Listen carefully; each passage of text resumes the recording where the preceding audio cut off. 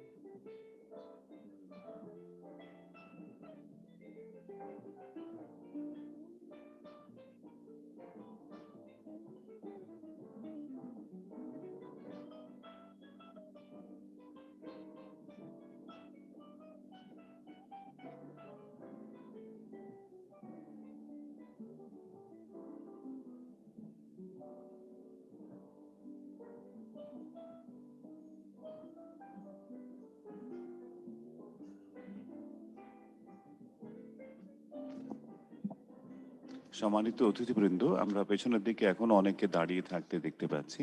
দয়া করে আসন গ্রহণ করুন, এক্ষুনি আমাদের অনুষ্ঠান শুরু হবে। Distinguished guests, please take your seats. We're going to start our program very soon.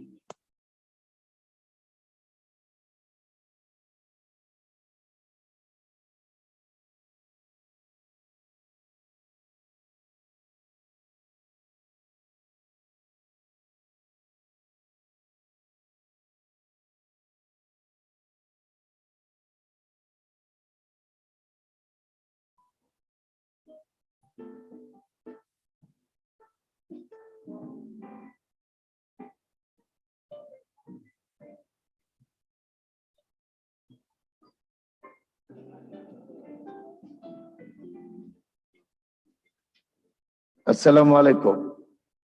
Ladies and gentlemen, we humbly request to take your seat, and our Honorable Prime Minister Sheikh Hasina, the chief guest of the inaugural session, will come at 10, and by Zoom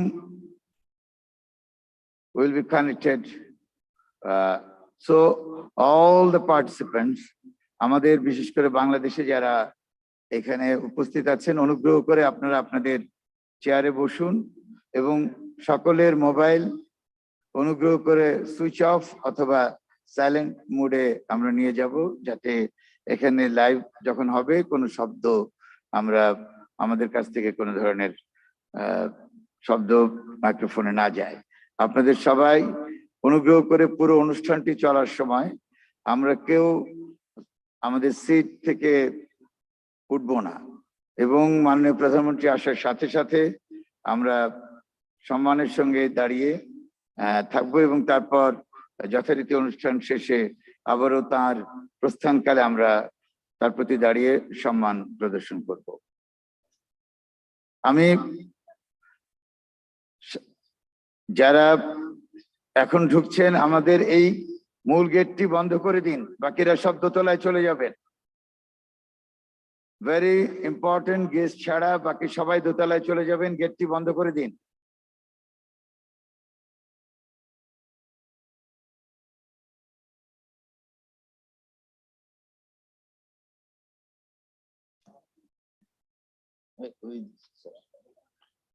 Distinguished guests, good morning to you all. On this beautiful morning of spring season, I cordially welcome all the excellencies and honorable guests joining us physically and virtually to this inaugural ceremony of the 36th session of the FAO Regional Conference for Asia and the Pacific, taking place here in Dhaka. Considering the COVID-19 pandemic, this conference is being held in both physical and virtual platforms. I humbly request you all to take your respective seats who are physically present here. In a short while, the chief guest of the occasion, Honorable Prime Minister of the Government of the People's Republic of Bangladesh, Her Excellency Sheikh Hasina, will grace the occasion by joining us virtually in this inaugural ceremony.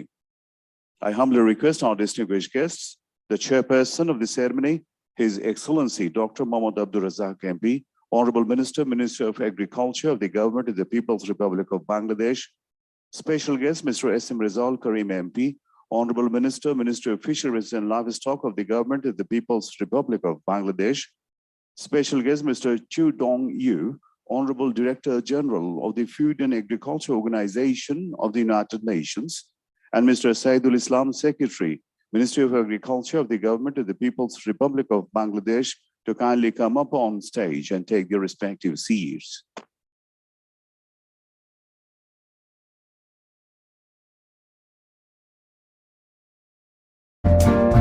Excellencies and distinguished guests, our honorable chief guest of today's occasion, the Honorable Prime Minister of the Government of the People's Republic of Bangladesh, Her Excellency Sheikh Hasina MP, will be joining us virtually in a short while.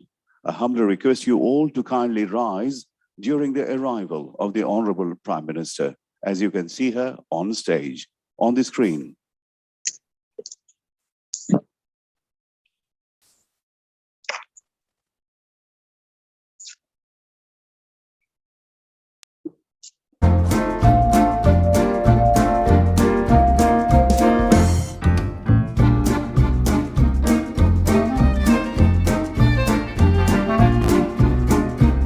The pandemic is still prevailing, all of you are requested to keep your masks on. And if you have a mobile phone with you, please switch it off right now.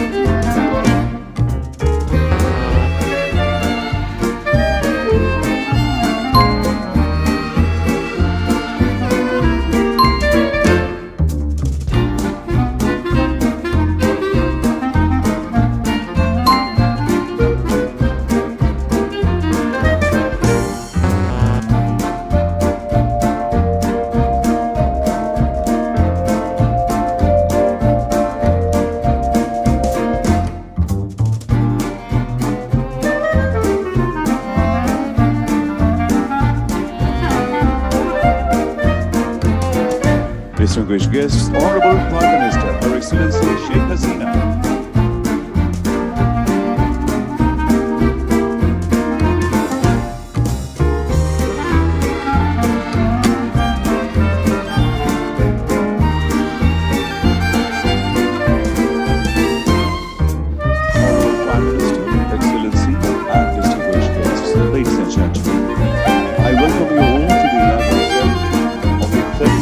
Session of the FAO Regional Conference for Asia and the Pacific. With the kind permission of the Honorable Chief Guest, we are going to start our program. At the very outset, I would request Mr. Saidul Islam, Secretary, Ministry of Agriculture of the Government of the People's Republic of Bangladesh, to kindly deliver the welcome speech.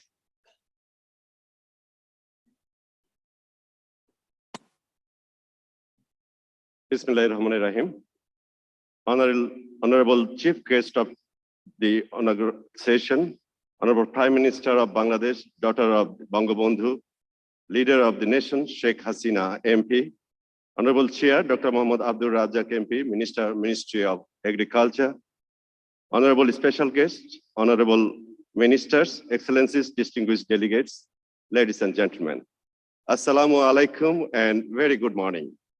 In Bangladesh, nature is now adorned with colorful decoration of spring. I would like to greet with the fragrance of spring to all of you on behalf of the Government of the People's Republic of Bangladesh. At the outset, I humbly remember the greatest Bengali of all time, father of the nation, Bangabandhu Sheikh Mujibur Rahman, under whose strong leadership we have achieved our great independence. The conference being held in the great month when our great leader was born is a great opportunity for all of us to share experiences and deliberate on issues of agri-food priorities of our region. Many of us are facing the challenge posed by the climate change, which indeed have been exacerbated by the COVID-19 pandemic, such as the increasingly evident degradation of environment and biodiversity, and the threats to human, animal, and plant health. Collectively, we have been engaged in the past year to deliberate on transformation of our agri-food system to accelerate progress towards the SDGs. As this remarkable conference provides us with rare opportunities to ponder on and act decisively towards our shared peace and prosperity, we'll consider the benefits that innovations and digitalizations, the One Health approach and biodiversity conservation, among others, can offer to accelerate transformation to sustainable and climate resilient agri-food system as a way to improve our value chains, our environment, our livelihoods, and our nutrition.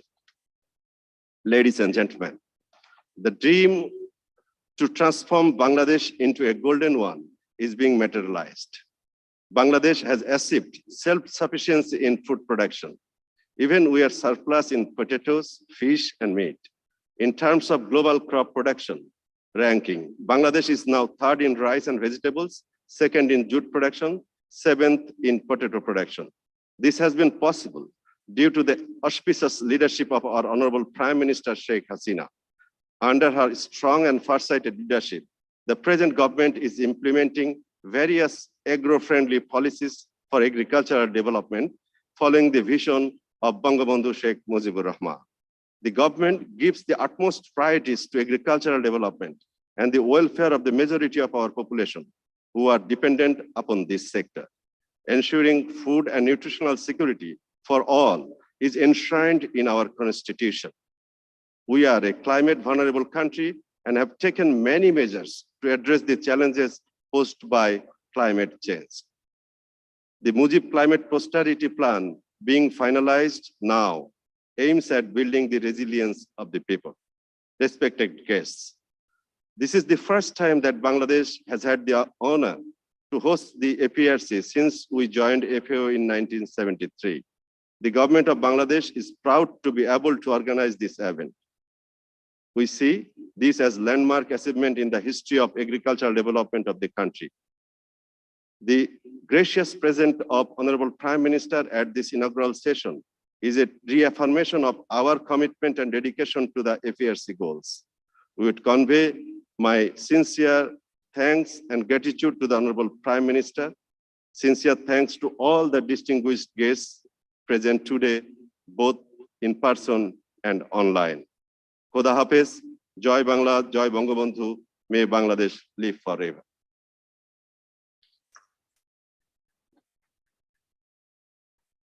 Thank you, sir, for your warm address to begin the occasion. Ladies and gentlemen, let us enjoy an audio visual now on the 36th session of the FAO Regional Conference for Asia and the Pacific.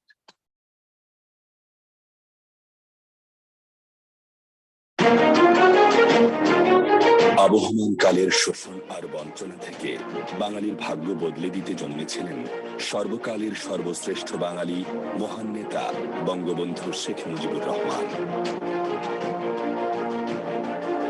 বাঙালির স্বাধিকার আদায়ের দীর্ঘ সংগ্রামের চূড়ান্ত পর্যায়ে যখন পূর্ব পাকিস্তানের সোনালী পাটের রপ্তানি আয় সহ অন্যান্য সম্পদ লুট করে পশ্চিম পাকিস্তান বিপুল সম্পদ গড়ে তোলে, তখন এই বৈষম্যের প্রতিবাদে বঙ্গবন্ধুর 6 দফা হয়ে ওঠে বাঙালির মুক্তির সনদ। সেই পথ পেয়ে 1971 সালে লক্ষ প্রাণের বিনিময়ে আসে বাংলাদেশের স্বাধীনতা।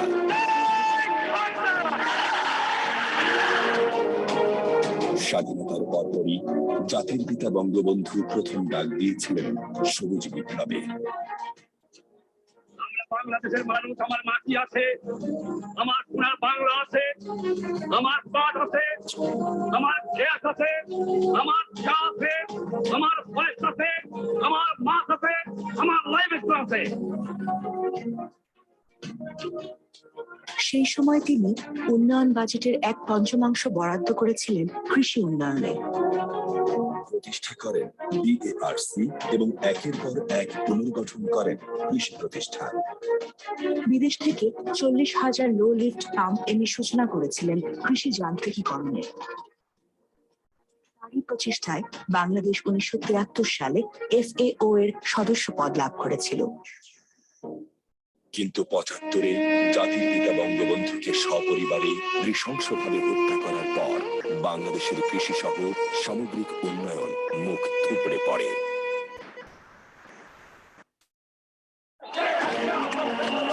পরবর্তীকালে বাংলার জনগণ 4 দফায় বঙ্গবন্ধুর সুযোগ্য কন্যা শেখ হাসিনাকে প্রধানমন্ত্রী হিসেবে দেশ পরিচালনার রায় দেন। তিনি জনগণকে সাথে নিয়ে বঙ্গবন্ধুর সোনার বাংলা গড়ার স্বপ্ন বাস্তবায়নে নিরলসভাবে কাজ করে কৃষিতে এনেছেন অভূতপূর্ব সাফল্য। যেহেতু বাংলাদেশের অর্থনীতি কৃষির উপর নির্ভরশীল, কাজে আমি সবসময় কৃষিকেই আমি বেশি গুরুত্ব দিয়ে থাকি। আমাদের উৎপাদন বৃদ্ধি করতে হবে, প্রক্রিয়াজাত করতে হবে, দেশীয় বাজার ধরতে হবে, বিদেশে রপ্তানি করতে হবে। কৃষিতে প্রণোদনা শেখ হাসিনা সরকারের যুগান্তকারী এক সিদ্ধান্ত। করোনাকালে সার, বীজ ও কৃষি যান্ত্রিকীকরণে প্রায় 32,000 কোটি টাকা কৃষকদের উন্নয়ন সহায়তা প্রদান করা হচ্ছে। চালু করা হয়েছে সমন্বয় চাষাবাদ পদ্ধতি। এসবের ফলে খোরপোশ কৃষি আজ বাণিজ্যিক কৃষিতে রূপান্তরিত হচ্ছে। গুড এগ্রিকালচার প্র্যাকটিসের মাধ্যমে উৎপাদন করা হচ্ছে উন্নত পুষ্টিমানের নিরাপদ সবজি। ভাসমান সবজি চাষ এখন বিশ্ব ঐতিহ্যের অংশ। মাননীয় প্রধানমন্ত্রীর অনুপ্রেরণায় প্রশিক্ষিত নারীদের ব্যাপকভাবে সম্পৃক্ত করা হচ্ছে কৃষিকাজে। প্রান্তিক জনগোষ্ঠীর পুষ্টির চাহিদা নিশ্চিতকরণে মুজিব শতবর্ষে পারিবারিক পুষ্টি বাগান প্রকল্পের আওতায় প্রত্যেক ইউনিয়নে 100টি পুষ্টি বাগান স্থাপন করে দেওয়া হচ্ছে। বর্তমানে ধান উৎপাদনে বাংলাদেশ তৃতীয়, সবজি উৎপাদনে তৃতীয়, পেঁয়াজ উৎপাদনে তৃতীয়, আলু উৎপাদনে সপ্তম এবং পাট রপ্তানিতে প্রথম অবস্থানে। বাংলাদেশের কৃষির সাফল্য শুধু ফসলে নয়, সাফল্য এসেছে মৎস্য ও প্রাণী সম্পদেও। মিঠা পানির মাছ উৎপাদনে বিশ্বে বাংলাদেশের অবস্থান প্রথম। গবাদি পশু উৎপাদনেও আছে উল্লেখযোগ্য সাফল্য। বাংলাদেশ খাদ্যে স্বয়ংসম্পূর্ণতা অর্জন করায় FAO মাননীয় প্রধানমন্ত্রীকে 1999 সালে সেরেস পদক প্রদান করে। বাংলাদেশ SDG বাস্তবায়নের ক্ষেত্রে বিশ্বের শীর্ষ 3 দেশের একটি। SDG-তে কৃষি সহ সামগ্রিক সাফল্যের কারণে 2021 সালে বাংলাদেশের মাননীয় প্রধানমন্ত্রীকে জুয়েল ইন দ্য ক্রাউন উল্লেখ করে SDG প্রোগ্রেস অ্যাওয়ার্ড প্রদান করে। স্বাধীনতার উষালগ্নে দেশের জনসংখ্যা 7.5 কোটি থেকে আজ 16.5 কোটিতে উন্নীত হলেও খাদ্য সংকট নেই কোথাও। বঙ্গবন্ধুর সুযোগ্য কন্যা প্রধানমন্ত্রী শেখ হাসিনার নিরলস পরিশ্রম, দূরদর্শী নেতৃত্ব ও বিচক্ষণতায় দুর্বার গতিতে এগিয়ে যাচ্ছে বাংলাদেশ। আজ ধানের ক্ষেতে রৌদ্র ছায়ায় লুকোছ চুরি খেলা রে ভাই লুকো চুরি খেলা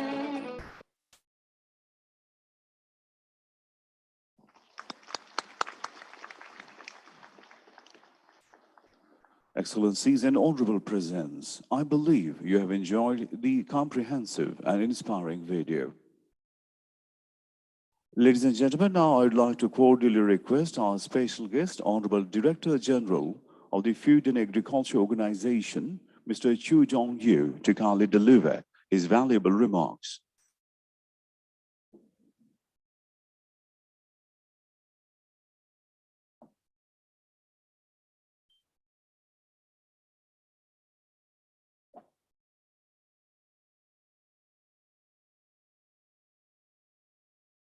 Your Excellency, Prime Minister Sheikh Hasina, Excellencies, ladies and gentlemen, dear colleagues and friends, Salam alaikum, good morning, 早上好. I'm very pleased to be able to be here in person for the 36th session of the FAO Asia and the Pacific Regional Conference. I'm also wish to convey my appreciation to the government of People's Republic of Bangladesh for hosting this important meeting during the difficult and challenging times. I look forward to participating in the regional conference discussion, meeting the delegations from member countries, and take part in the field visits. Of course, I did already with dialogue with the relevant ministers here.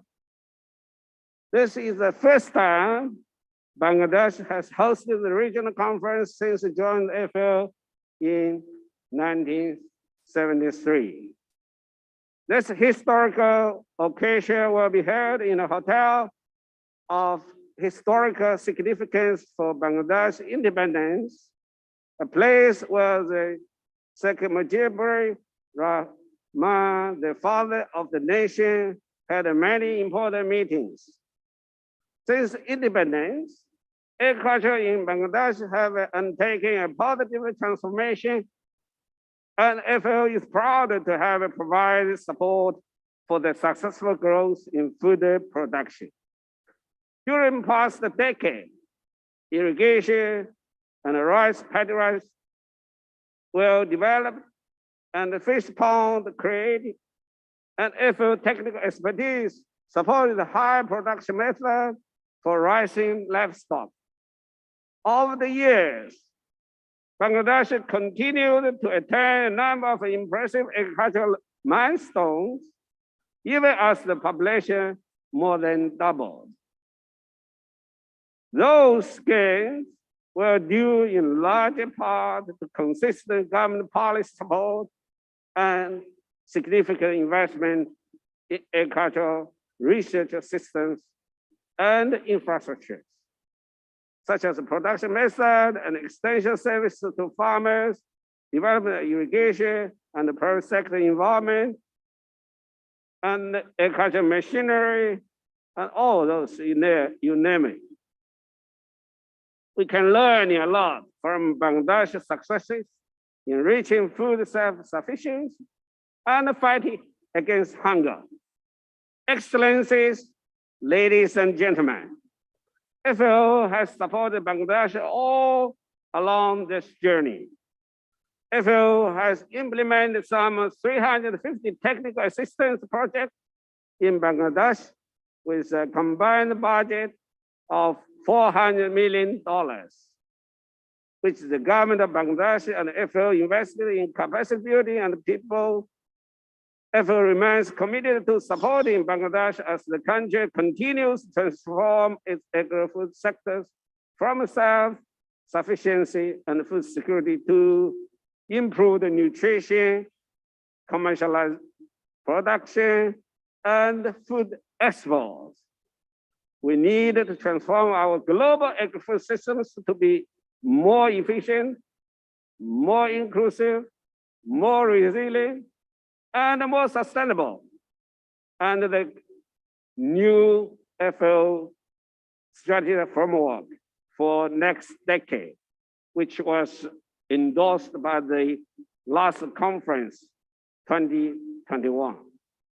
Moving ahead, investing in science, research, and capacity building, embracing innovation and digital technology will be key to accelerate the progress even further. Advancing are also taking place across this region, and agri-food systems are changing the ways in which food is sustainably produced, marketed, and consumed. This transformation reflects a greater awareness by the producers and a growing demand from consumers for healthier, more nutritious food. Crop and livestock farmers, fishers, producers, and retailers, and startups are successfully turning to innovation and digitalization to improve the production and sustainably manage their resources. The FAO strategy framework, as you have mentioned, 2022 to 31, focus on supporting members for better production, better nutrition, a better environment, a better life for all, leaving no one behind. Through our flagship initiatives such as Hand in Hand and 1,000 digital villages and one country, one special commodities, you name a few. We look forward to working together with you, the government of Bangladesh, and FAO members in this region and globally, of course, our valued international development partners to accelerate process and this outcome. Excellencies, ladies and gentlemen, dear friends, I wish to pay special tribute to the leadership of Her Excellencies, Prime Minister Sheikh Hasina, whom FAO was privileged to honor with the FAO Service Medal Award in recognition of her outstanding contribution to agricultural development and food security. And also, I very much appreciate her leadership for the global leadership group on One Health and AMR issues.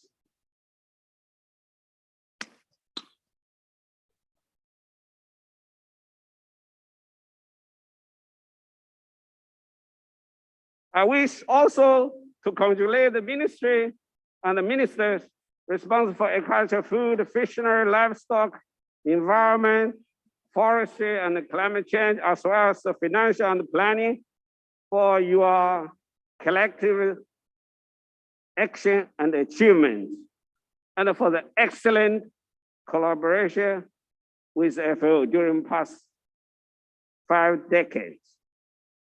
Together, we have achieved many milestones, and FAO look forward to further strengthening and deepening this collaboration, working together in an effective, efficient, and coherent manner towards our joint mission and objectives.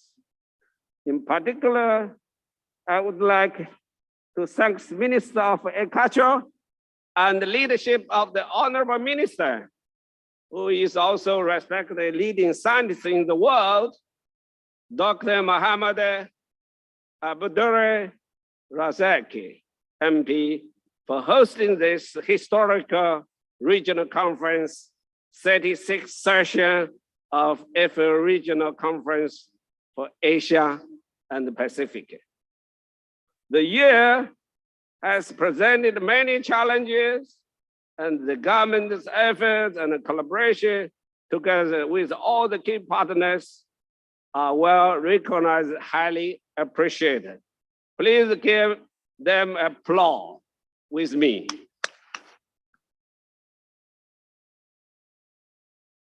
I'm confident of a very efficient regional conference with successful outcome and impactful results, which is your regional conference.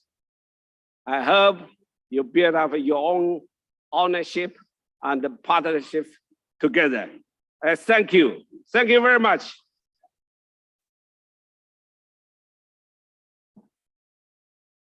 Thank you, Mr. Chu Dong-yu, for an insightful speech that has given us a holistic view of the scenario and the importance of this conference. Excellencies and respected audience, now I'd request our special guest, His Excellency Mr. S.M. Rizaul Karim MP, Honorable Minister, Ministry of Fisheries and Livestock, Government of the People's Republic of Bangladesh, to kindly share his valuable words. Bismillahirrahmanirrahim.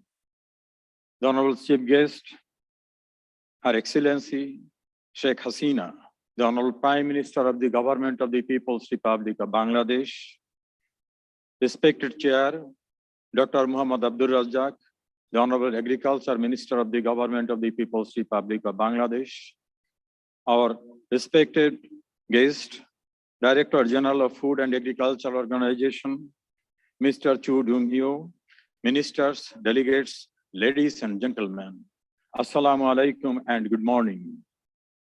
It's my great pleasure to be here. March is the historic month for us. It is the month of our independence. Under the leadership of our founding father and father of the nation, Bangabandhu Sheikh Mujibur Rahman, we achieved our independence in this month. So I like to pay my respect to our great national leader, our founding father, Bangabandhu Sheikh Mujibur Rahman, who was voice of exploiters and visionary pathfinder of the world. I would also pay homage to the sacrifice of the martyred during our liberation war. After the independence of Bangladesh, Bangabandhu Sheikh Mujibur Rahman initiated many far-sighted steps for development of agriculture, fisheries, and livestock sector. In the year of 1973, Bangladesh joined with FAO. Under the instruction of Bangabandhu, artificial insemination was introduced for the development of livestock sector. Realizing the importance of maritime resources, he enacted the Territorial Water and Maritime Zones Act in 1974 to define the territorial water, conduct various activities along with the maritime boundaries, and explore maritime resource. Progress has been continuing over the decades to ensure safe, adequate, and quality animal and food production, as well as food from other sectors. We have a dynamic and visionary Prime Minister, daughter of the father of the nation, Her Excellency Sheikh Hasina, who recently awarded the SDG Progress Award and designated as Crown Jewel for Bangladesh's steady course in responding to the universal call to action to end poverty, protect the planet, and ensure peace and prosperity for all. Respected guests, the Ministry of Fisheries and Livestock and Ministry of Agriculture and other ministries, we are working together diligently for the development of expansion, adoption, and implementation of the newest technologies. Bangladesh has become self-sufficient in fish, meat, and egg production. Various initiatives and measures also have been taken for becoming self-sufficient in the milk production also. Over the last two decades, there has been remarkable growth in aquaculture production due to the continuation of states of the government, private sector, and development partners. Currently, Bangladesh is recognized as one of the largest fish producer. According to the FAO report, the State of the World Fisheries and Aquaculture 2020, Bangladesh ranked third in inland open water captured production and fifth in the world aquaculture production. Bangladesh has also ranked first amongst the 11 countries of the world in Hilsa fish production. In 2020 to 2021, Hilsa fish production was 2.65 million tons in our country. ladies and gentlemen, Bangladesh made excellent progress in agriculture and food security over the last 50 years. Nowadays, fisheries and livestock are playing an important role in our economy. According to Bangladesh Economic Review, fisheries and livestock sectors contribute 5.01% of the total GDP and 37.19% in the agriculture GDP of our country. The Ministry of Fisheries and Livestock are conducting research for increasing the production in fisheries and livestock to extend export. In the last fiscal year, we exported about 8,600 tons of fish and fish products in 52 countries. Our concerned departments are also extending their research and protecting the indigenous species of fish and livestock from the adverse effect of climate changes. Our government is also adopting policies and rules for climate resilient fish and livestock production. We are also expanding activities for exploring marine resources in the Bay of Bengal to boost up the blue economy. Distinguished participants, the Ministry of Fisheries and Livestock also work hard to continue the production, supply, transportation, and marketing of the fisheries and livestock products during the COVID-19 epidemic. Fish, milk, meat, eggs are being delivered to the doorsteps of the people through mobile sales center and online marketing. Our government provides cash incentive of Taka more than 8,000 million for more than 600,000 fishermen, dairy and poultry farmers affected in the COVID. Under the leadership of our Honorable Prime Minister Sheikh Hasina, the achievements and initiatives for development of fisheries and livestock sectors in Bangladesh could be a role model for the Asia and Pacific region. I wish every success of the 36th FAO Regional Conference for Asia and Pacific. Joy Bangla, Joy Bangabandhu, long live Bangladesh. Thank you, Honorable Minister, for your thoughtful words. Excellencies and distinguished guests, now I would like to request the chairperson of the ceremony, His Excellency Dr. Mohammad Abdul Razak MP, Honorable Minister, Ministry of Agriculture, Government of the People's Republic of Bangladesh, to kindly deliver his speech. Honorable Chief Guest of the session, Honorable Prime Minister of Bangladesh, daughter of Bangabandhu, leader of the nation, Sheikh Hasina. Special guest, SM Rajaul Karim MP, Honorable Minister, Ministry of Fisheries and Livestock.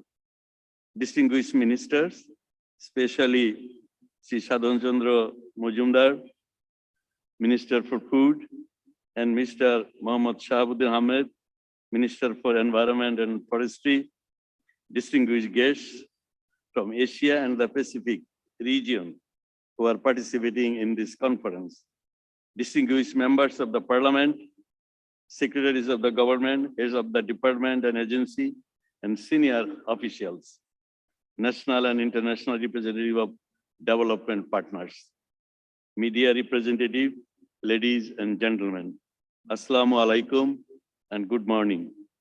I recall with deep respect the contribution of the greatest Bengali of all time, the leader of our liberation war, the architect of Bangladesh visionary all developments, the father of our nation, Bangabandhu Sheikh Mujibur Rahman. The sacrifice and great leadership of Bangabandhu, whose birth centenary we celebrated last year, laid the foundation for our country's agricultural development. We are grateful to Honorable Prime Minister Sheikh Hasina for inaugurating the APRC and setting the tone for ministerial level deliberation that will take place today and tomorrow. The presence of the Honorable Prime Minister provides us inspiration and strength to all of us. It's our great pleasure and privileges to be hosting the 30th session of the Asia Pacific Regional Conference of the FAO, especially in this golden jubilee year of our independence. I acknowledge the government of Bhutan for hosting the 35th APRC, the first ever fully virtual APRC. We aim to build on this success. Unfortunately, COVID is still with us, but we are grateful to be able to host the conference on a hybrid basis and welcome you all, whether here in person or joining virtually. This 36th session of the Regional Conference for Asia and the Pacific is a great opportunity to discuss current country and regional priorities and opportunities, and also pressing issues and need in the region, such as impact of climate change and the COVID pandemic, the state of agriculture, natural resources management, food security, and nutrition.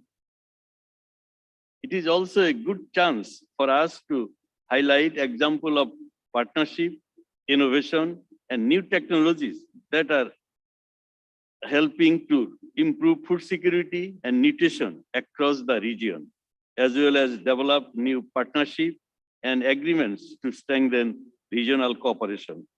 Our government, led by Honorable Prime Minister Sheikh Hasina, has been taking timely steps to keep up the thrust of agricultural development despite COVID pandemic. As a result, Bangladesh has achieved tremendous success in agriculture and food security.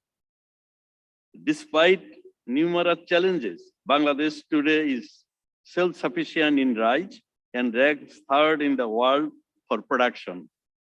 We have taken initiatives to accelerate mechanization, commercialization, and agro-processing, accelerate modernization of the agriculture sector, and transformation of food system is an ongoing process that is accelerating progress towards achievement of the sustainable development.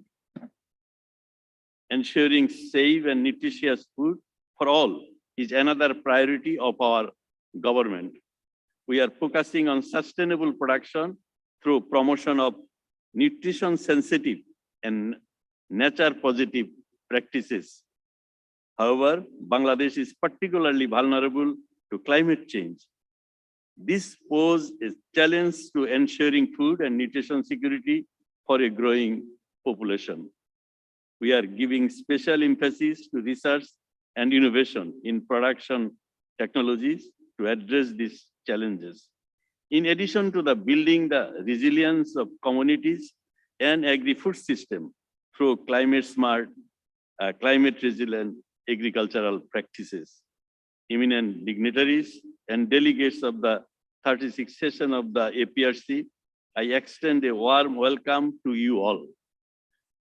I know you'll be staying in this beautiful city, capital of Bangladesh, Dhaka, for next 2-3 days. I hope your stay will be very pleasant. We are very happy to have many of you with us today in person as well as virtually. Together, let us make this successful APRC conference. Many thanks to all of you. Joy Bangla, Joy Bangabandhu.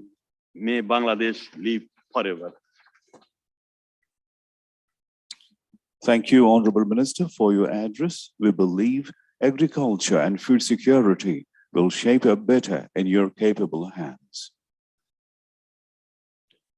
Excellencies, it is an honor to be graced by the presence of a person who has inherited a dream, who has dreamt of better days, and who has taught the nation to dream. The Honorable Prime Minister Sheikh Hasina is among the few visionary leaders who actually recognize that the future of agriculture is to be taken into serious accounts, and without ending the hunger from the world, there cannot be any sustainable advancement. Now, I humbly request our chief guest of the ceremony, the Honorable Prime Minister of the Government of the People's Republic of Bangladesh, Her Excellency Sheikh Hasina, to kindly address the ceremony and the audience present here and in the virtual platform. Ladies and gentlemen, Honorable Prime Minister. Thank you very much. Bismillahirrahmanirrahim. Esteemed Chairperson, Honorable Ministers, and representative of FAO's member states, Director General, FAO, Excellencies, ladies and gentlemen, Assalamu alaikum and a very good morning to you all. I welcome you all to FAO's 36th session of Regional Conference for Asia and Pacific. We are honored to host this conference in Bangladesh for the first time. The conference will provide us an opportunity to discuss regional priorities and challenges that are existing and resulting from the COVID-19 pandemic and the war in Ukraine. I begin by paying deep homage to the father of the nation, Bangabandhu Sheikh Mujibur Rahman, who was a great friend of the poor and the downtrodden mass. It was his initiative that led Bangladesh to become a member of FAO in 1973. And since then, Bangladesh has been working closely with this very important organization. Ladies and gentlemen, Bangabandhu Sheikh Mujib was knowledgeable with Bangladesh's agrarian structure on which 85% people lived. He also knew how outdated and how dependent on nature was our agriculture. There were poor yield and damage of crops almost every year and food shortage forcing the people to starve. Most of the family had to struggle for 1 square meal per day.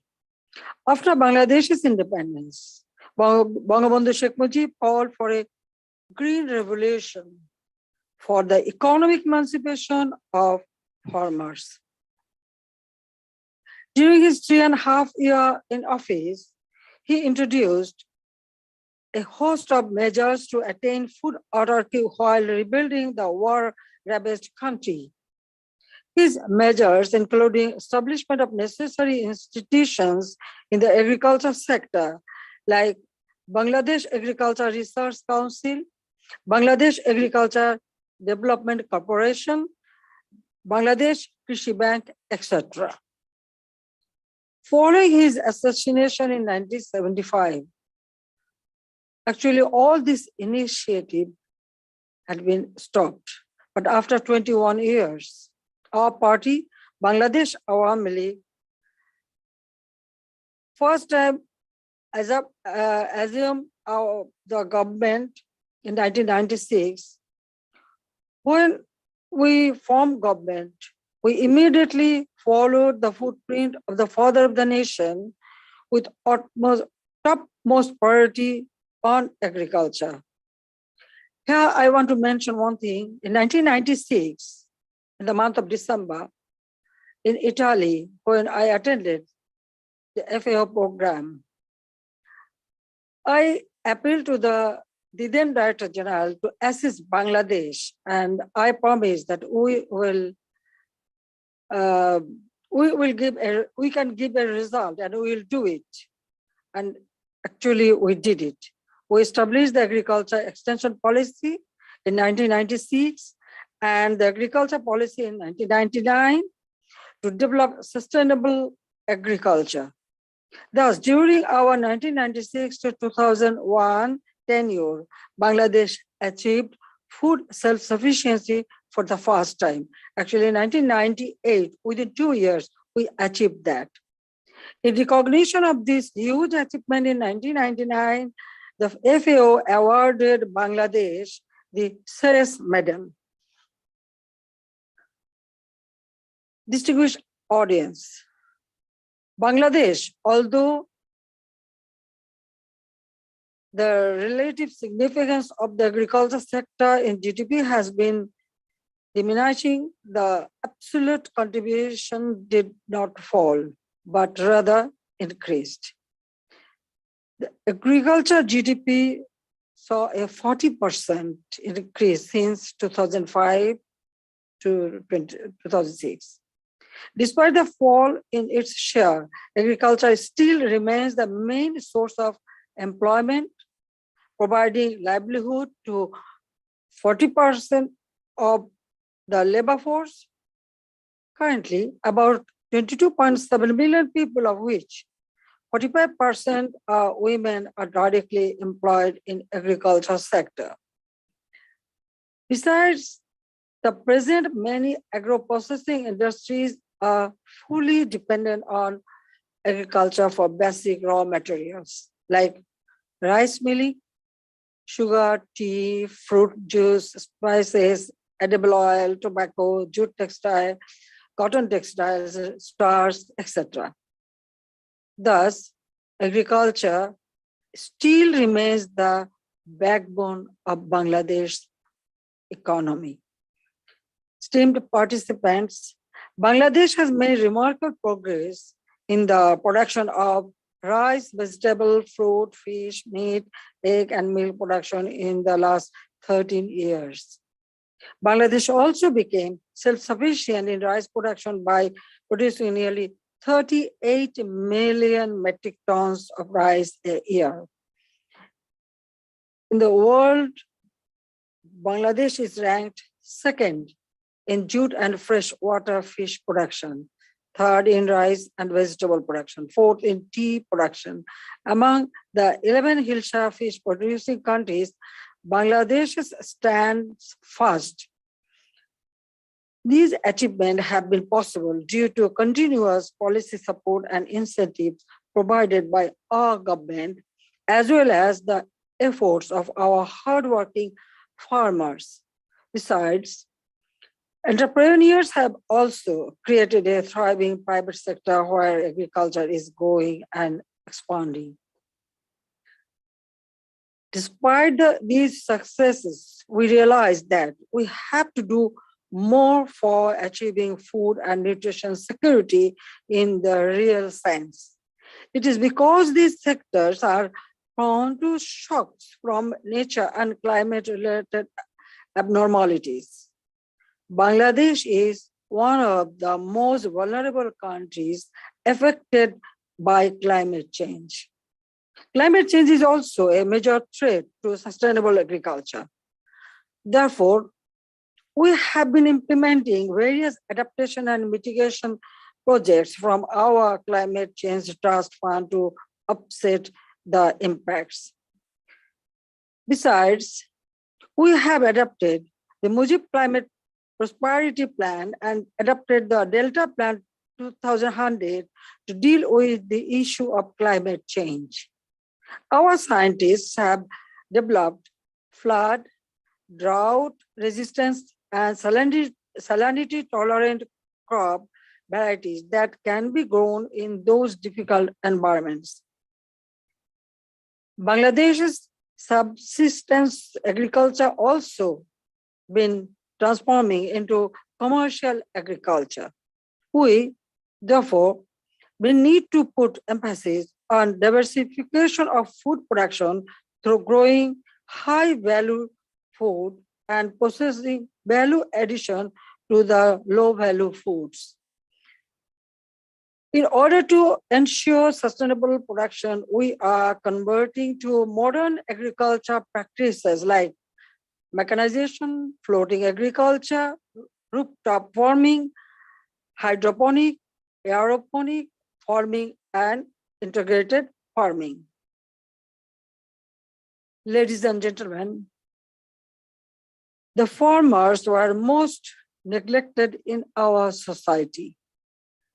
Even they did not have easy access to banking system a decade ago. During my first tenure, we distributed agriculture inputs assistance cards to the farmers and made arrangements for them to open bank accounts with a very small amount of money.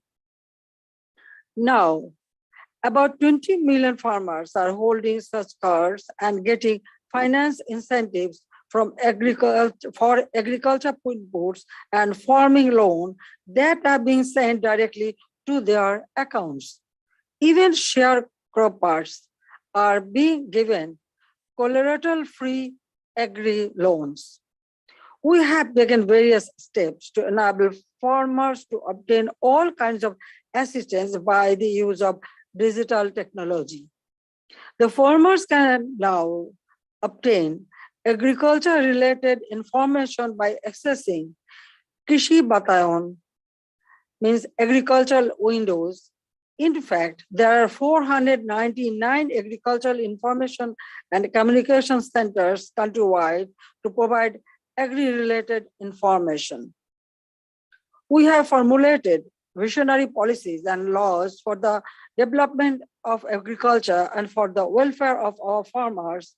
We have also taken initiative and action to implement the National Agriculture Policy 2018, National Food and Nutrition Security Policy 2020, Sustainable Development Goals 2030. Ladies and gentlemen, the COVID-19 pandemic has affected the agricultural sector like other sectors. At the initial stage of the pandemic in 2020, the supply chain was disrupted, affecting both the producers and consumers. However, our timely and effective interventions helped the sector to recover first. We took special measures, including mechanization to ensure unhindered food production and supply of agriculture inputs. The COVID-19 pandemic revealed how vulnerable human beings are in the face of such disaster. It has also revealed how the human race, by acting together, can face such challenges. Food security is surely the most pressing issue for the people. About 305.7 million people in South Asia still suffer from hunger. We can arrange food for them easily if we all make sincere effort. For ensuring food security in the Asia and the Pacific region, I would like to suggest, number one, collaboration among countries of the region in the field of agriculture research and education should be enhanced. Second, number two, transfer and sharing of cutting-edge technologies like biotechnology, nanotechnology, and robotics in agriculture sector need to be strengthened among FAO member states in the region. Number three, as modern agriculture needs huge investment, special fund could be created to finance and support the agri sector. I would like to quote from Father of the Nation, Bangabandhu Sheikh Mujibur Rahman's made speech delivered at the 29th session of the United Nations in 1974. I quote, "Let us together create a world that can eradicate poverty, hunger, war, and human sufferings, and achieve global peace and security for the well-being of humanity," unquote. With these few words, I hereby declare the FAO 36th Regional Conference for Asia and Pacific open. I wish you all the best and good respect, good health. Thank you once all again. Joy Bangla, Joy Bangabandhu, Bangladesh, live forever. Thank you, Honorable Prime Minister, for your gracious speech, precious guidance, and kind presence. Excellencies and distinguished guests, with the valuable speech of the Chief Guest, the inaugural ceremony of the 36th session of the FAO Regional Conference for Asia and the Pacific is about to end. With the kind permission of the Honorable Chief Guest, we are announcing the conclusion of the program. Thank you, Your Excellencies. Thank you, everyone. Have a good day.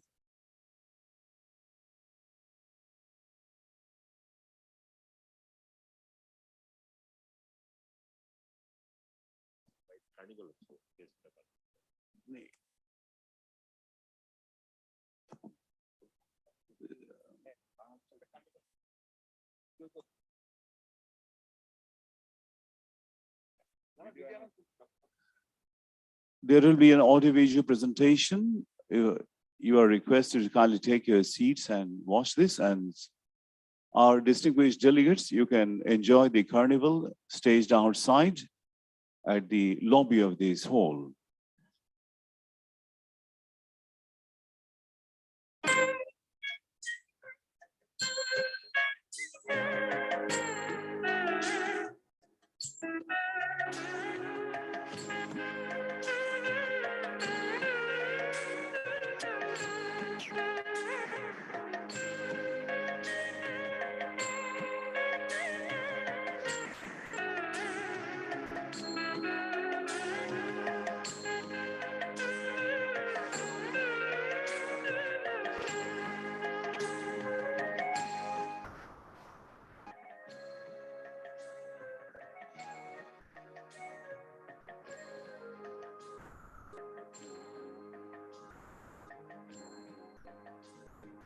The plenary session will be there at the Intercontinental Hotel.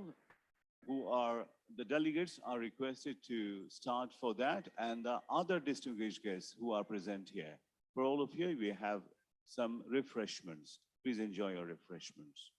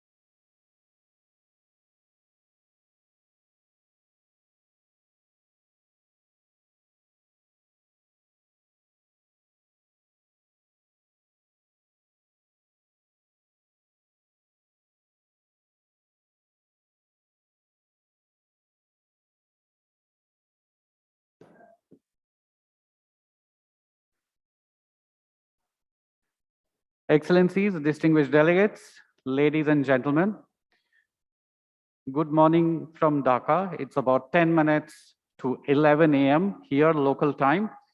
We will be starting the plenary session shortly. We are awaiting all the ministers and all the guests who are at the other venue, the Bangabandhu International Convention Center, where they just ended the inaugural ceremony. We are waiting for them to arrive here, and that will take about 15 minutes, after which we will be starting with the plenary session. So please stay online, and we'll be getting underway very shortly. Thank you very much for your patience.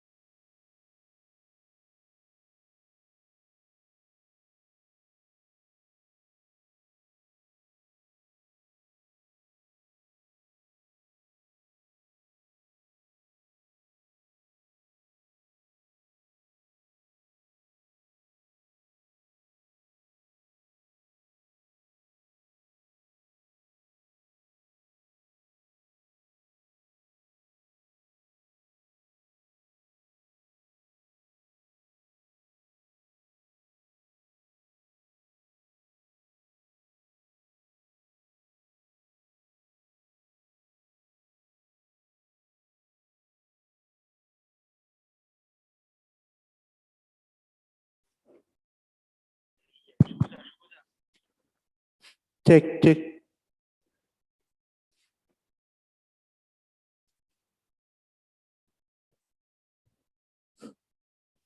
Check.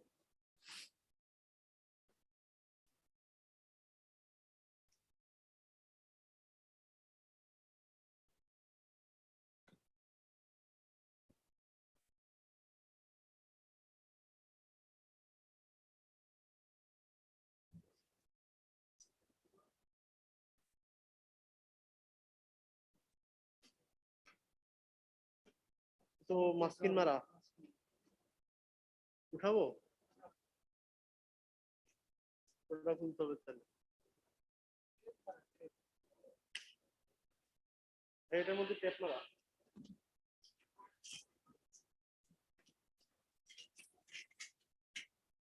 মালটা কি পুরো জিনিসটা দেখি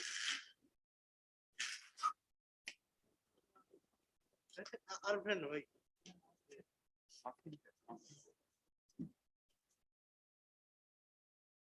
আরেকটা সাদা মাছ কিন্তু সাদা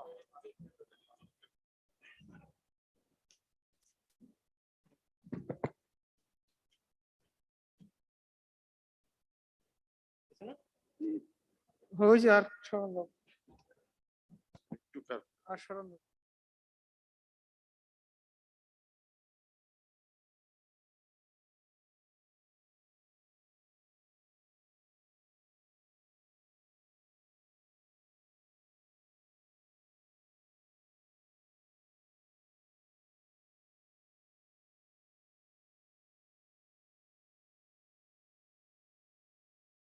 hello hello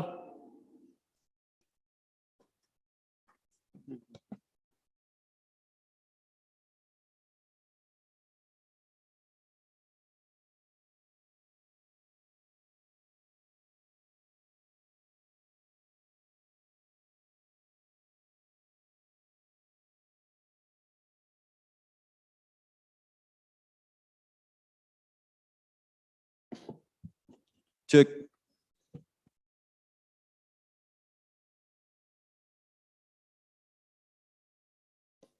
Hello, hello.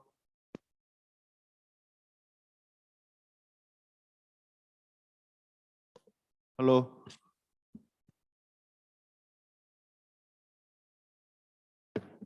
Hello, check.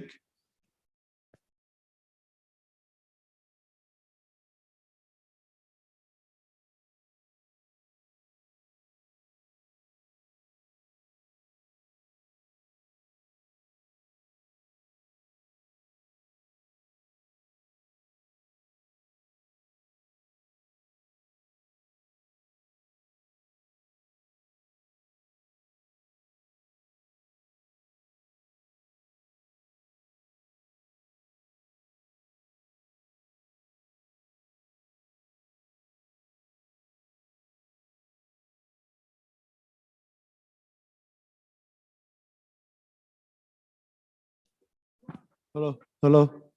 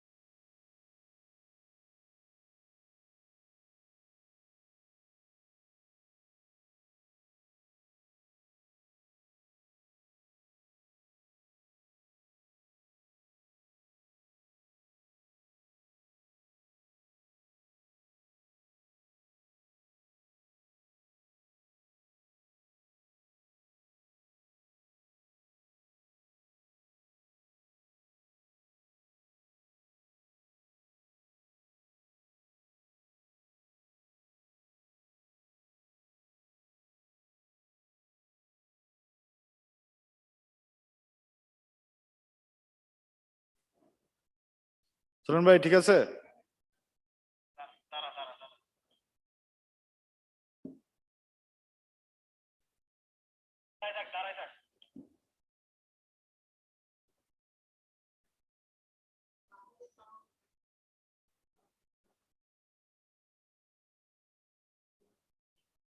সুলন ভাই এখানে যে চেয়ার ঢুকাইতেছে 2 মিটার কিন্তু নাই।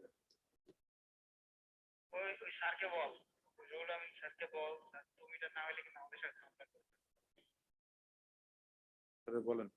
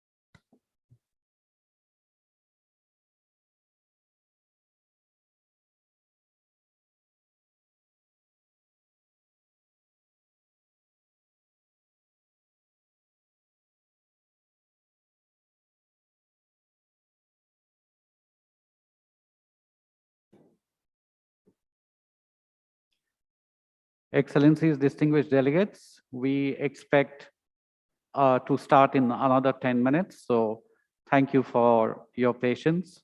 Please stay online.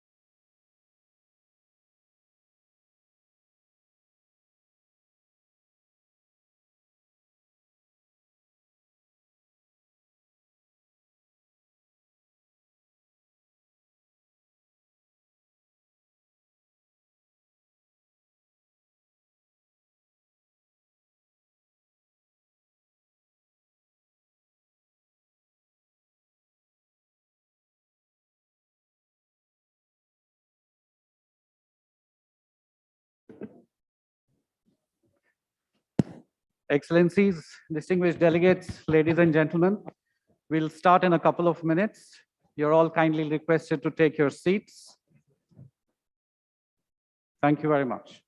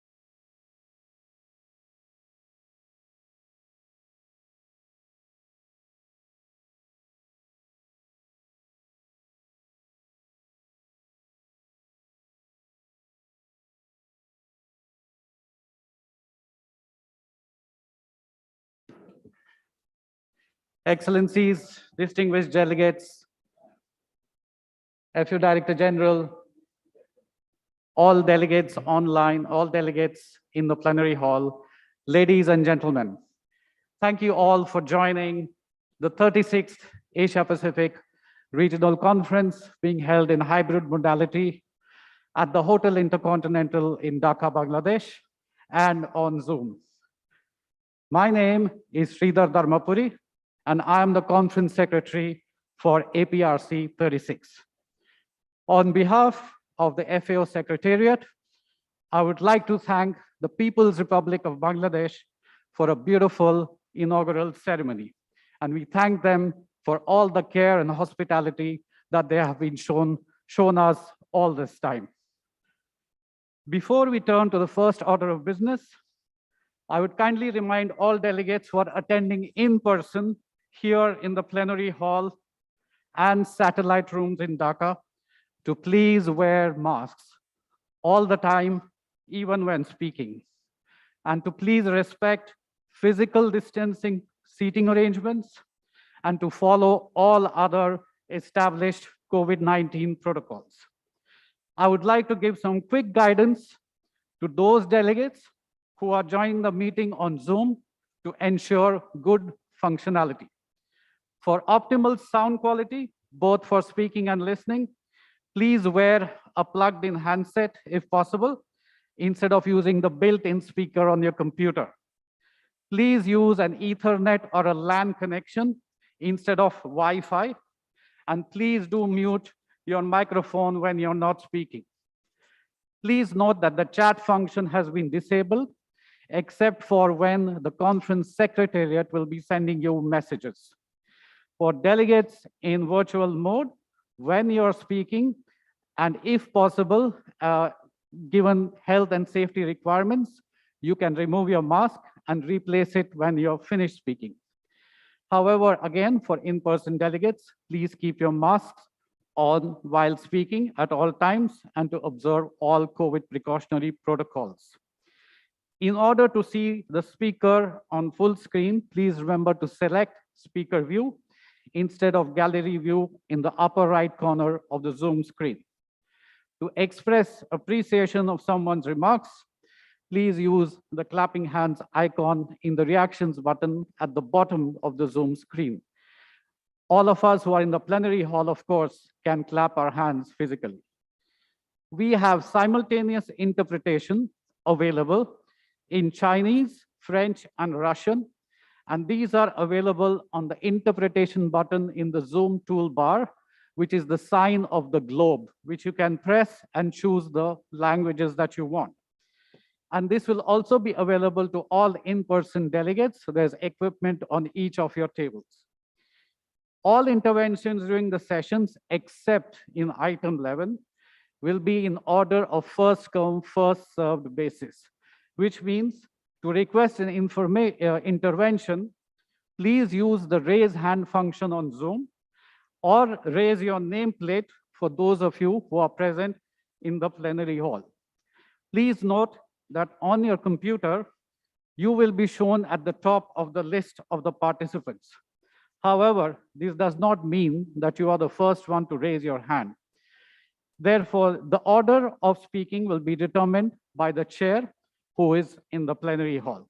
We therefore seek your understanding and indulgence in this record. In item 11, which are the country statements, we will go in alphabetical order. During breaks in the meeting, even if you step away, please stay connected on the Zoom call, because if we have to let you back and reconnect, you will lose time in the waiting room. For heads of delegations attending virtually, we will capture your photo during the presentation and add this to our group photo. Please send any questions on technical issues by email to aprc36@fao.org. I repeat, aprc36@fao.org. We are monitoring this email continuously and will respond to you as quickly as possible. For members, please send us the email address of a focal point for the drafting committee.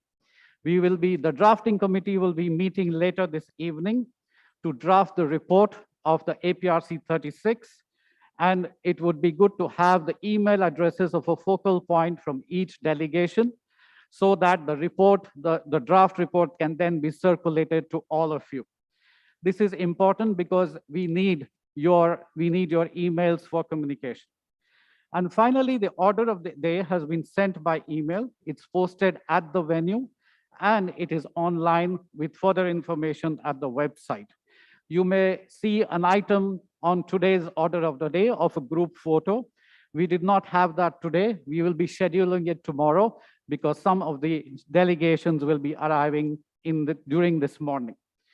Please note that all in-person delegates here in Dhaka can go for lunch or go for coffee or anything. If you feel hungry, you can go out anytime and have a snack if you wish. We are staggering these times so that we do not have any crowding at the function tent where the meals are being served. So with that, we come to the beginning of the APRC 36. Excellencies, the FAO Director General, distinguished delegates, ladies and gentlemen, thank you for your attention. At this time, I would like to introduce Leonpo Yeshe Penjor, the Honorable Minister of Agriculture and Forests, Royal Government of Bhutan. As you would know, the previous APRC, the 35th and the first ever historic APRC ever held virtually, was organized by our host country, Bhutan, and they hold the chair at this time. And they will now, and Leonpo Yeshe Penjor is joining us remotely from Bhutan via Zoom. He will now take charge of this meeting. Your Excellency, over to you in Thimphu, Bhutan.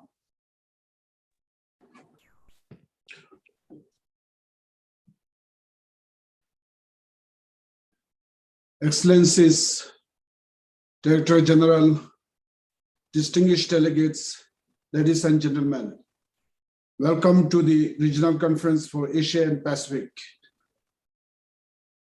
The 36th session of the Asia Pacific Regional Conference is being held in Dhaka, hosted by our neighbor, Bangladesh. Thank you very much for the beautiful inaugural ceremony and to the People's Republic of Bangladesh for graciously hosting this meeting.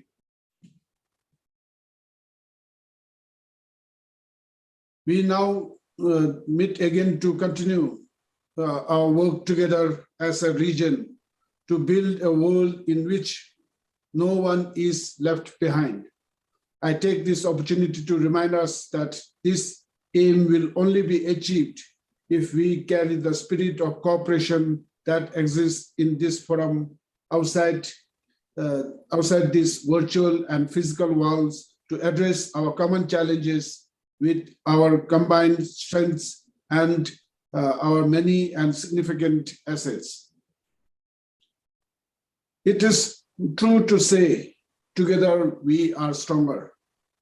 In order to build back better and recover not only fully, but to elevate the quality of nutrition, health, economic security, and well-being of all peoples of the region, we must focus on common goods. Now, without further ado, we return to the first order of business, which is agenda item 1, the election of the chairperson.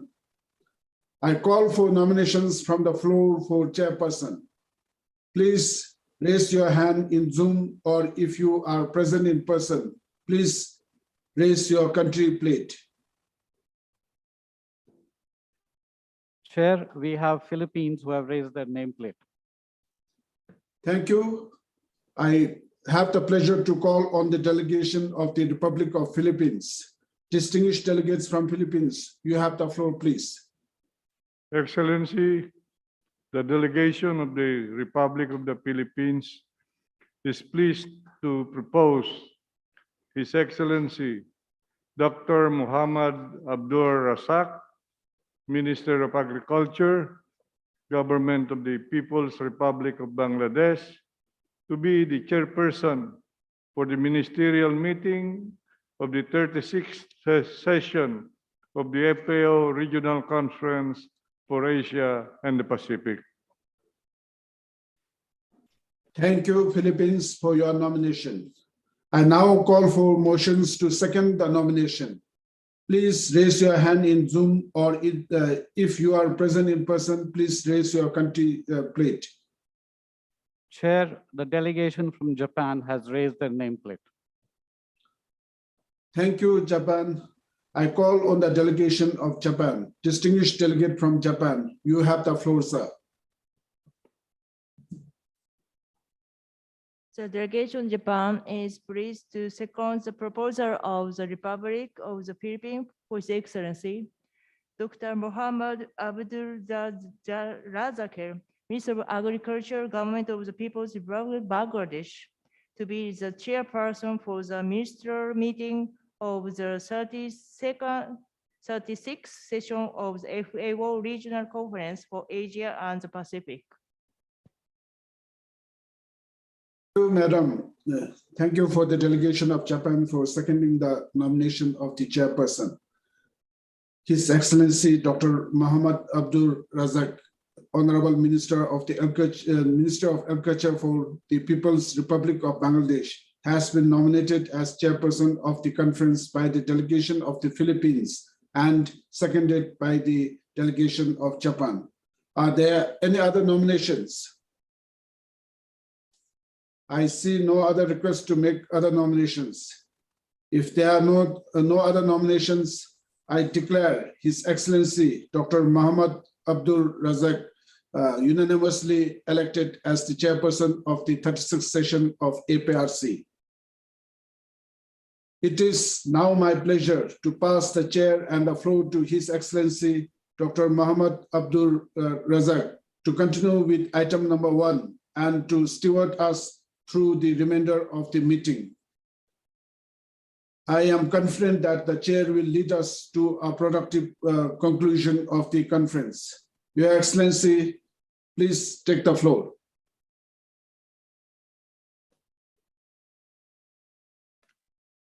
My turn. Excellencies, distinguished delegates, ladies and gentlemen. Thank you, Mr. Lenpo Ishi Penjor, for chairing the first business of the regional conference, and thank you for the kind words of congratulation and support from the loyal government of Bhutan to the people of Republic of Bangladesh, and to me in my role as a chair. Thank you, distinguished delegates, for electing me to the chair. I am honored to accept it on behalf of the People's Republic of Bangladesh. As a hybrid meeting, before we consider the substantive issues before us, let me thank your cooperation with a few rules of procedure. When you speaking, I ask you that please be concise and brief as possible, given the tight timetable and the need to manage in-person and online intervention. Second, as a traditional, the order of speaking will be on a first come, first served basis, except during agenda item 11, prioritization of country and regional needs, when it will be alphabetical order. Should any member wish to make a second intervention within the same session, please note that all first intervention will be made, and then if time allows, request the second intervention will be handed in the usual manner by order of the request. I understand some of member countries have submitted statements by pre-recorded video. Please stand by during your country's statement so that in the unforeseen eventuality of technical difficulty, that a delegate will be on hand to actually read the statement live. With these few rules, we should be able to run the meeting efficiently, smoothly, and make it very productive. Thank you for your cooperation. As you know, we meet biannually to exchange views, reinforce links, and force effective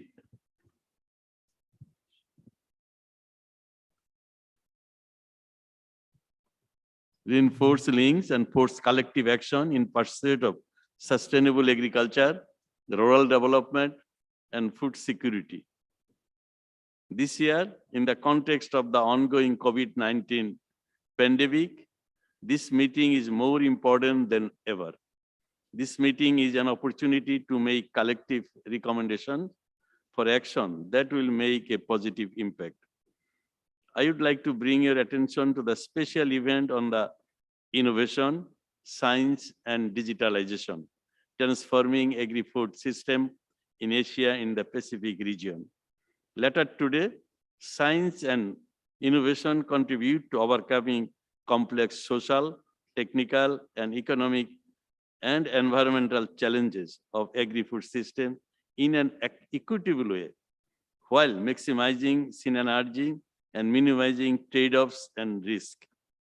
This event will highlight how FAO provides global leadership and supports its members in harnessing science and innovation to realize context-specific, sustainable, and systematic solutions for more efficient, inclusive, resilient, and sustainable agri-food system for better production, better nutrition, and a better environment, and a better life, leaving no one behind.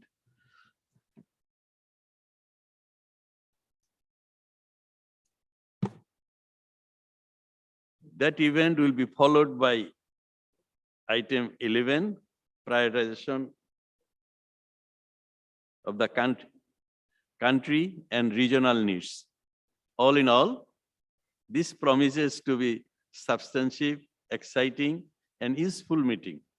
I look forward to your contribution to the deliberation and thank you once again for giving the chair to my country. I'm really extremely deeply honored and delighted. It's an opportunity for my country and member countries of the APRC region that it will help us to broaden our knowledge, enhance our understanding, and upgrade our linkages. Now we turn to our next item of business, is the election of the vice chairman.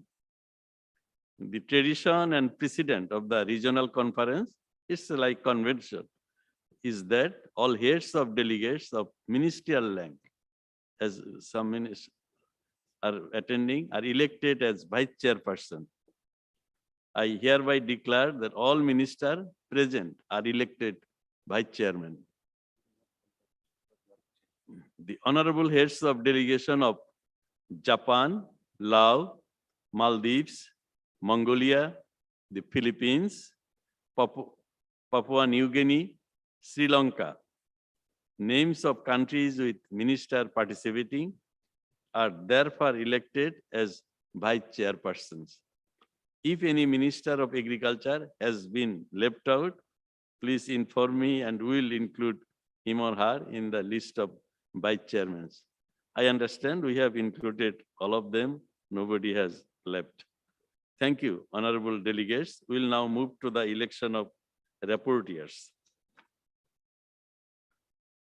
I would now like to request nomination from the floor for the appointment of rapporteurs. Please raise your hand in Zoom, or if you are present in person, please raise your country plate. I understand Maldives, they will propose the name of rapporteurs. Please, Maldives, floor is yours. Head of the delegation of Maldives.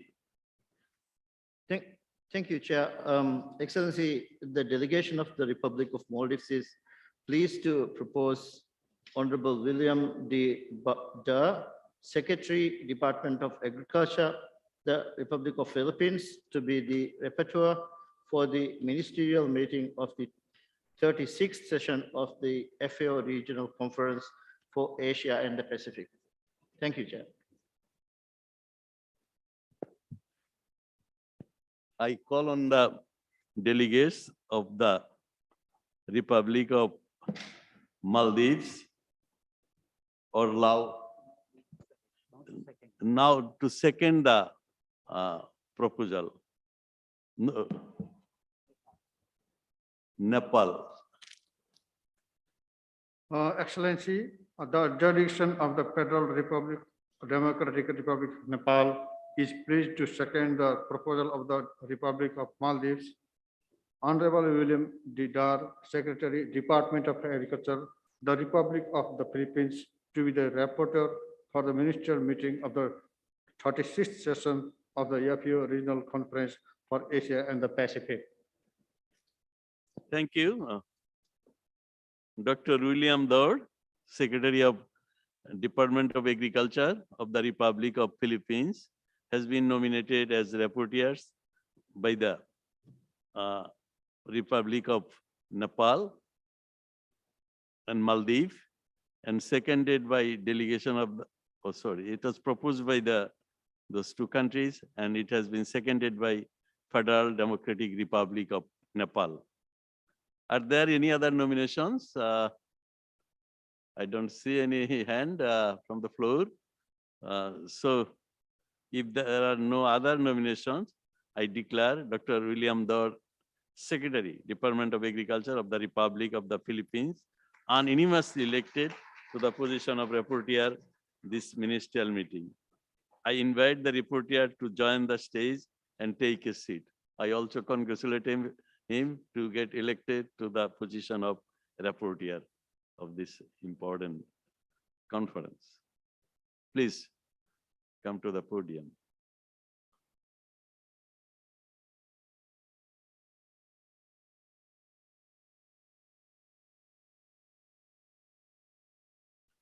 Welcome. Thank you. I would like to make a few remarks on the process of finalizing the conference report.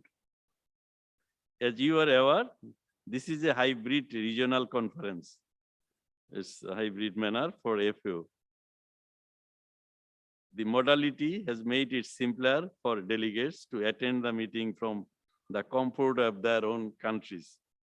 At the same time, extensive direct consultation like during a physical meeting is also difficult. Actually, we have been looking forward for last 2 years after Bangladesh was selected as a venue for 36th APRC, that will be receiving many delegates at ministerial level and high official level. But still, COVID-19 is behind us, and unfortunately, many of the delegates could not participate, could not come because of Corona. So a hybrid manner is better than also totally virtual. We have a good number of delegates, and hopefully we'll be making very good interaction in hybrid manner.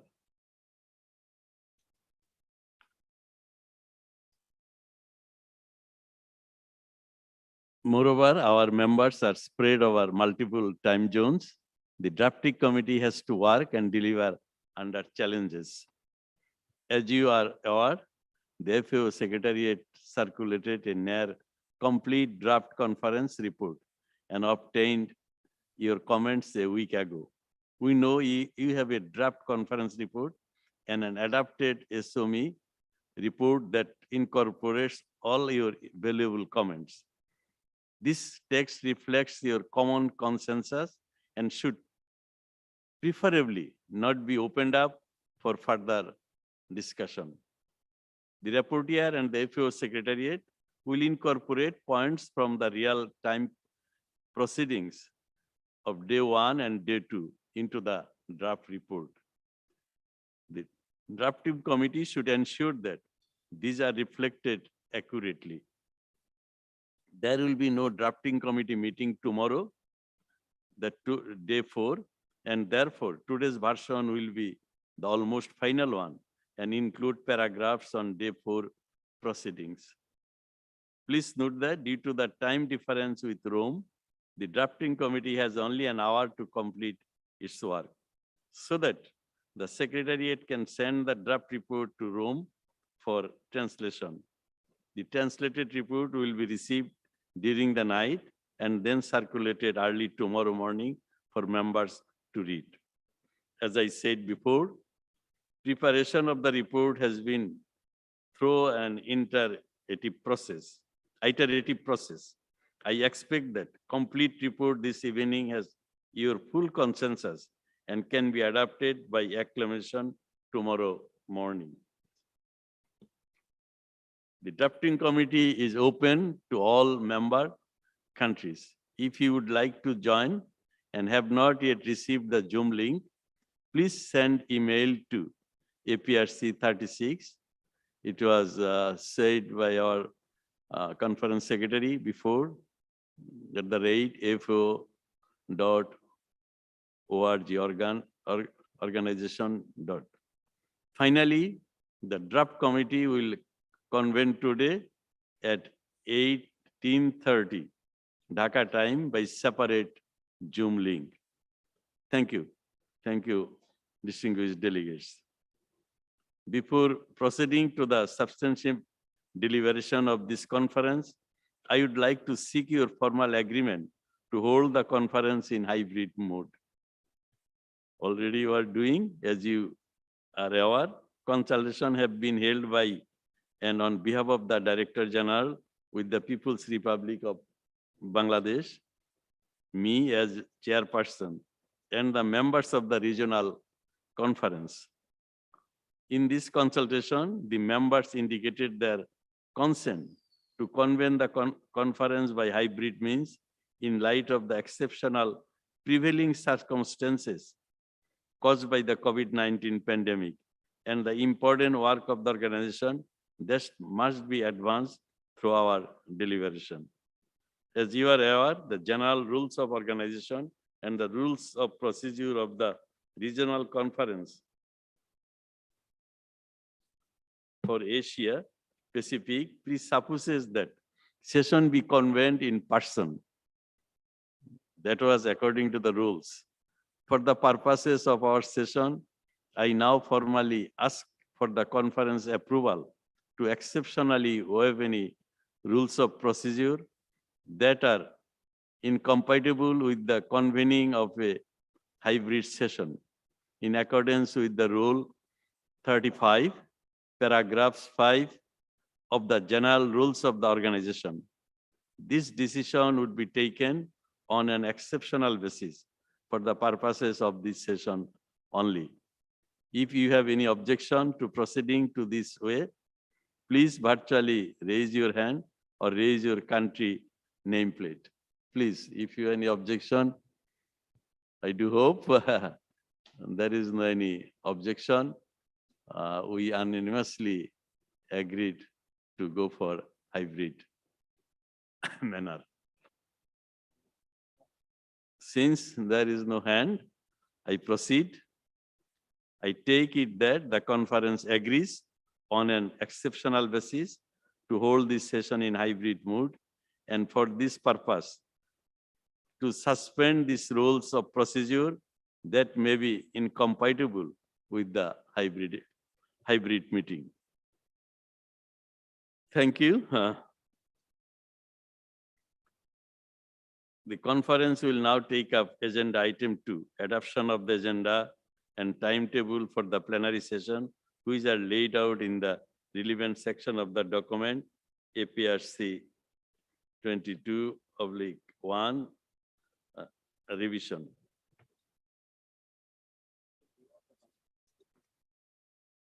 Provisional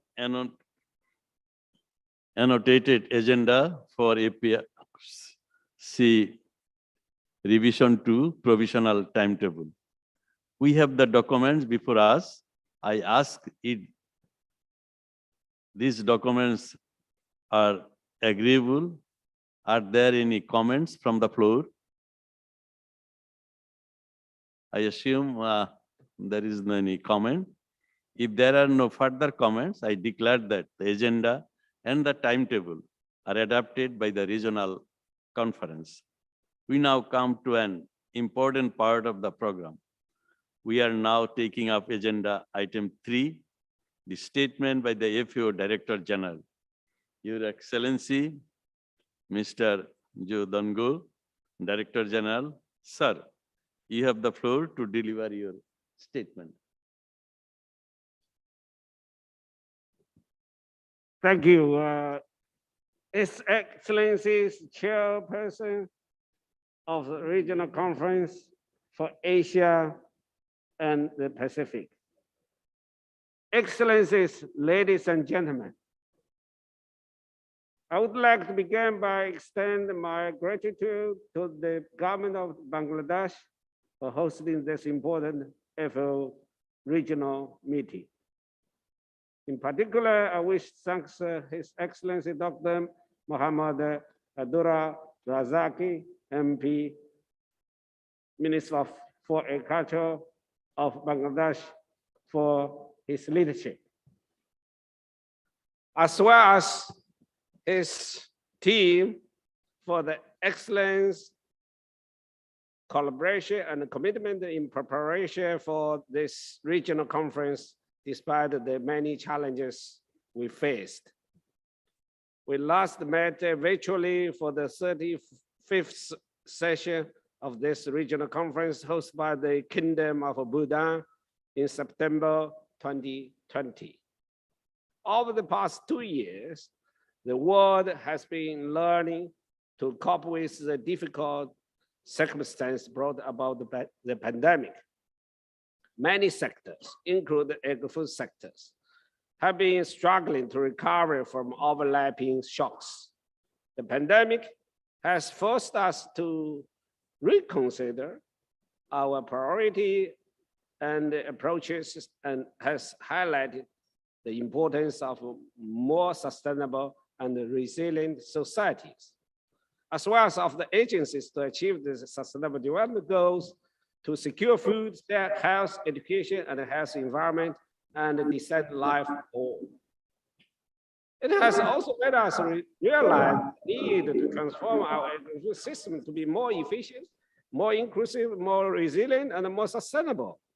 The pandemic, the impact of the climate crisis, conflict, and other humanitarian emergencies continue to pose daunting challenges to the food security and nutrition, especially for rural and vulnerable communities. Excellencies, ladies and gentlemen, since my arrival at the FAO, I have been engaged in several actions to make FAO more effective, more efficient, and fit for the purpose.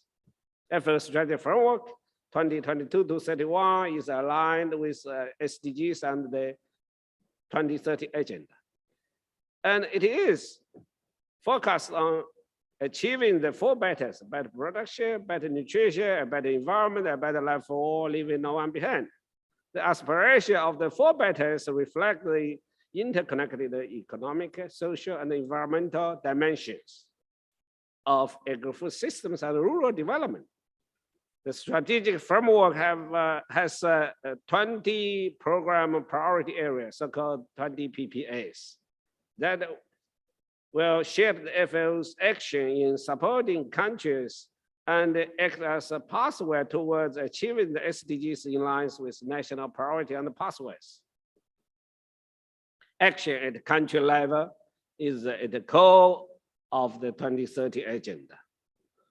In the Asia and the Pacific region, the pre-pandemic food security situation was already deteriorating in some parts of this vast region. After many years of progress, hunger is on the rise again. Inequality are increasing, particularly between the rural and the urban populations, and women and youth are being left behind. The degradation of natural resources, water scarcity, and the transboundary disease and pests have interrupted the momentum for the achievement SDGs, notably SDG 1 and 2 and 10. According to the 2020 regional overview of food security and nutrition, about 350 million people in Asia Pacific region were undernourished in 2019, which is approximately 51% of a global total, especially in the South Asian region. That is one of the concentration of the challenges for the food insecurity. With 1.9 billion people, almost 40% of the region unable to afford a health diet due to the high food prices. Now the pandemic has further increased the number of undernourished people in the region by 4.3 million compared with 2019. Global estimates predict that an additional 140 million people will live in extreme poverty in 2020. And the number of people facing acute food insecurity nearly doubled to the 265 million by the end of 2020. For a region which has consistently led the economic growth rate for almost of the last 3 decades, this number are deeply worrying. This trend in hunger and food insecurity suggests that it will be very difficult for a region to achieve the SDG 2 target of zero hunger by 2030 without extraordinary efforts and also stronger political commitment. This morning, I hear the strong political commitment from the host country of this conference by Her Excellency Prime Minister of Bangladesh. 4 priorities identified through an extensive inclusive consultation process are driving FAO's program of work in the region and are aimed at achieving extraordinary results.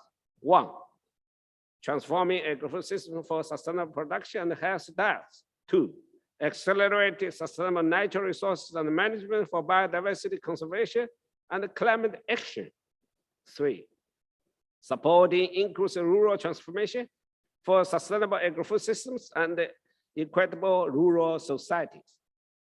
And 4, building sustainable and resilient agri-food system in the Pacific seeds. You know, last year this region launched the seeds solution platform. That's timely, urgently needed for us to have a collective action together. To better support this priority, we have restructured the organization, starting with the headquarters and now focus on reforming the region and the sub-regional office. We are fostering coherent actions and breaking down silos to deliver as one FAO.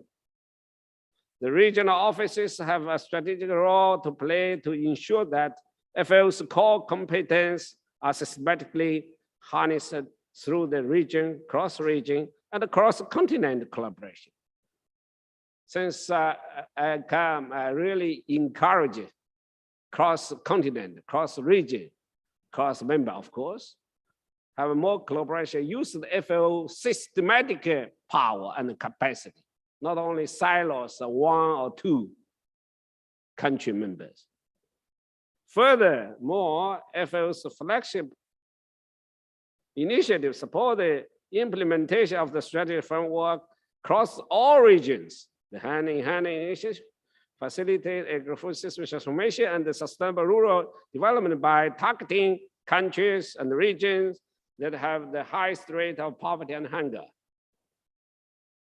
and brings them together with developed nations and donor countries and focus on the analyzing and partnerships with approaches tailored to the country's specific needs. Here again, Bangladesh set the good examples for us how to work together, get other key partners on board for fit our priority areas to be work together. So far, 9 countries in the region are participating in the initiative. We look forward more members extend a hand. FAO Global Action on One Country, One Priority Products aims to develop the green and sustainable production value chains for specific special agricultural products and also industry supply, the value chain. Look at it as one. That's just an exemplary approach. One country, one commodity. Of course, some country can have 10, it's depends, but you start at one. Promotion and branding your national brand international through the FAO system. So it's a public, global public goods for you. There are important opportunities for its implementation in the region as it's focused on products with unique qualities, special characteristics associated with the geographic locations and cultural heritages. I told many times, because all the ministers here from Agriculture and Rural Affairs and food, you fully understand what it means behind of food. Food is not only food, it is food because of the nutrition and health component elements. But it is not only food because they have a lot of cultural history and other functions behind of the food. So that's why the one country, one commodity products, it's a good shuttle bus, I should say, to promote, advise your national brand in the agri-food systems, which can significantly contribute to food security and health stats by supporting farmers' livelihood, economic competitiveness, while the protecting environment and biodiversity. And also, it's really opened the opportunity for more opportunity for international trade because agriculture, we should be complement each other among the region, among the members, within country, also among different sub-national unit, province or county, whatever. We need a competition, but more we need to complement each other, because agriculture is, in general, it's based on the eco environment. They have a specific impact on the quality, flavor, and also texture, and other elements with commercial characteristics.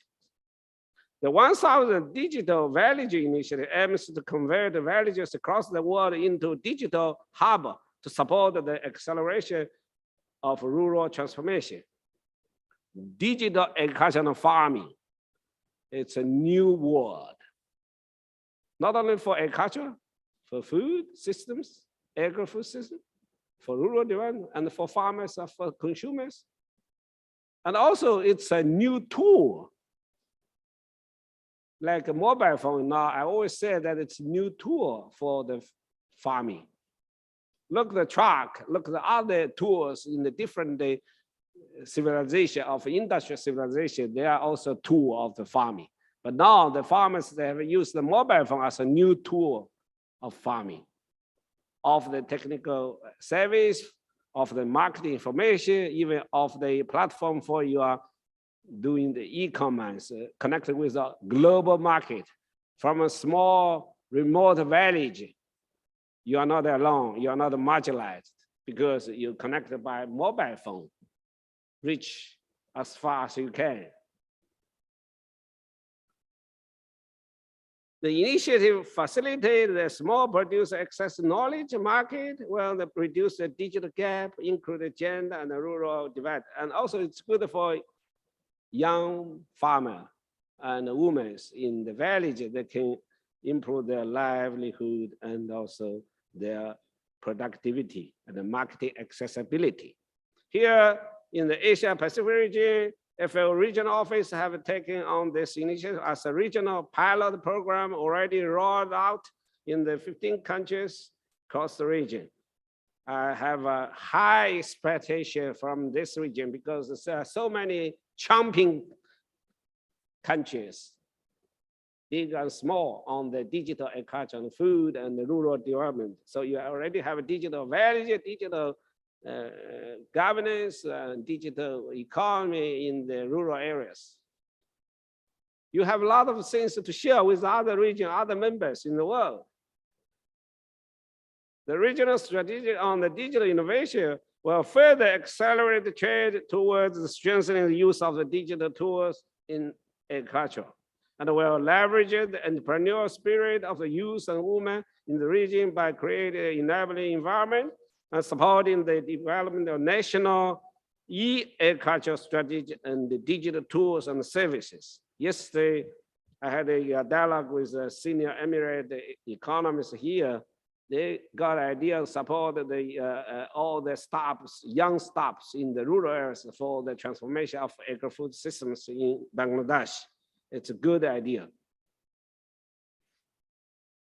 We have also invested in the development of regional technical platform that bring together the best knowledge, take advantage of regional expertise. If a regional office for Asia Pacific is currently developed a regional technical platform for aquaculture, which will become a knowledge hub for this sector. Well, the countries worldwide will be able to benefit from the vast experience acquired in this region on how to incorporate innovation and technologies for the responsible and the sustainable use of fisheries and aquaculture resources. That's a new potential area to improve livelihood and income generation for the smallholder farmers in Asia Pacific region. Following the successful Seed Solution Forum last year, we launched a platform to share innovative solutions developed by the Pacific Island states to overcome challenging circumstances in unique and fragile environment. Dear colleagues, two key thematic strategies are being developed to support the implementation of strategic framework, FAO strategy on science and innovation, will firmly place science, technology, and innovation, including traditional knowledge, at the center of our action. Having accelerated progress ensured that our work is grounded on scientific evidence, and an updated strategy on climate change is also being developed for effective adaptation and mitigation to the impact of the climate crisis. The strategy will accelerate the mainstreaming climate action across all our programs. Regional consultation with a wide range of stakeholders will ensure the regional perspective are included in the preparation of the both thematic strategies. This is an urgent need to address the various crises affecting a number of the countries in the region, especially quite a number of this region are vulnerable to the climate crisis. I just come over from Maldives, also not only Maldives, other Pacific island states also, Fiji, Samoa, Tonga, you name it. We need a collective action to address issues, how to share the knowledge and the experience, and how to share the technology, transfer technology to the vulnerable countries who are facing climate crisis more seriously. Of course, we need to establish adaptation, a package of solutions for adaptation and resilient, climate resilient agriculture. This is urgently needed to address various crises affecting the country.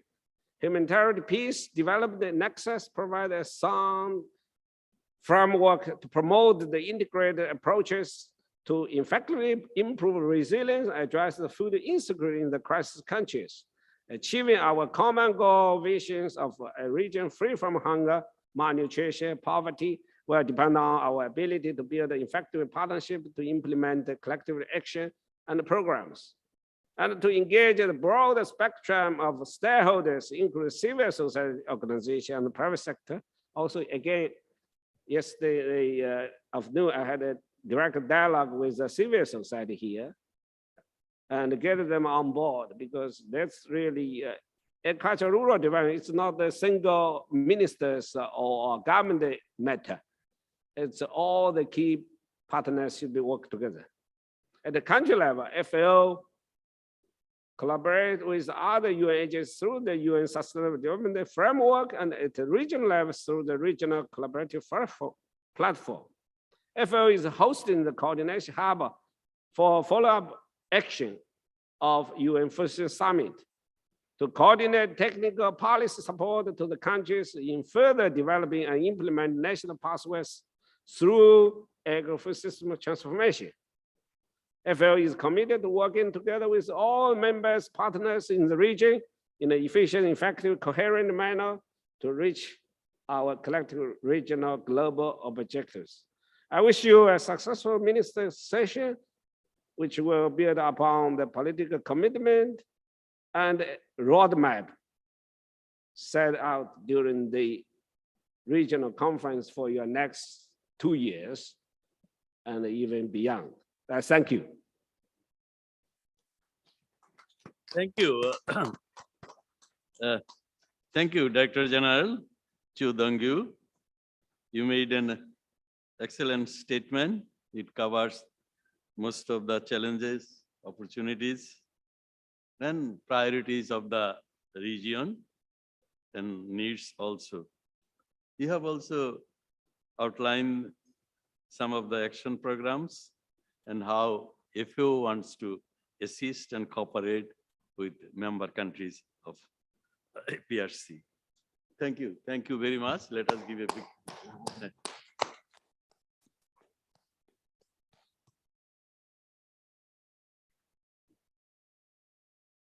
Now, I like to invite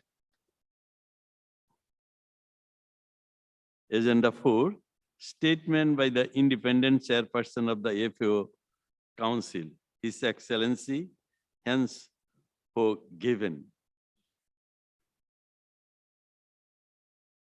Please.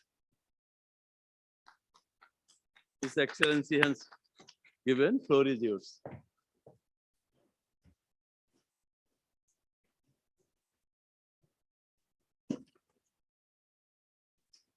Honorable Chairperson, honorable ministers, Director General, dear Director General, distinguished delegates, it's a privilege and an honor for me to participate in this 36th session of the FAO Regional Conference for Asia and the Pacific.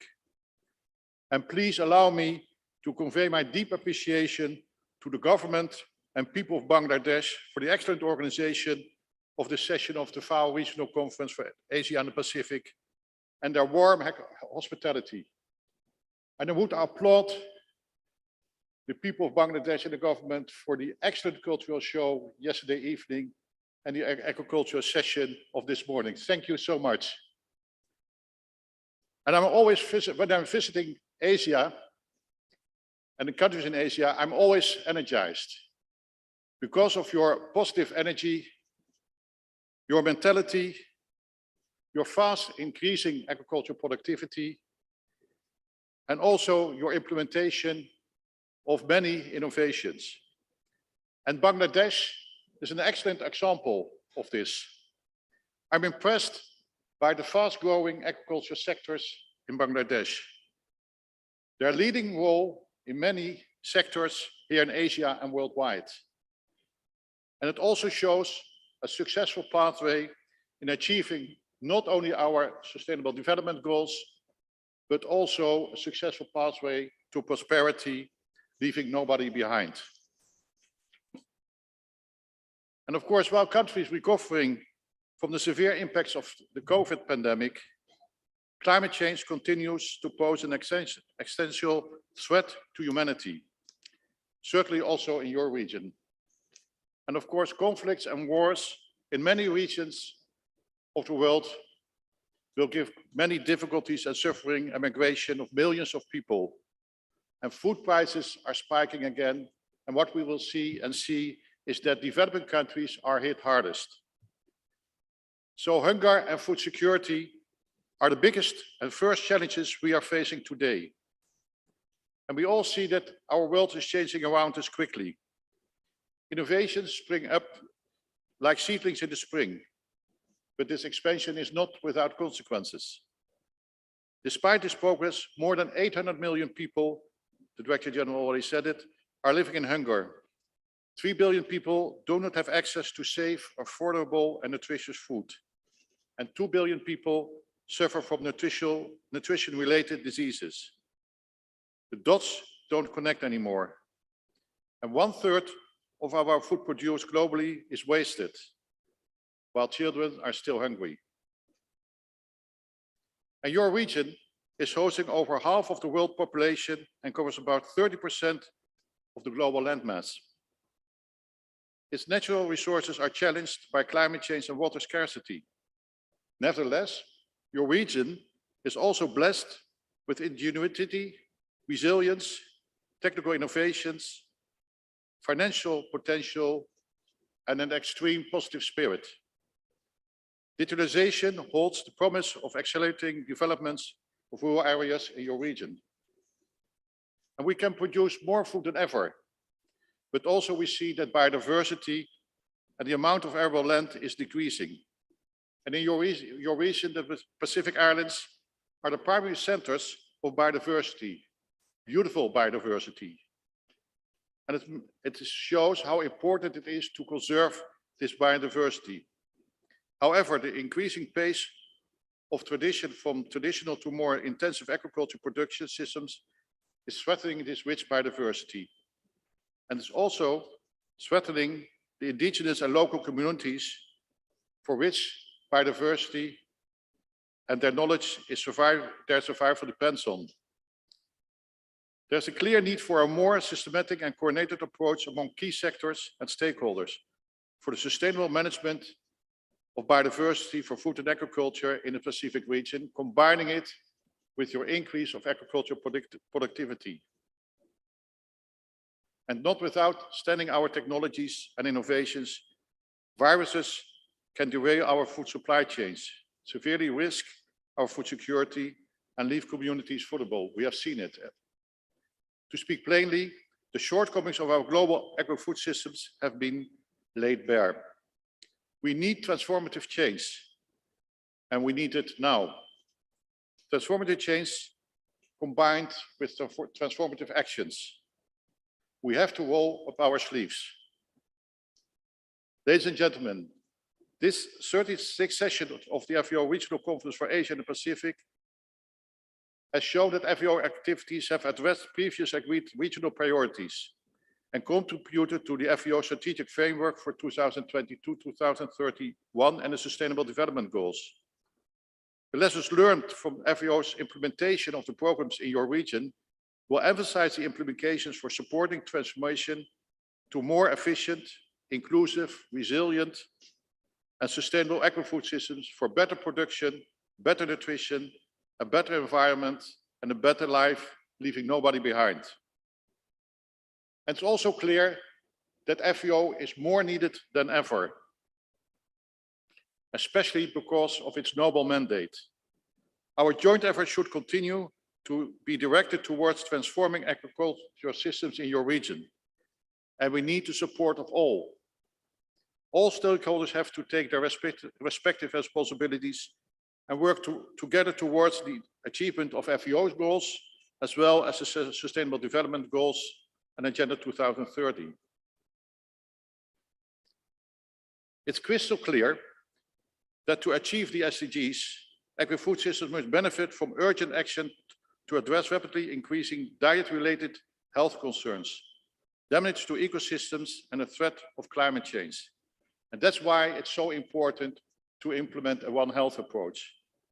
And allow me to recall the UN Food System Summit 2021. It created momentum for accelerating actions towards the achievement of our SDGs, and especially to have actions at the national level via our national pathways. And in this regard, we should be proud that FAO, with the Coordination Hub, will lead our efforts to transform our agri-food systems and the coordination of the follow-up actions of the Food System Summit, and also working together with key partners in this area. The coordinated action of the Hub will be directed to accelerate not only progress to achieve our SDGs, but especially focus on our national pathways and to support the national pathways to show that we can increase our agro productivity as well as our biodiversity in a sustainable way. And I would like to compliment your region for the emphasis given to addressing the degradation of its natural resources, as well as an understanding that radical changes are needed in the interaction between agriculture and the environment, moving from agriculture as cause of the degradation towards a situation where agriculture is becoming a central part of the solution towards a more sustainable future. For the challenges facing your region, the role of innovation and technology as accelerators is pivotal in supporting the shift towards sustainable food systems. Scaling up these activities is certainly a priority.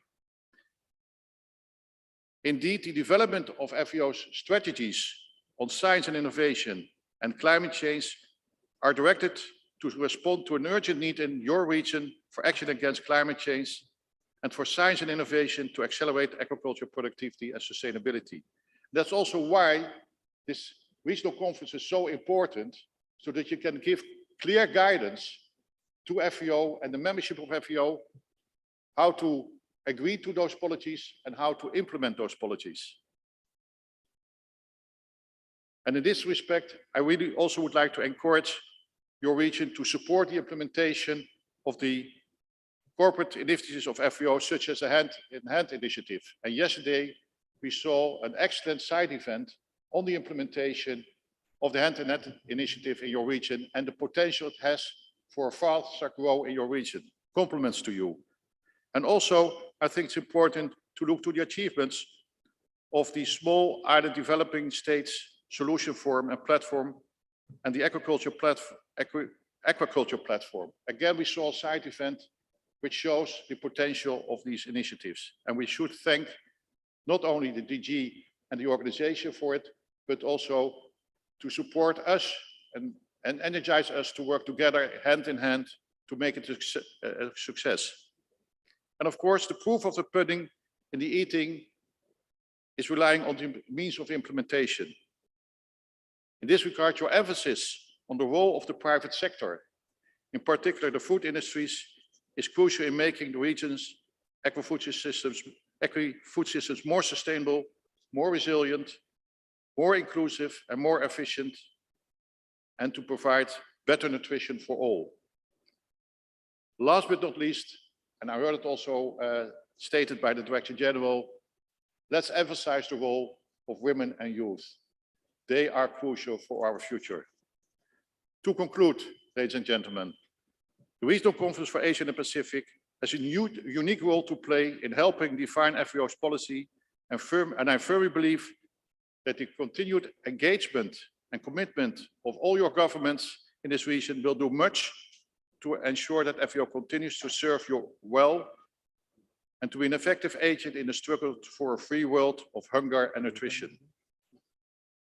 And I'm eager to see the results of this conference.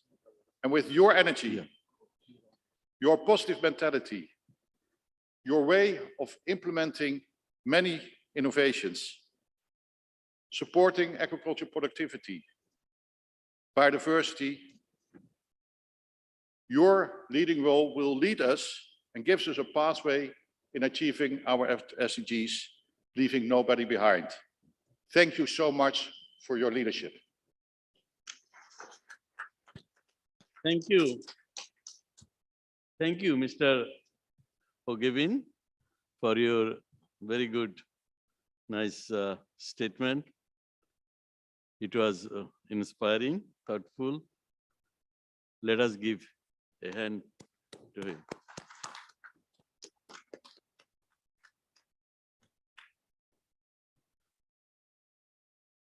I now move to Agenda 5, the statement of the chairperson of the 35th session of the Regional Conference for Asia and Pacific.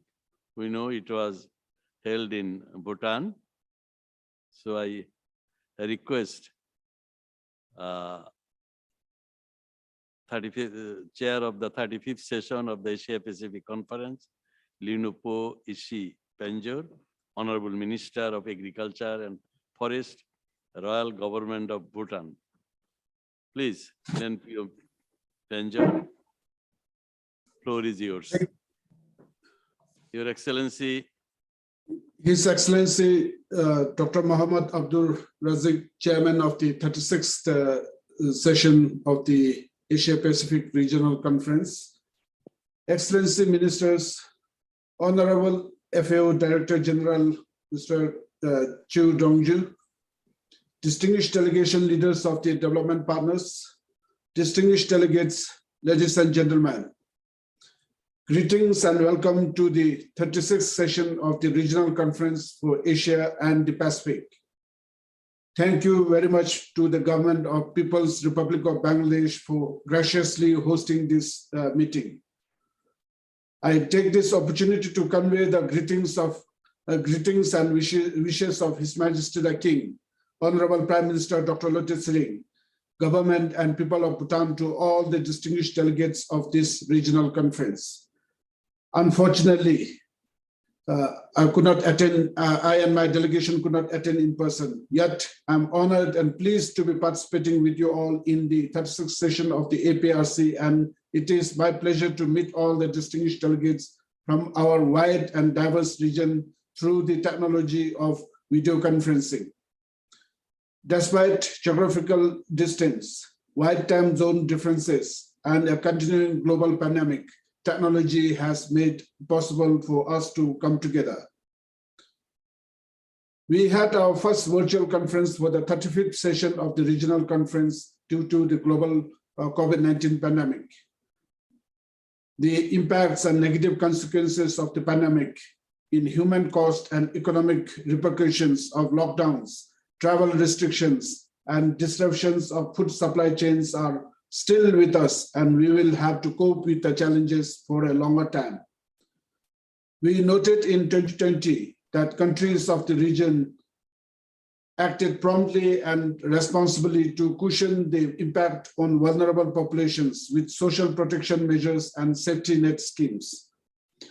The COVID-19 pandemic did take a central place in our discussions, but in addition to the discussions of its impacts, APRC 35 threw a wide net of potential opportunities. The conference recommended that resources be allocated to address water scarcity, including the development of a regional high-level collaborative platform on water scarcity to facilitate sharing of country experiences. There are many best practices and lessons learned in water accounting, water allocation, digital innovation, and water governance. This year, we have a follow-up document on this topic for our discussion.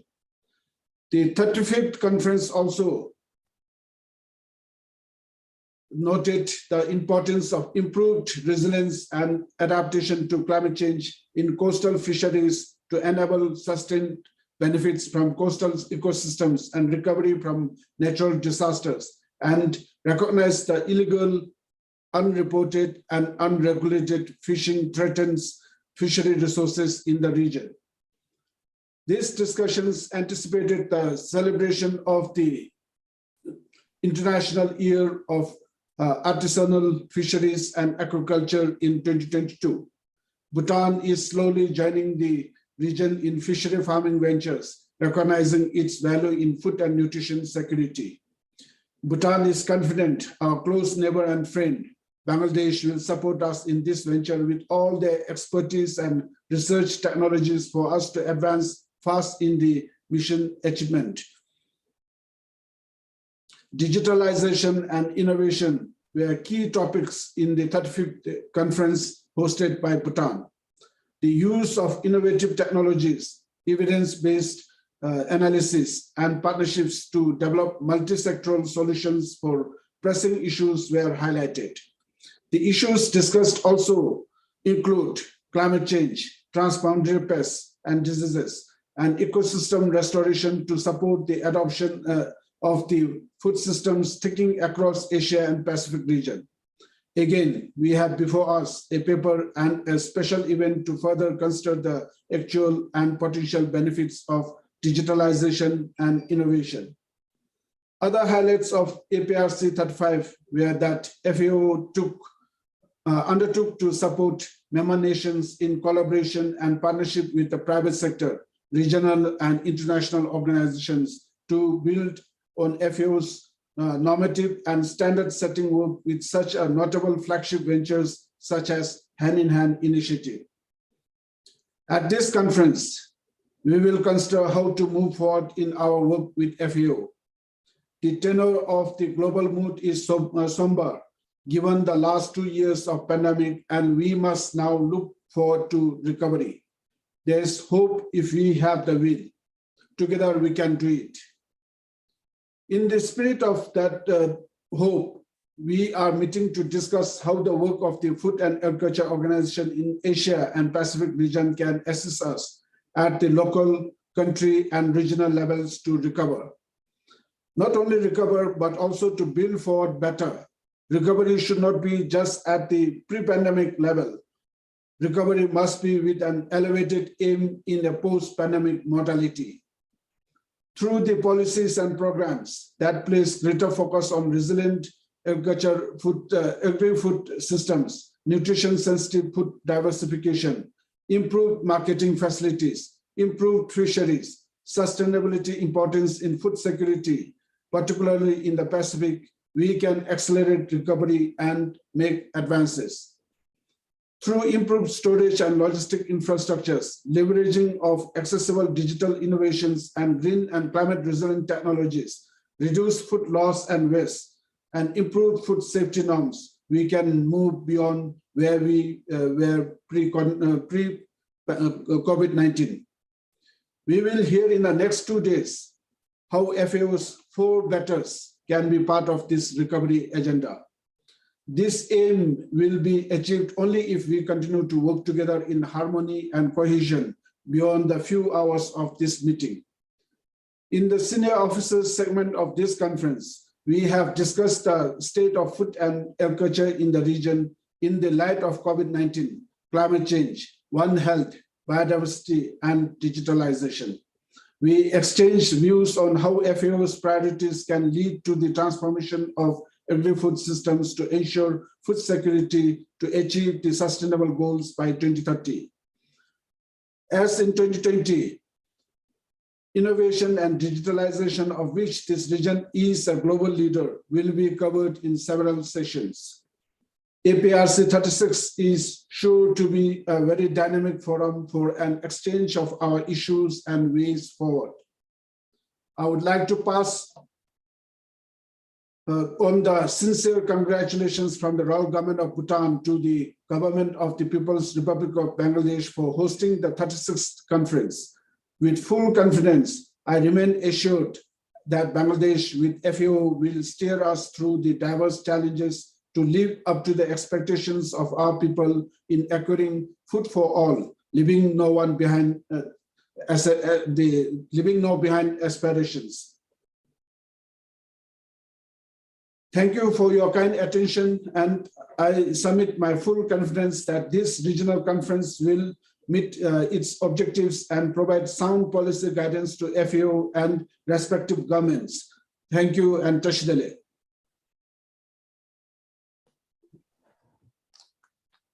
Thank you, Your Excellency, for making an excellent comment that summarized the highlights of the previous meeting.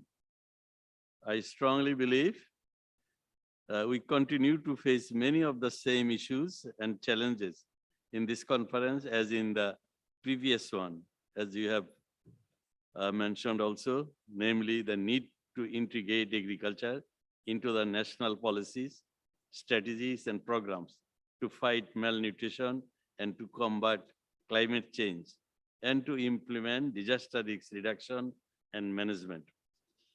I would like the members to congratulate Minister for Agriculture of Federal Republic of Nepal. Let us give him a clap. Now we move to the agenda item 6, the statement of the third joint FAO specific community ministers for agriculture and forestry meeting that will be held in September. I would now like to request Dr. Mahendra Reddy, the Honorable Minister for Agriculture, Waterways and Environment of Fiji, to deliver a statement, the forthcoming third joint FAO SPC, Ministers of Agriculture and Forestry. Your Honor, you now have the floor. Minister from Fiji, Dr. Mahendra Reddy.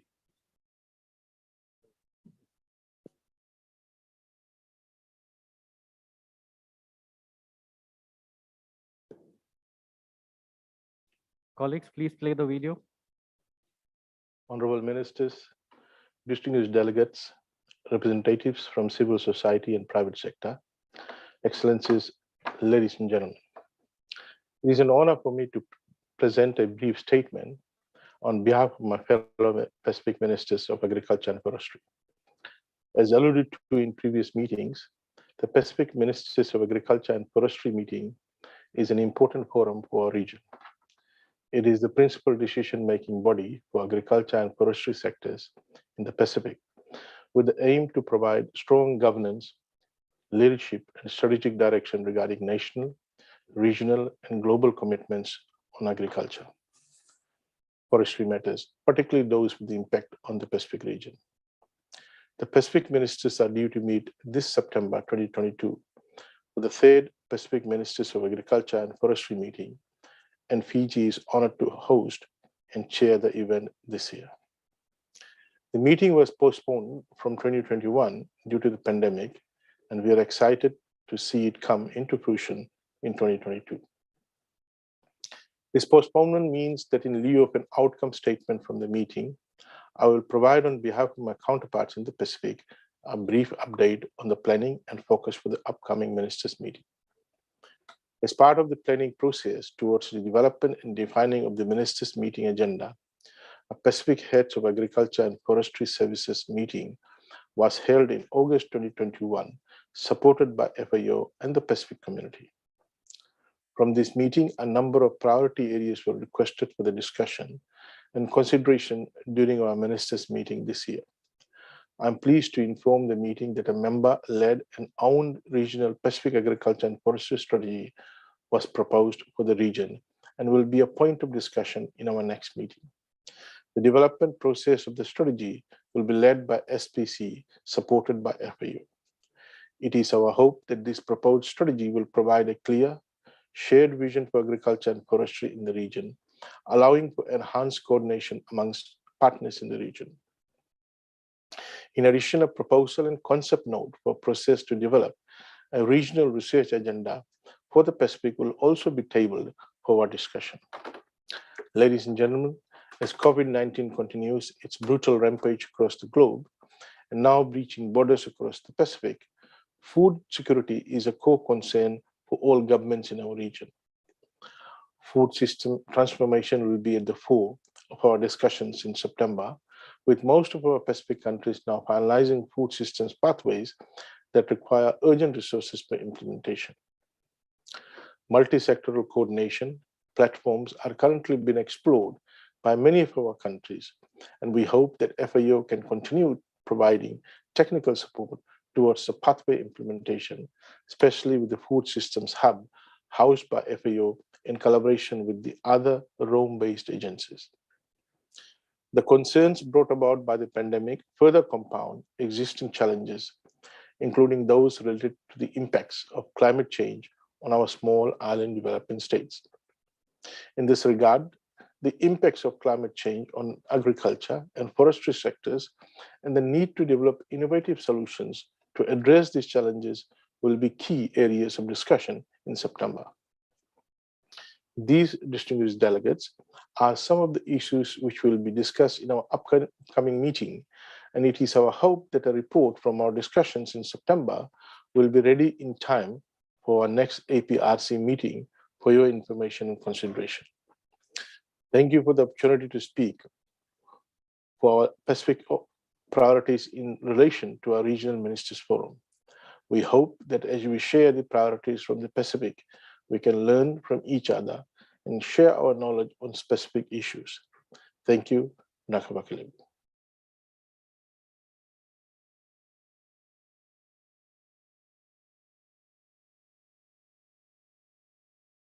Agriculture and Waterways and Environment of Fiji. Your Honor, for this update about the continued work related to agriculture, forestry, and nutrition from the Pacific. Thank you. I invite the distinguished delegates to express their appreciation by using the clapping hands.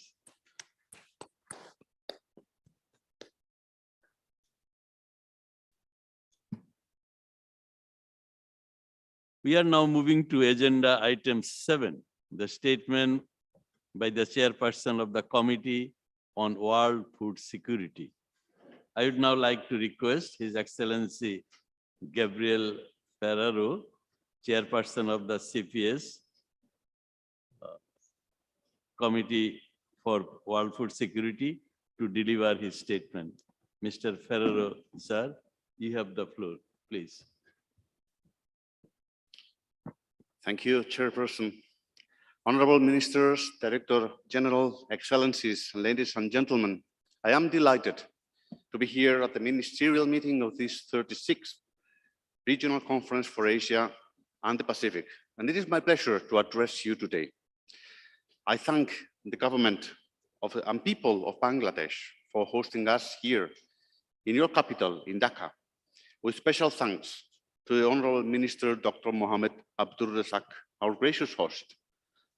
Minister, I'm thrilled to see your leadership on transforming agri-food systems in Bangladesh.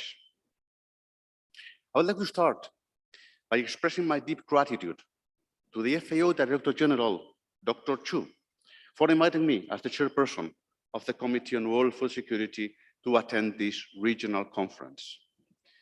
Director General, I take this opportunity to once again assure you of our commitment to working together to the goal we share with FAO and the whole of the UN system, a world free from hunger, malnutrition, and poverty, hand in hand, for better production better nutrition, better environment, and better life. Excellencies, ladies and gentlemen, we meet just 2 years since the COVID-19 pandemic started. While it has devastated lives and worsened hunger and malnutrition with up to an additional estimated 161 million people suffering from hunger, the fact that we are meeting here in person in Dhaka highlights the slow but steady progress we are making to deal with the pandemic. Regrettably, when we are starting to see the light at the end of the tunnel of the pandemic, we are concerned about the potential impact of the tragic armed conflict in Ukraine on increasing food insecurity globally. When millions of people were already facing famine or the immediate risk of famine or experiencing severe food insecurity in several regions of the world, including in Asia. Honorable Ministers, I commend the leadership that you and your countries have provided in dealing with the COVID-19 and its impact on your agri-food systems. And I rest assured that you will exercise equal leadership and that the response to the impacts of this conflict on food security will require. Excellencies, the Committee on World Food Security was established in 1974 and reformed in 2009 to serve as the intergovernmental body where governments and all the different stakeholders would gather to face the severe food crisis of those days and the long-term challenges to achieve food security and nutrition for all. The Committee on World Food Security was the space designed to coordinate our policies and agree on difficult issues. I assure you, Excellencies, that you may count on the platform of the committee as a space to deliberate and coordinate the responses to the emerging challenges. This is how today 133 member states, countries of the United Nations, use our platform to address complex issues related to food security and nutrition, achieving those through sustainable and inclusive agri-food systems. And this, to us, these 133 governments, we do so together with civil society, the private sector, indigenous peoples and farmer organizations, the research community, the international financial institutions, and the UN development system, and first and foremost, FAO, IFAD, and WFP. Since 2009, we have agreed at the committee on guidelines on critical issues such as land tenure, on principles for responsible investments in agriculture. We have agreed policy recommendations on climate change, on water, on connecting smallholders to markets, and much more. Last year, we agreed at the committee on voluntary guidelines on food systems and nutrition, and also on policy recommendations on agroecological and other innovative approaches for sustainable agri-food systems. This body of work has relevance to your efforts to address hunger and malnutrition, and let me suggest some examples of how these agreements, the agreements we achieved at the committee, can assist you in dealing with the priority issues we will be discussing here these days. Well, first, action to promote climate resilient agri-food systems in Asia and the Pacific region. Indeed, this region is amongst the most exposed to the vulnerable to the negative impacts of climate change. And meanwhile, agricultural methods and techniques in their current state are important drivers of the same climate change. But we are seeing here in Bangladesh and in many of your countries how these techniques, these agricultural practices are also part of the solution if they are adopted in the proper way. In this regard, I call your attention on the Committee on World Food Security's policy recommendations on agroecological and other innovative approaches that we agreed upon in June 2021 to provide guidance to countries and all stakeholders on the role of these innovative approaches, some of which we saw this morning at here close to us for sustainable agriculture. We believe that these policy recommendations are a useful tool in support of the conservation, restoration, and sustainable use of biodiversity for food security and nutrition, including in the Pacific Islands, which is one of the most important topics we will be looking this week. Second, on scaling up inclusive innovation, science, and digitalization to transform agri-food systems in the region. Well, unfortunately, and despite decades of innovation and years of exponential growth of bio and digital technologies applied to agriculture, our food systems still face multiple and interconnected challenges that require new thinking. And while these technological innovations have a very positive impacts within farms and some businesses, they have clearly not worked yet for all people at scale for the overall benefit of the planet. And this is not due to the unavailability of high-tech technologies. It is a problem of access and affordability by the vast majority of food producers, those smallholders and family farmers that produce 80% of the world's food.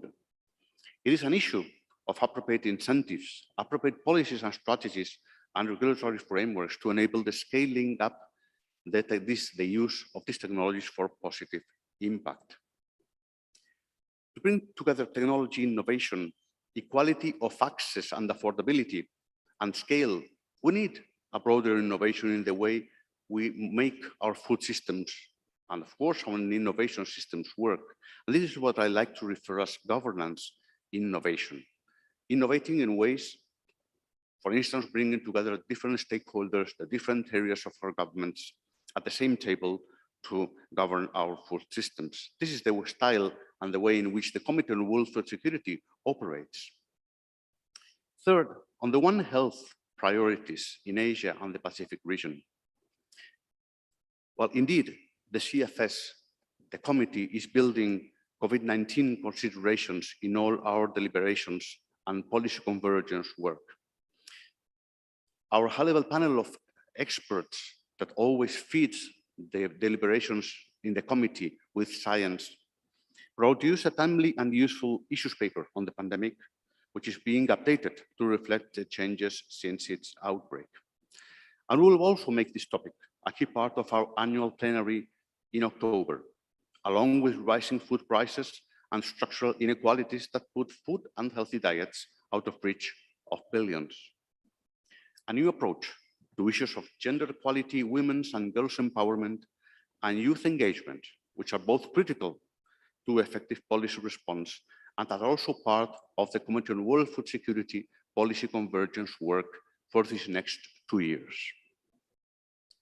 Concluding, Excellencies and ladies and gentlemen, the policy guidelines that we have agreed upon, negotiated and agreed upon at the Committee on World Food Security in an inclusive process that engages our senior officials in our capitals and your representatives in Rome. These are your resources, these are our resources. Your policy instruments to be adopted and utilized on a voluntary basis in the formulation of policies, strategies, legislations, regulatory frameworks, or business models. Dr. Chu, Director General, and I have discussed how the CFS can better serve as an intergovernmental and inclusive outreach platform, striving for more effective impact at the country level, with stronger links with the FAO Strategic Framework 2022-2031, and in very close collaboration with its work at the country level. I am committed to this and look to you, our members and partners, to continue utilizing the work we do and agree at the Committee on World Food Security at the national level in our countries, in your countries, and using our global platform, the Committee on World Food Security, to foster dialogue and achieve global consensus on complex, difficult issues, as well as for showcasing progress on your national pathways, your national efforts, your national strategies. I invite you warmly, Excellencies, to join your peer ministers of other regions at our plenary meeting of the committee in October this year in FAO in Rome. I thank you very much for your attention.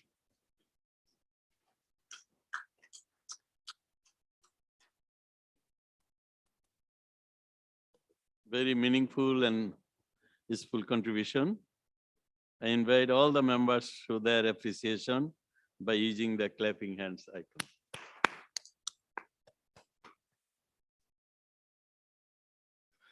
Thank you.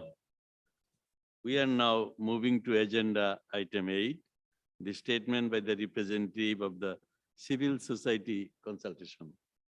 I would now like to request Mr. Ahmed Burhan, Regional Coordinator, Asia Food Security Network and local CSO Working Group Representative, CSO Ad hoc Steering Committee for FAO Engagement, to deliver the statement. Please. Thank you, Honorable Chair, for giving us the floor. I'm Ahmed Burhan from Bangladesh. Today, I represent at least 4 representatives from civil society from 16 countries belonging to 25 organizations and movements at national and regional levels who joined the CSO consultation last week to prepare CSO's input to the 36 APRC. We are smallholders, family farmers, and farm workers, landless, rural women and youth, fisher folks, forest dwellers, pastoralists, herders, indigenous people, urban poor, consumers, and NGOs. We thank the FAO once again for your ongoing commitment to engage with CSOs. The capitalist system has left the world with multiple crises of climate change, biodiversity loss, water scarcity, hunger, obesity, and the rise of global pandemic. We welcome the sharpened focus on the holistic health of ecosystem in the new definition of One Health that seeks to address the structural causes of disease creation embedded in industrial livestock production system. We urge the FAO and member states to broaden this approach to all aspects of sustainable agri-food system.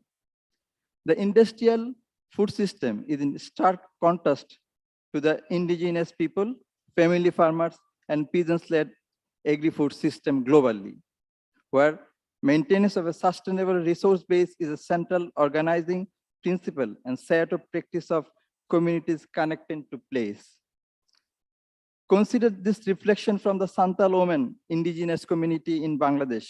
Quote, "We led a life where land and nature were an integral part of it, and our indigenous knowledge that inculcates from one generation to the next was the prime basis of connecting present and future.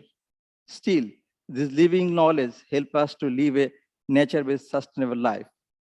Fossil fuel and agribusiness companies have embraced nature-based solution in their net zero quote unquote pledges. It legitimizes the hugely harmful practice of extraction, thus fueling from land grabs and human rights violation. The FAO and member states must promote nature positive interaction between agriculture practice and in both managed and wild ecosystem. We disagree with the expeditious push for so-called inclusive scaling up of digitalization of agriculture value chain. Not until the FAO and government recognize, protect, and promote farmers' indigenous capacities, local needs, indigenous knowledge system. The smallholder rights, control, and ownership over the data, land, and genetic resources must be protected against threat or risks of digital technology monopolization. We do not just need digitalization, we also need digital justice.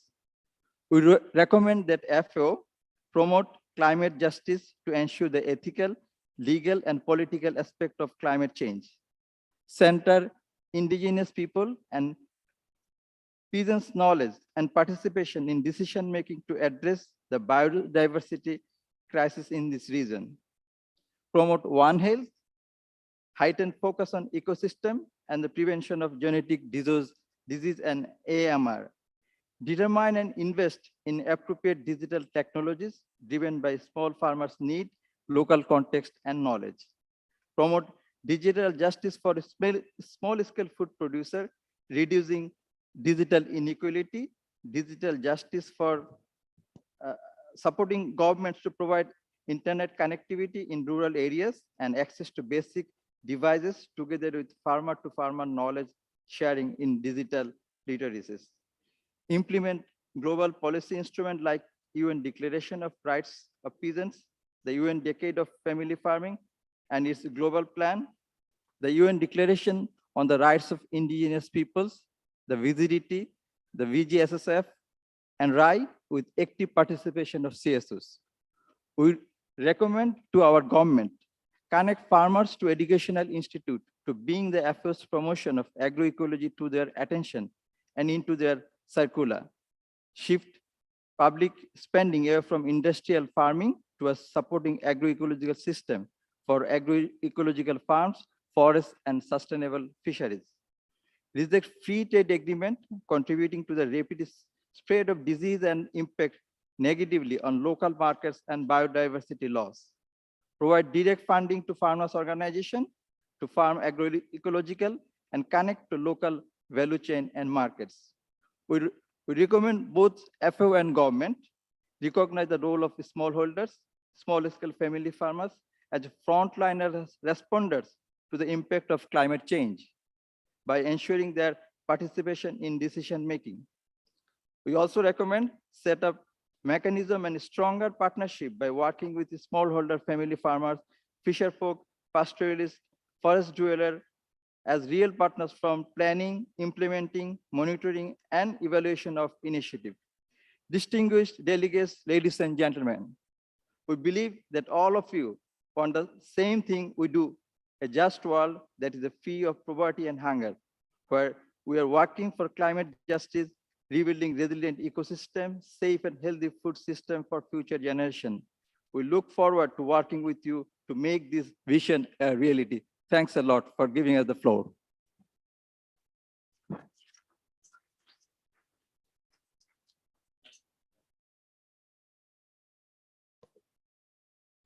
All the members to show their appreciation by using the clapping hands icon. Thank you. Now we'll hear agenda item 9, statement by the spokesperson of the private sector. I call upon Reginald Lee, Director, Programs of Grow Asia and Private Sector Spokesman to present the statement. Mr. Lee, sir, you have the floor. Honorable ministers and senior officials from the Asia Pacific region, distinguished guests, Chair, ladies and gentlemen, good morning. Grow Asia is honored to join all of you at this 36th APRC. We are a multi-stakeholder platform for the agri-food sector that was established by the World Economic Forum in the ASEAN Secretariat. And through a network of 580 plus organizations in the region, we build public-private partnerships to broker market-driven solutions for more inclusive, resilient, and sustainable food systems in Southeast Asia. Now, the following are highlights and messages gathered and consolidated from our consultation with 11 industry associations, farmers associations and networks, and 27 major agribusinesses, corporates, financial institutions, investors, and SMEs. This APRC, along with recent summits such as the UN Food Systems Summit and COP26, once more emphasizes that the transformation of food systems is pivotal in achieving the SDGs, reducing inequalities, and addressing the impacts of climate change. And the private sector has a crucial role to play in this transformation through its investments and R&D, driving innovation, knowledge transfer, and technology adoption at the farmer level. Grow Asia's private sector consultation identified 4 priority areas of work in response to global and regional calls for more resilient, inclusive, and sustainable food systems. First, scale up inclusive digitalization in agricultural value chains and support country-level knowledge, research development, and technology implementation. A network of country-led agri-food innovation hubs can facilitate pilot-ready partnerships, address policy barriers, unlock financing for startups and farmers, and share best practices both virtually and on the ground. Promising technologies available today include sensors, drones, satellite imaging, precision farming, biotech, e-marketplaces, and agriculture financing platforms. Recommendations to policymakers include working with multi-stakeholder partnerships to accelerate digital literacy, enhance ICT infrastructure and related support services, such as digital payments, data security, and etc., promoting cross-border sharing and collaborations with universities or research institutes with deep food science and technology experience, and developing harmonized standards and language for interoperability across data applications. Second, we need to amplify the business case for women's economic empowerment to incentivize investment. This can be done by consolidating and sharing research to demonstrate the benefits of gender mainstreaming in agricultural value chains and engaging partners by asking for data and case study contributions. We need to identify key investment opportunities at regional and country levels. For example, women's access to finance, women's access to technology, and so on. Private sector partners can also be supported in developing relevant gender equality policies and strategies and implementing gender-aware programs in agricultural supply chains. Third, design market-driven impact pathways that reach the last mile with viable business solutions for climate change adaptation and resilience.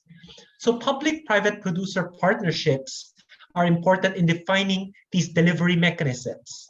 Private sector stakeholders point to the need of equipping producers with the tools and technology to grow more food more sustainably and creating the right regulatory environment to facilitate access to those solutions. They also highlight the important role of extension workers, both public and private, who in turn also require skills to educate and promote cost-effective, productivity-enhancing climate-smart solutions. And fourth, for governments and businesses to design harmonized approaches for responsible investment and develop blended finance models to de-risk and co-fund collaborative investment in smallholder agriculture and inclusive and sustainable food systems. The finance lever of the Food Systems Summit estimates an additional 300 billion is needed to transform food systems.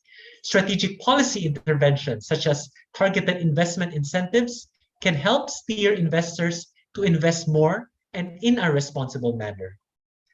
Distinguished delegates, ladies and gentlemen, 2022 started with a note of uncertainty. Nations are grappling with the Omicron variant, and the climate crisis is looming nearer. Nevertheless, we believe that through multi-stakeholder collaboration, private-public partnerships, innovations and new models, gender-responsive and climate-smart approaches, we can create a more inclusive, sustainable, and resilient world.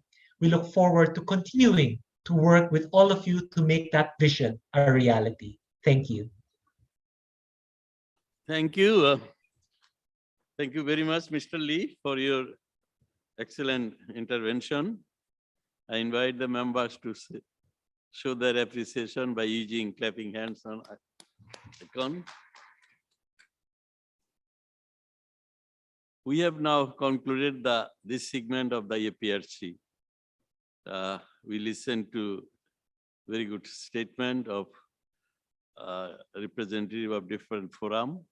At this stage, I ask Conference Secretary to make any announcement if he has. I'm sure he has.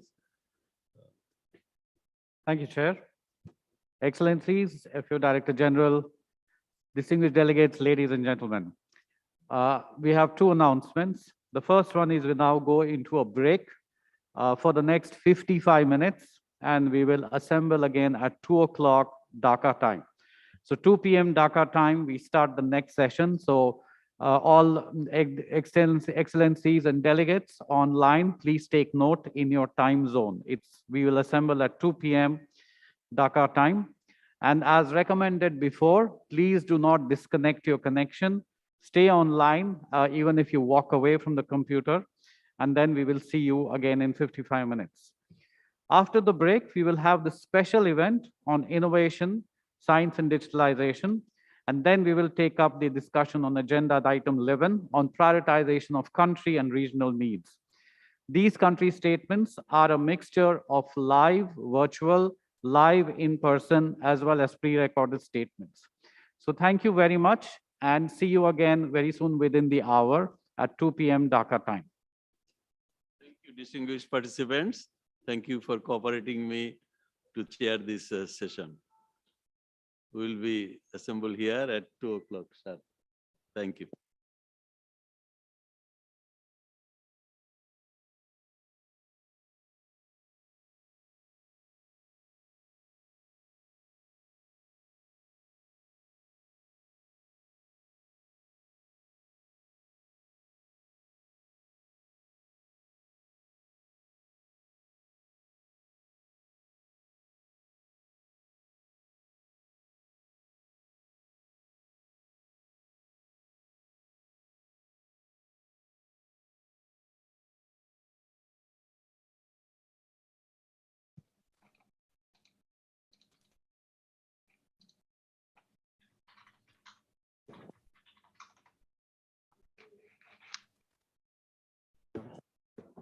Excellencies, distinguished delegates, those in the plenary hall, please note meals are served outside in the function tent.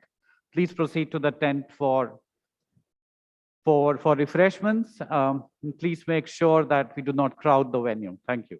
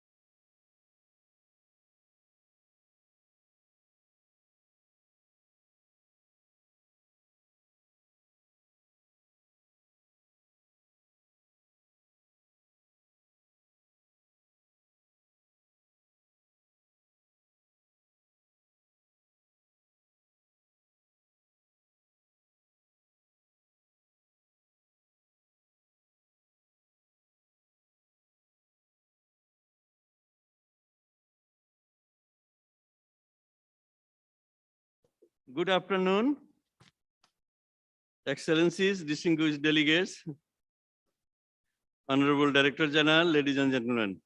Welcome back to the regional conference. In our second session, we are now going to enjoy a special event on innovation, science and digitalization, transforming agri-food system in Asia and the Pacific region.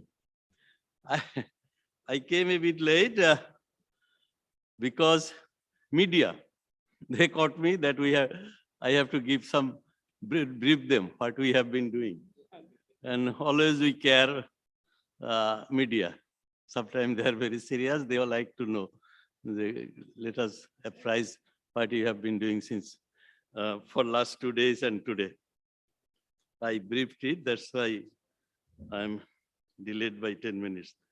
I regret for that.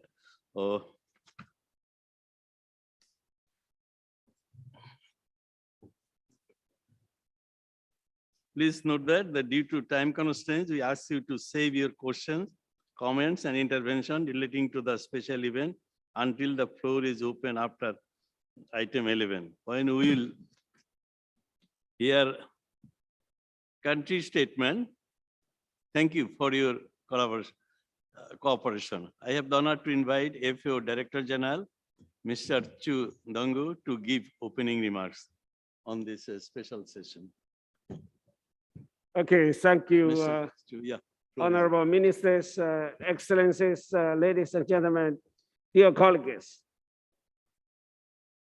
Agri-food system has been heavily affected by the shocks created by the pandemic and other challenges. Asia and the Pacific region have been particularly vulnerable to these shocks. This has forced us to reconsider our priority and the approaches, and has highlighted the importance of more sustainable and resilient society, as well as agencies to achieve the SDGs to ensure food, health, education, and health environment, and the decent life for all. To do this, it is critical that we transform our food system to be more efficient, more inclusive, more resilient, and more sustainable. For this reason, innovation is very science and technology, especially digital technology, are at the heart of the FAO strategy framework 2022 to 31. Today's discussion is very timely.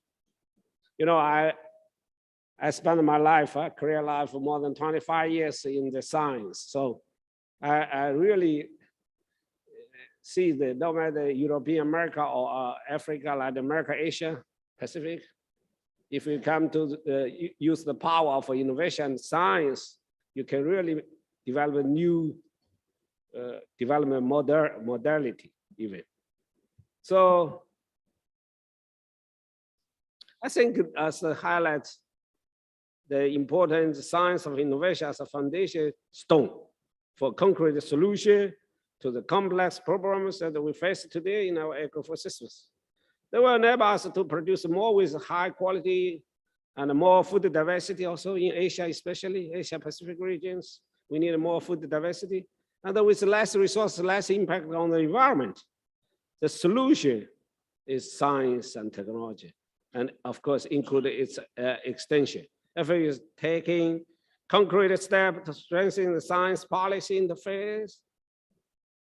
The new first ever FAO thematic strategy on science and innovation will strengthen FAO's capacity to provide guidance on new and emerging technologies so that the country can make informed decisions. Low and middle income countries face many challenges in accessing science and innovation. The strategy will enhance FAO's capacity to provide guidance, knowledge, and data on science, technology, innovation, policy in different countries, so that the country can learn from each other on how to successfully promote access. Through the strategy, FAO's convening capacity will be better harnessed by and to bring all relevant stakeholders, including government, private sector, and civil society together to collaborate on scaling up the promising innovations. FAO will strengthen its contribution to science policy interfaces at the national, regional, and the global level to promote its consensus building on scientific issues. The strategy will also strengthen FAO knowledge and management capability and science communication, and will enable us to use the full potential science and innovation to accelerate the transformation of our agri-food system. Digital technology are also having a profound impact on our economies and societies, and are transforming agri-food market. This transformation has been accelerated by the COVID-19 pandemic. Digital innovation holds the potential to unlock employment opportunities, bridge the virtual divide, and empower the youth and women to access information technology and the market. Digitalization and the use of data in agriculture support the evidence-based policy planning and implementation to improve efficiency while reducing negative environmental impact. Digital agriculture can help to facilitate access to the market, meet the growing demand for safe and nutritious food through the digital traceability, better management of natural resources, contribute to the high quality growth in productivity through digital tools for extension, and ensure inclusion. Affordable access to digital technology, digital literacy, and digital public goods are critical. FAO has introduced a number of the program and initiatives to turn this vision into concrete support and deliverable for our members. First, through the FAO digital portfolio, we are leading the holistic concept of digital organization within the UN family. Second, through the FAO 1000 Digital Villages initiative, we aim to convert the villages into the digital hub to support the acceleration of rural transformation and reduce the digital gap, include the gender and the rural divide. Third, FAO hand-in-hand geospatial platform is a digital public good to create interactive data maps, analyze trend, and identify real-time gaps and opportunities. By doing so, it improves the investment, the targeting, and ensure that investments are channeled and where they can have the most impact. Fourth, FAO International Platform for Digital Food and Agriculture aims to bring together all the stakeholders for a constructive dialogue on the use of digital technology for agriculture. In addition, FAO is also contributing to the UN Secretary General's roadmap for digital cooperation by championing digital public goods. Our action needed to be collectively holistic in harnessing science, technology, and innovation. FAO is committed to continue working together efficiently, effectively, and coherently to transform our agricultural system for better production, better nutrition, better environment, and better life for all, leaving no one behind. I know this region, we have so many experienced ministers like, Minister Muhammad from Bangladesh, Minister from Philippines, William Da, and others. Yeah, they're all the experts. And even William Da was serves as a director of the Ecosite CG Centers for 14 years, I remember. So you don't need to educate by FAO DG, but I strongly encourage all of you, give some more frequent brief to your leaders, to your politicians in your country. Get them on board. That's what my experience in China, in FAO DG also. It's not only business our ministers related to agriculture and food. It's more important to get external outreach support. I wish you have a successful event and innovative discussions. Thank you. Thank you very much. Thank you.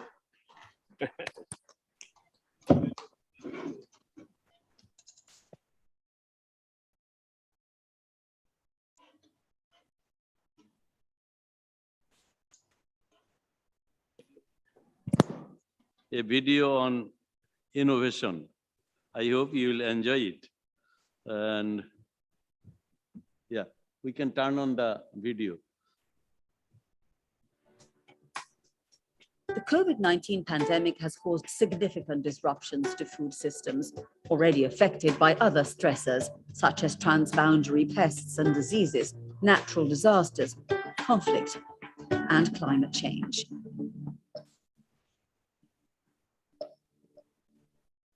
Transformation of agri-food systems can help transition them to better deliver safe, affordable, and healthy diets to the world's rapidly growing population. At the same time, improvements must contribute to inclusive economic and social development. Innovation is a central driving force for transforming agri-food systems. Digital technologies are one example of innovation. Digital agri-food systems innovation includes online platforms, precision agriculture based on sensors, geodata, and artificial intelligence, e-extension, e-commerce, and digital technologies for rural finance. Additional examples are blockchain and food sensing technologies, delivering transparency, traceability, food safety, and quality along the food value chains. Most of these solutions are generated by the private sector.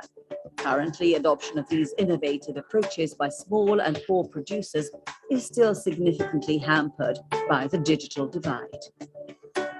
Public investments in rural connectivity, digital literacy, farmer registration in digital database, and adequate policy and incentive frameworks are needed to bridge the divide and allow for more widespread global adoption of digital agriculture transformation. But it is not only about technology. Innovation is all about solving complex problems and adding value in new ways. Farmers, herders, foresters, and fisherfolks are at the center of innovation. As custodians of natural resources, they have always innovated to find new solutions to complex issues. Inclusive business models such as contract farming allow producers better access to markets and a more stable income. Adoption of geographic indicators labels for food products generate improved market position and incomes. And recent online agriculture worker platforms help meet supply and demands during COVID-19. But all these innovations must ensure access to rural communities in developing countries, especially women and youth. Women are key players throughout all stages of agri-food systems transformation. Likewise, youth are poised to make a major contribution to this transformation by applying their education, entrepreneurial potential, and technological savviness to support innovation and shepherding adoption of innovative solutions within their communities. Public-private partnerships will be crucial to help bridge investment gaps in infrastructure and access to facilitate smallholders' participation in the digital economy. The response measures to COVID-19 can also serve as important catalysts for innovation, accelerating the transformation of food systems towards more inclusiveness and sustainability, and fostering employment opportunities and access to healthy diets for the world's most vulnerable.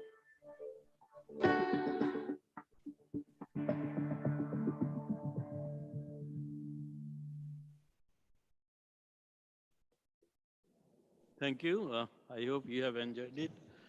Now I like to request Ms. Ismahani Ulafi, Chief Scientist of FAO, to take the floor.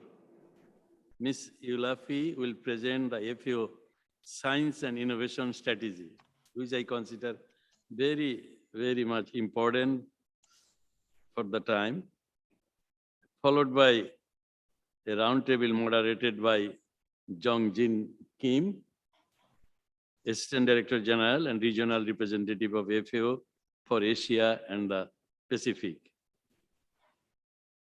Ms. Elafi, Madam, you have the floor, please. Ms. Elafi. Thank you, Your Excellency, Mr. I cannot Chairman. pronounce this properly. Please forgive me. No problem. Thank you very much, Mr. Chair. Thank you, Your Excellency, Minister Mohammed. And thanks for Bangladesh. Thank you also to Bangladesh for hosting the regional conference for Asia and the Pacific. Thank you also to our DG for your great opening and for your enlightening vision on the potential of science and innovation really to solve global issues. It is my pleasure today, Excellencies, ladies and gentlemen, to present our science and innovation strategy. And before I start, let me really concur with the DG that particularly Asia and the Pacific, it's a region where it has a lot to offer. It's not only could be a beneficiary of science and innovation, but could also eventually be providers of that science and innovation for scale up worldwide. So Excellencies, ladies and gentlemen, it's really my honor to present the strategy to the special event. And I salute you for the event, special event on innovation, science and digitalization as accelerators for transformative change in Asia and the Pacific. I think we agree that science and innovation are both emerging as prominent components of the evolving global development agenda. Science, technology, and innovation are at the heart of the 2030 agenda for development and contribute to many, many SDGs. And luckily in 2021, both the UN Food Systems Summit and the Glasgow Climate Pact affirmed the need to invest more in science and innovation for the SDGs and for effective climate action.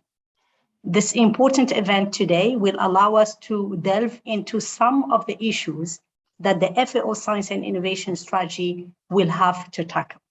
Let me remind you that the draft strategy will be considered by the FAO Council this June, inshallah, and that the outline and the roadmap were discussed during the senior officer meeting on March 8th. The vision of the science and innovation strategy is really a world free from hunger and malnutrition, where the potential of science and innovation is fully leveraged to overcome complex social, economic, and environmental challenges of agri-food system in a global, equitable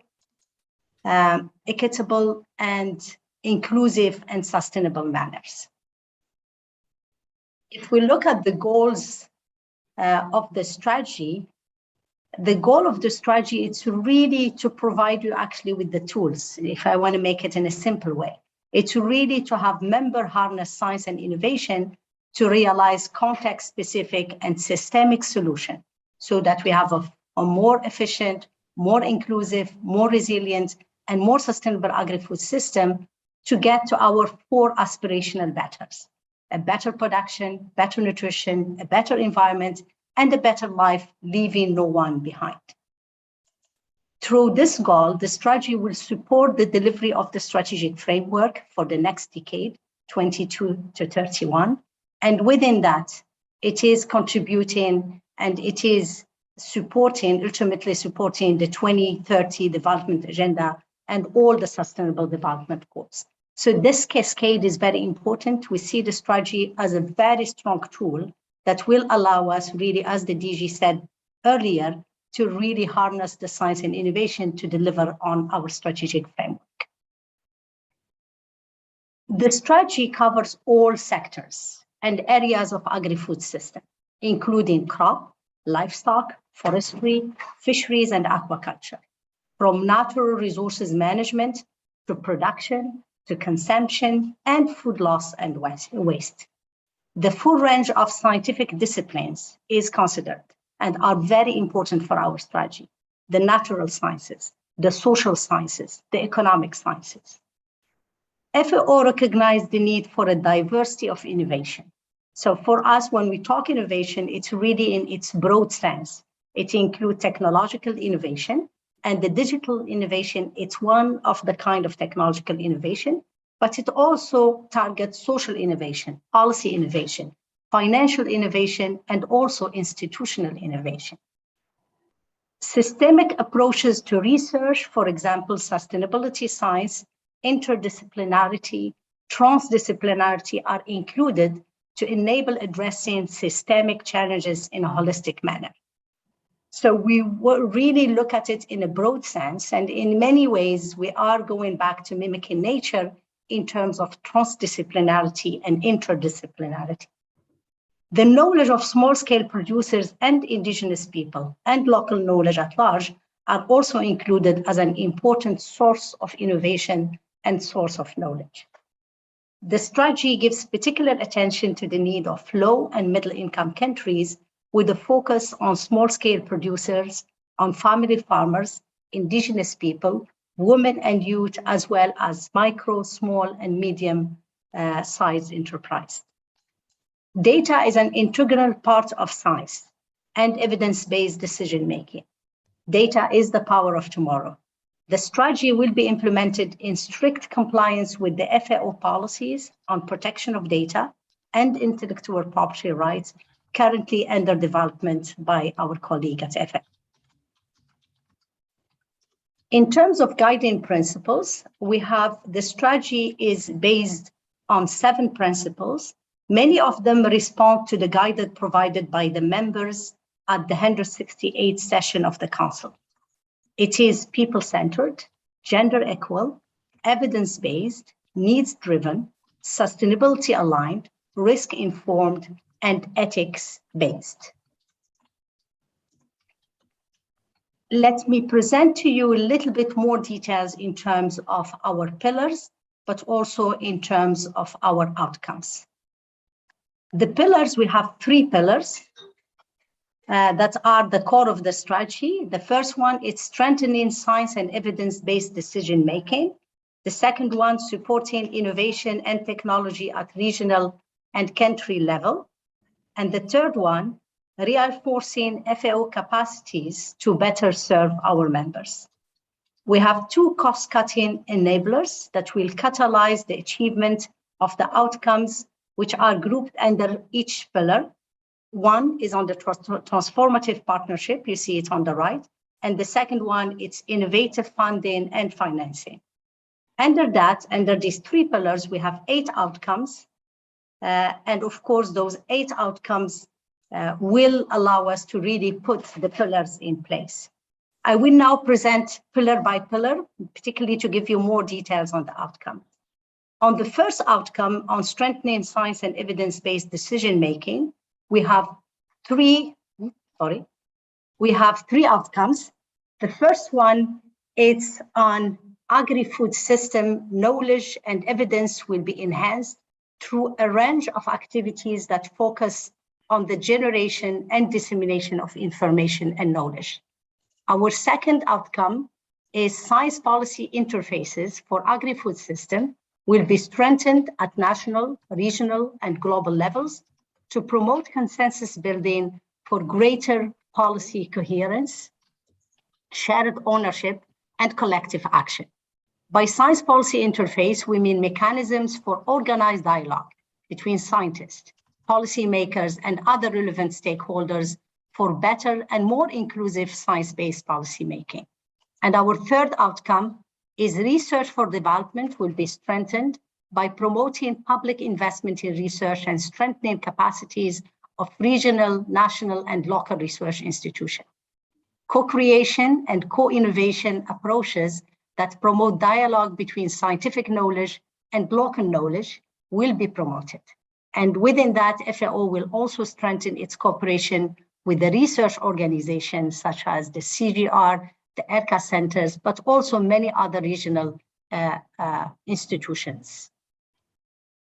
On the second pillar, which is on supporting innovation and technology at regional and country level, we have 3 as well outcomes. The first outcome is access to and use of sustainable, affordable, and context-specific innovation and technologies by small-scale producers, family farmers, and other agri-food system actors will be enhanced. FAO will deliver updated information about the full range of available innovation and provide evidence-based guidance on options for accessing those innovation and technologies. Our second outcome, capacities of national agri-food innovation systems to prioritize, to co-create and scale sustainable and appropriate innovation and technologies will be strengthened. FAO will assist countries through a rigorous approach to the prioritization of innovation and technologies through, again, knowledge and access to knowledge and access to analysis. And our third outcome within this pillar is national capacities to design, implement, and evaluate strategies, policies, and the regulatory framework on science, technology, and innovation will be strengthened. FAO will provide guidance to countries on national policies and the regulatory frameworks, institutional arrangements, and governance system for strengthening science and innovation. And for our third pillar, which is on reinforcing FAO capacities to better serve the members, our 194 members, will be achieved through two outcomes. The first one, FAO capacity to enable science and innovation will be enhanced across the organization. This involves a wide range of issues, such as developing coherent methodologies for impact assessment, for risk assessment, for monitoring and evaluation of innovation. Particular attention will be given to enhance capacities in our country offices. Our second outcome is knowledge management and exchange of information and experiences will be enhanced across the organization from global to country level. Knowledge management will be designed to facilitate capturing the result of project evaluation and feeding lessons learned into the design of new innovation that was focused in project. To close, Mr. Chair, let me thank you for your time. This was quite a rapid overview of the draft strategy. I look forward to working with all members to ensure that the strategy is further enhanced to respond to the need of the region and the countries. And let me just close by saying, in my own experience, I have seen a lot of innovation in Asia that are not maybe documented, not publicized, not marketed. And really what we are hoping for is that we benefit the Asian and Pacific countries by putting more emphasis on science and innovation, but also we take the success stories in Asia and we propagate them in other regions that need it. Thank you very much, Mr. Chair. Over to you.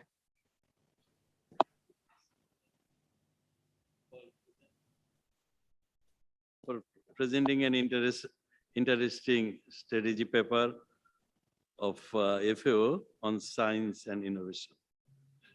Excellent. I pass the floor to Mr. Jong-Jin Kim to moderate a roundtable on innovation, science and digitalization, country-specific opportunities, challenges and areas for regional cooperation and FAO support in terms of technology and fund as well. Mr. Kim, you have the floor, please. Thank you, Mr. Chairperson. Excellencies, distinguished delegates, and ladies and gentlemen, it is a great pleasure for me to moderate this special event on innovation, science, and digitalization. While these have been the priorities for FAO and this region, Asia and the Pacific, for some time, the COVID-19 crisis has greatly accelerated the adoption of digitalization and the other innovations along the agri-food chain, mitigating disruptions and economic losses to a large extent. Yet the quickening pace of disruption suggests that the time has come to ask ourselves, what type of digital transformation the region needs for the agri-food systems? The current pandemic has put a spotlight on the necessity of making innovation and digitalization available to all. In this regard, it is imperative to support innovative solutions that benefit family farmers, small entrepreneurs, vulnerable consumers, and the other actors along the agri-food chain, including women, the youth, and the indigenous people. The first step involves improving connectivity and building skills, but there are policy and programming solutions to explore in order to ensure inclusiveness. It is equally crucial to foster novel technologies, business models, and other solutions that help us overcome difficult natural and climate conditions. This involves innovations, not only at the farm level, but also in the downstream value chain. It is also timely to take stock of policy challenges emerging our region associated with this phenomena, such as the ownership, confidentiality of data, environmental degradation, potential job loss, and poor quality jobs. These are some of the issues that will be delved into this afternoon in our panel discussions on innovation, science, and digitalization. Therefore, the panel this afternoon will share some innovative experiences currently being implemented along the agri-food chains in their countries, and to discuss the challenges faced and the policy implications. We'll also hear different views on the outlook of the digitalization, innovations, and their impacts on food security and nutrition, agri-food systems, and the broader economy and environment. We would like to focus on plausible solutions being tested in the region. Now, we have an excellent panel this afternoon consisting of representatives from our member states. Before we start, let me introduce our panel. We are delighted to have with us Honorable Mahindaranda Arutkamagi, Honorable Minister of Agriculture from Sri Lanka, Director General Mr. Moses Amos, who will be speaking on behalf of Honorable Minister Willie Daniel Carlo, Minister of Agriculture, Livestock and Forestry, Fisheries and Biosecurity of Vanuatu. He is joining online. Honorable Rajiv Karim, Minister of Fisheries and Livestock of the Bangladesh, Mr. Basuri Gombo Dorji, Vice Minister of Food and Agriculture and the Light Industry of Mongolia. Without further ado, I would like to begin with the first question to Honorable Minister Mahindaranda Arutkamagi from Sri Lanka. The question is, in light of climate change, COVID-19 pandemic, demographic change, and the other challenges faced in the region, what are the top priority areas of your government to strengthen innovation, technology transfer, and the science policy interface with the agri-food systems? Yes. Floor is yours. Thank you, Chairperson, ministers, and invitees. Especially challenges after the COVID-19, my country. We were from the food security side that we didn't have any issue in food security because we were self-sufficient in paddy and vegetables. But our farmers are still doing the traditional agriculture practices. So we have taken them into we have a project called modernization project. So we were bringing them into the new technologies. We are giving them the new drip irrigation systems and new technology. So with the technology, we are supporting the farmers. And also we have started a home gardening program after the COVID-19 this thing. There are about 2.2 million families we are helping by the government. These are the actions we have been taken. Thank you very much, Honorable Minister, for your important points. The modernizing the traditional agriculture practice with the new technologies and innovations. Also, innovative approach such as home gardening would support the food security and nutrition and will enhance livelihood and nutrition. So thank you very much for these important points. Now, let me invite Director General, Mr. Moses Amos. I would like to ask a question about digitalization and the inclusiveness in Vanuatu. Which policies and approaches is your government deploying to bring family farmers, small entrepreneurs, and other value chain actors on the digitalization and overcome the digital divide? Floor is yours, Mr. Director General. I thank you, Chairperson, for giving us the floor and allowing us to talk, to respond to the question raised. For Vanuatu in the face of COVID-19,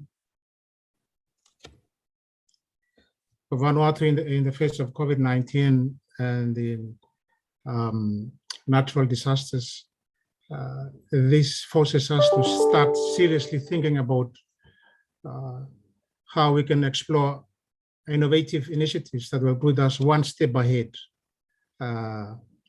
of the current challenges we face. Innovations that will help us to use challenges as opportunities and transformation of our food systems, building on public-private partnerships. So using this as the basis that drives our determination to come up with innovative approaches. Vanuatu government has in place a principal national policy, and it's called the National Sustainable Development Plan. And this policy is able to drive action-oriented objectives and strategies across all sectors. And we're focusing on the Ministry of Agriculture and Ministry of Trade.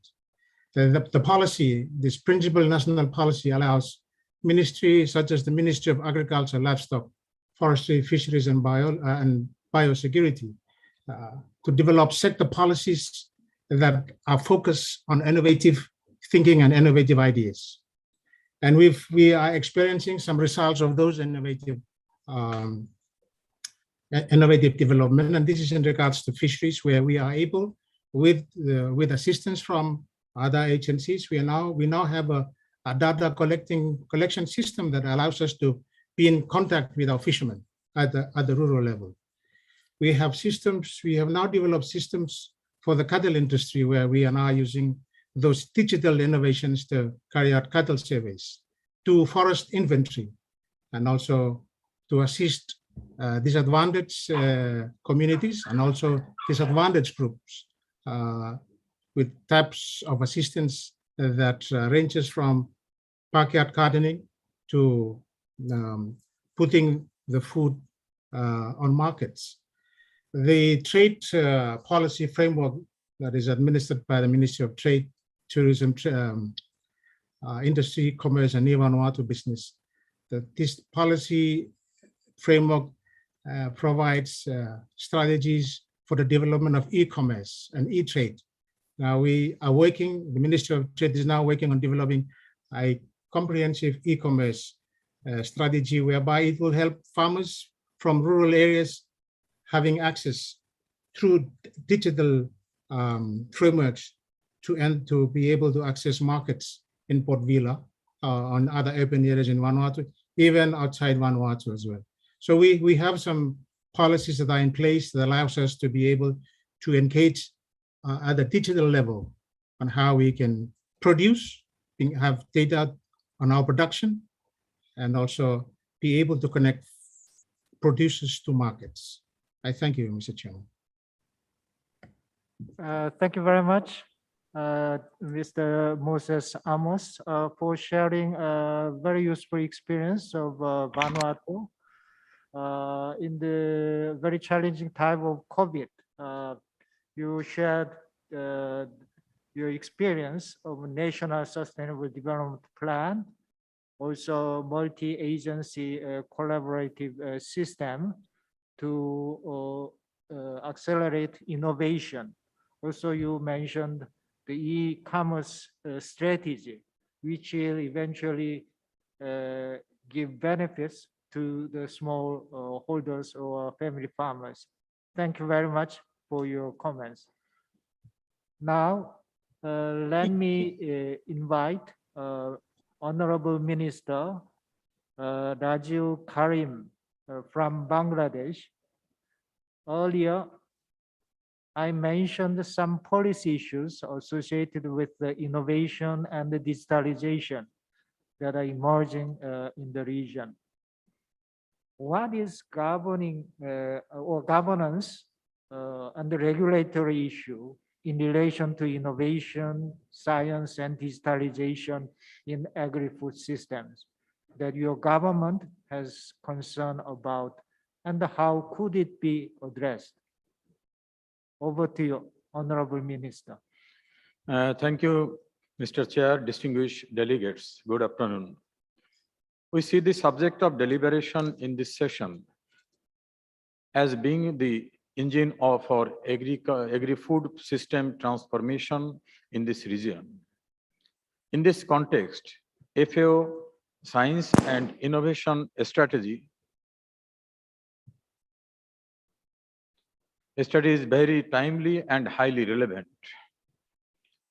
With around 40% of our workforce engaged in agriculture and allied sectors, we see development of this sector as being at the core of Bangladesh's transformation to a high-income, knowledge-based economy by 2041, and science, innovation, and digital technology as the vehicle of realize this goal. The e-government master plan for Digital Bangladesh 2019 has dedicated section on the digitization of agriculture services and digital commerce policy 2018. Perhaps the path for creating e-commerce around agriculture produce with objective related and digital transformation and digitization for agriculture sector. From the use of robots and GIS in agriculture to weather forecasting and crops-based advisories, we are in the process of harnessing and the immense potential of science digital technology to take Bangladesh agriculture to the next level as a part of Industrial Revolution 4. Digital technology is being used for improving the performance and realizing the potential of the livestock and fisheries sector also. While the COVID-19 pandemic has posed challenges, it has also asserted the use of digital technology and innovation of ensure minimal disruption of supply chains during the period of crisis. Online marketing of both agriculture and livestock products, including online cattle market, have developed fast and are here to stay. Virtual call centers managed by farmer-producer organizers formed under the Missing Middle of Initiative supported by FAO, managed to link supplies with buyers for both inputs and sales of produced and ensure the operation of rural food supply chains. This is set to expand further. Our ambition, Bangladesh Delta Plan 2100 in built on harnessing of the potential modeling techniques, forecasting and digital technology to realize the vision of safe, climate resilient and prosperous Delta.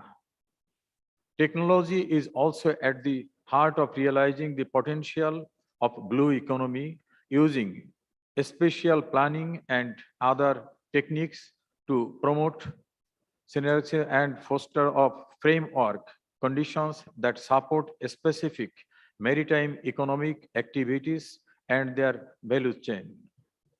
To ensure the approach is inclusive, and the vulnerable are integrated into the process, financial innovations have been put in place, and we are actively mainstreaming the G25 payment system for transfer of social protection benefits.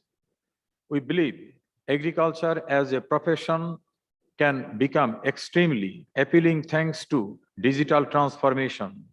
This can attract more youth to agriculture.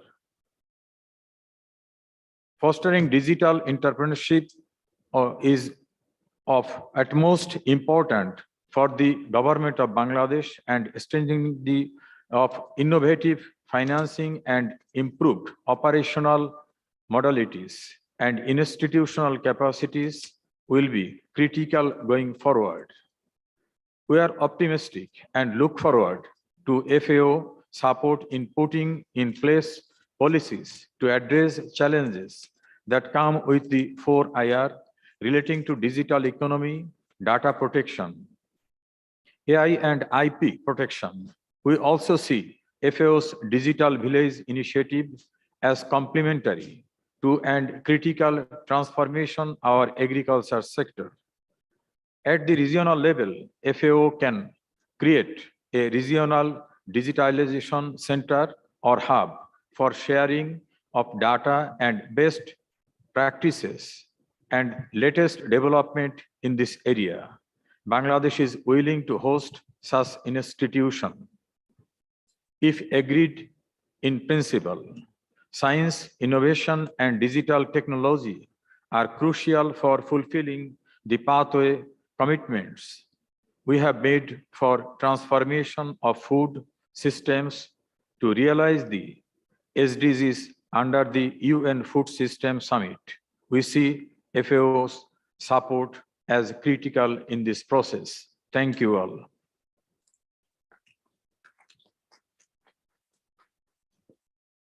Thank you very much, Honorable Minister, for very insightful comments. I think you brought our attention to very important point, which is the government strategy, and the strong ownership is important, such as Digital Bangladesh 2019, which laid out the roadmap for innovation and digitalization. You also shared a diverse range of innovative solutions. I think this is very useful and insightful experiences we can share and exchange among member states. Also, you pointed out important area of work for FAO, such as introducing knowledge hub to facilitate sharing and exchanging diverse digitalization and innovation solutions among member states. In fact, the Regional Office of Asia and the Pacific is planning to organize a high-level event to launch a platform to facilitate this sharing and exchanging of various innovative solutions among member states in the region. So thank you very much for very insightful response. Now,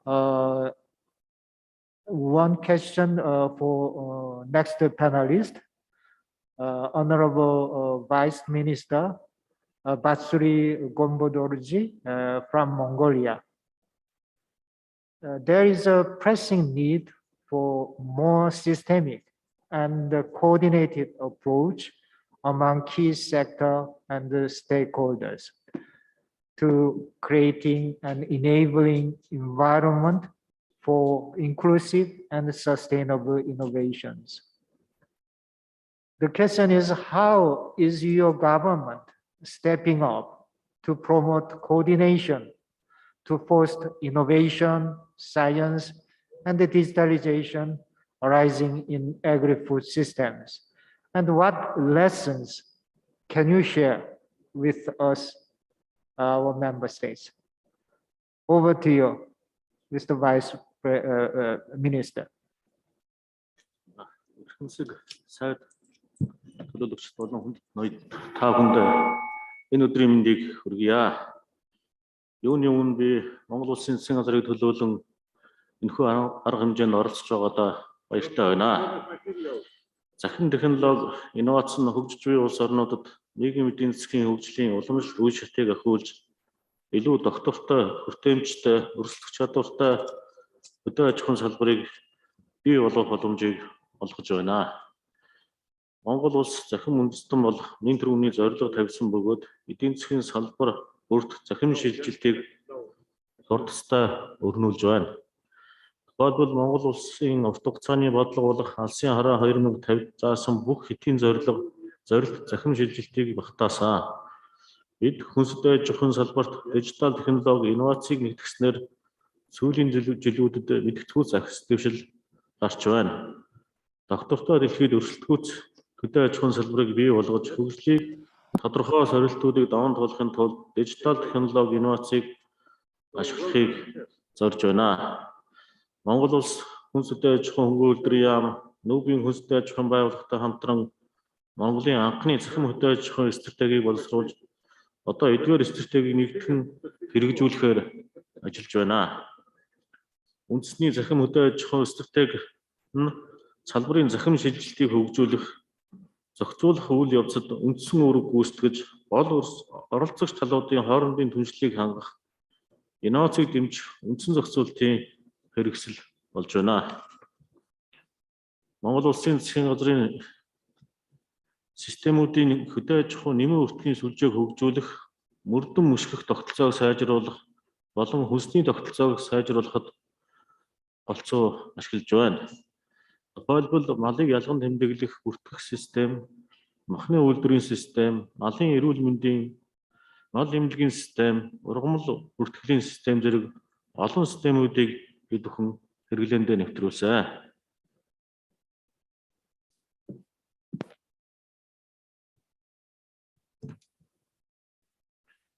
Thank you very much for this very useful, excellent comments, Mr. Vice Minister. You highlighted the innovative policy approach to effectively respond to the various challenges in the country, such as COVID pandemic and climate change. This is again very relevant issues for many of member states in the region. Finally, I have a question for all four panelists.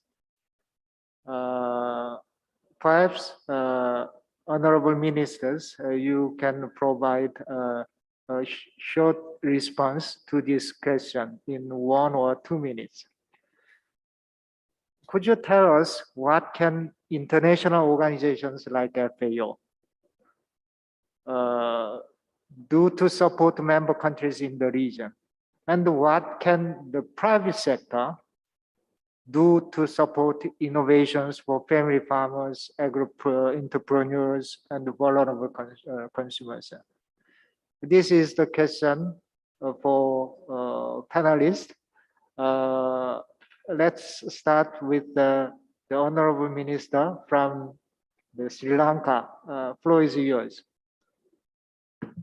Thank you, Chairperson. The government and the people of Sri Lanka have significantly benefited from the technical expertise and support provided by the FAO for past half century. So I must thank again for giving the fullest support. We were mainly concentrating on making Sri Lanka livestock and fisheries sector more productivity and profitable, and also poverty reduction through agribusiness development. Also development of drone-based aerial crop monitoring and GIS image processing technology in Sri Lanka to improve the sufficiency of data capturing and collection. Also introducing sustainable multi-popular forest plantation, supporting country investment plan, developing more efficient and inclusive value chain system in the country. And also we have the government has started a new policy. Now we are into green agriculture to support the green agriculture system. Also to produce seeds. We're expecting even at the moment, the FAO is supporting us to for the seed production. So these are the areas we were looking support from the FAO. Thank you. Thank you very much, Honorable Minister, for your comments. You highlighted various areas where FAO and the government of Bangladesh can further collaborate to support the more efficient and effective production and the value chain, as well as different sectors like seeds, livestock, and so on. Thank you very much. Now, let me invite Mr. Moses Amos from Vanuatu joining this virtually. Over to you, Mr. Moses Amos. Thank you, Mr. Chairperson. Areas where FAO can assist member countries, particularly small island developing states of the Pacific region. Technical and funding support for the following areas: development of national digital policy frameworks for our productive sectors that will enhance productivity and sustain productivity and livelihoods. Second area would be digital training for rural farmers. We are now into a digital era, and we are developing digital systems to get engaged with farmers. So one area would be providing support for the training of rural farmers. Third area would be innovative research at the country level. Innovative research focusing on resilient planting materials and seeds that will allow Pacific Island countries, particularly the small island developing states, to be more resilient to climate change and also to the COVID-19 impact. The fourth area would be through engagement through public-private sector partnerships, the engagement of private sector into these policy frameworks that would positively engage private sectors. I think those are the key areas that we would probably be looking to FAO for technical assistance and support. Thank you, Chair. Thank you very much for this feedback. We all well understand the unique challenge of the seeds, small island development states, and we need to work together to explore tailored solutions to address those unique challenges in seeds. You mentioned several areas, including PPP or public-private partnership, which is, we believe, very important to synergize the strengths of the public sector and the private sector, particularly in this area of innovation and digitalization. The role of private sector will be most important. Thank you very much. Now, let me invite Honorable Minister of Bangladesh for the same question.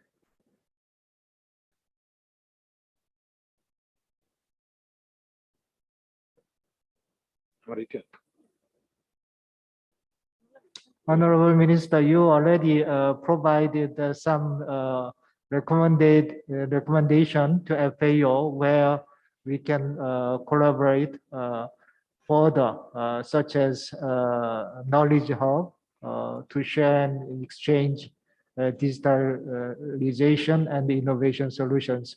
But if you have further suggestions for FAO, where we need to focus on and pay more attention to in promoting digitalization, innovation, and science.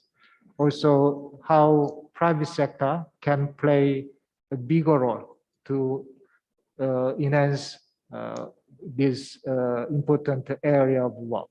So over to you, Honorable Minister. We can provide a concept note on our proposition. I think you have covered most of the points. Thank you very much. I have already mentioned about our expectation and the cooperation we are expecting. Apart from the paper I presented, we like to share something more by written documents for taking into the minutes of these sessions. Thank you very much. Thank you very much.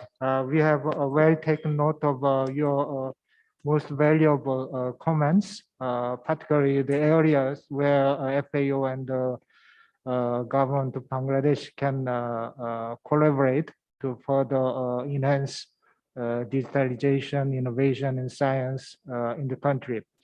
Now, last but not the least, let me invite Honorable Vice Minister of Mongolia for the same question. Over to you.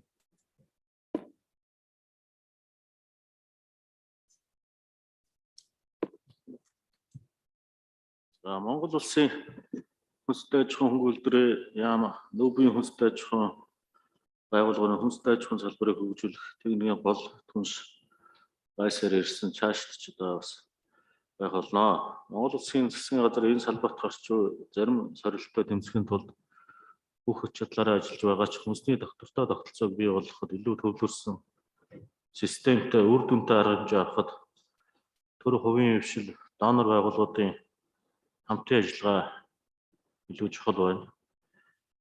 Энэ чиглэлээр хамтын ажиллагаа улам өргөжүүлэхийг хүсэж байна. Ялангуяа бүгд найрамдах хятад ард улсын туршлагаас оролцохын тулд бид өмнөдийн хамтын ажиллагааны хүрээнд нүүбийн хүнстэй аж ахуйн байгууллагаас дэмжлэг үзүүлэхийг хүсэж байна. Анхаарал тавьсанд баярлалаа.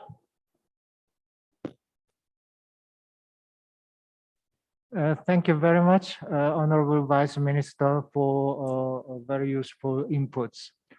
I think you highlighted important areas of work, such as transboundary animal disease, including the animal medicines, vaccines.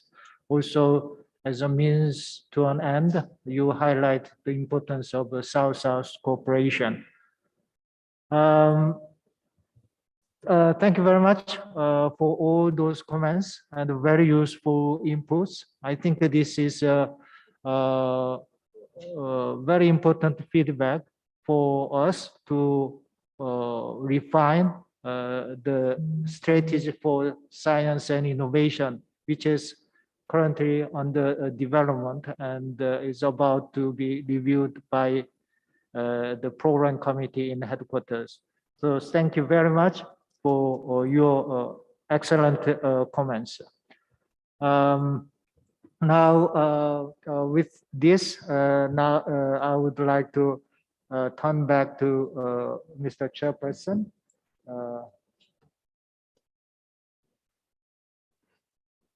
Thank you, Mr. Kim, for nicely moderating the special session on strategy of FAO for science and technology innovation. I like to pass the floor back to Ms. Ulafi to make closing remarks. Ms. Ulafi, you have the floor, please. Thank you very much, Mr. Chair, Your Excellencies, ladies and gentlemen. Really, thank you very much for the discussion. Thank you to my colleague, Mr. Kim, for moderating the ministerial panel on science and innovation. I think we heard a lot of conversions of the need for many innovation, including the digital innovation. And also what I really like very much about this panel is that We got concrete examples of how did you do it? And what was the impact of COVID-19 and how did you change certain priorities or certain directions? Maybe as a closing, what I want to really leave you with is that we are insisting on the menu approach, whereby, as our DG said, FAO is a knowledge house, and FAO has to provide different options that countries have the sovereignty to choose and pick from. So you choose what works better for you. And that's why, for us, no one size fits all. It's very important, particularly when we talk about technologies and innovation. Technologies and innovation also alone cannot deliver a transition. So what we need is really a holistic approach, whereby we are using, of course, the best of science, the best technologies, the best innovation, but we complement it with the other things. And the other things are very important, be it a policy framework, the right policy framework, the right investment, the right incentives to the farmers, to the private sector, to the actors.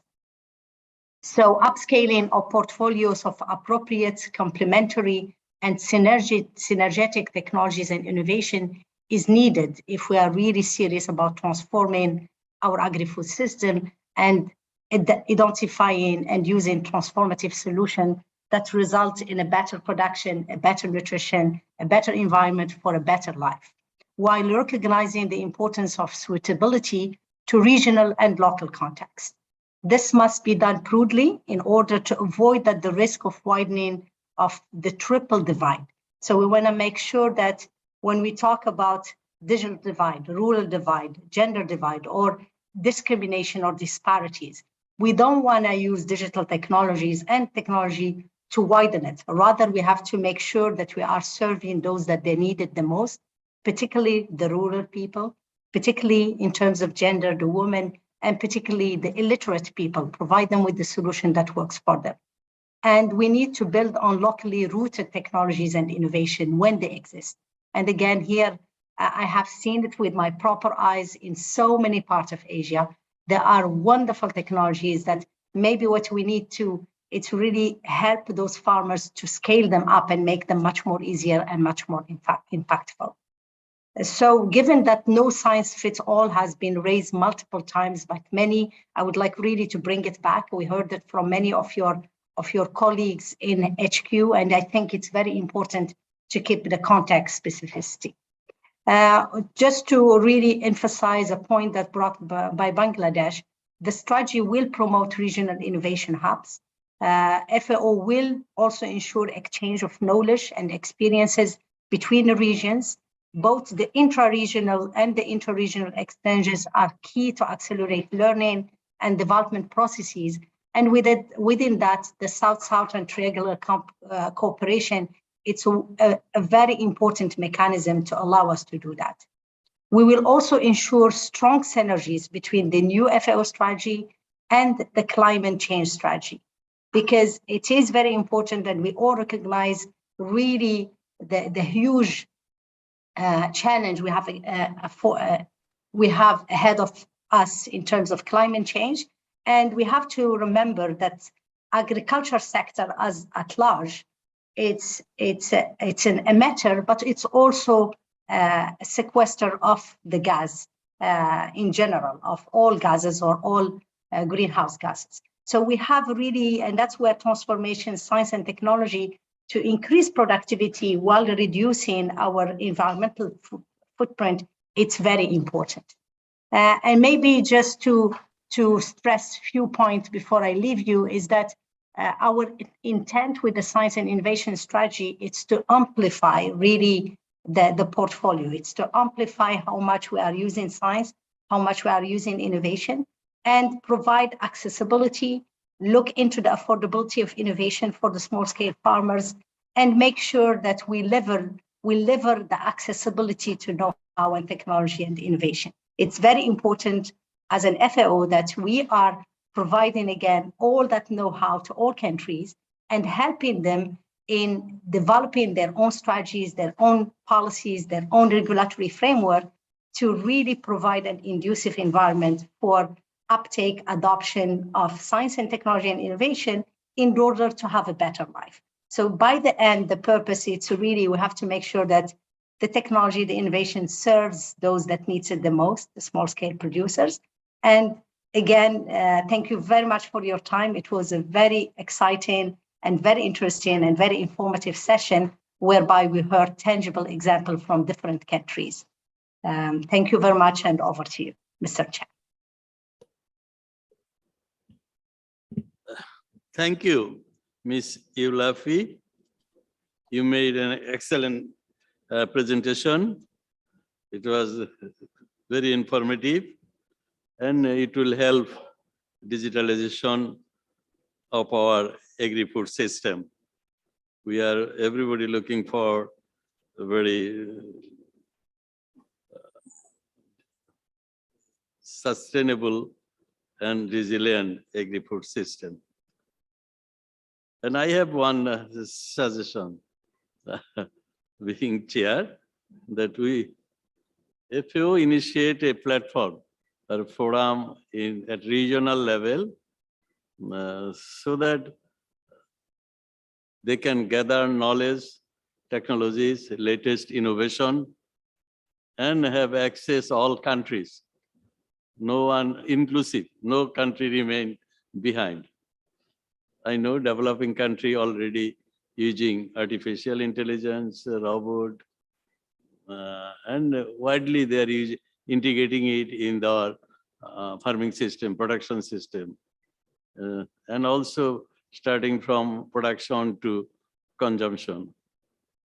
So it's very important session, I believe, for this APRC regional conference.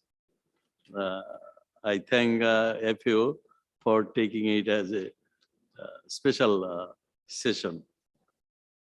Now we move for next session. Before that, I make the announcement.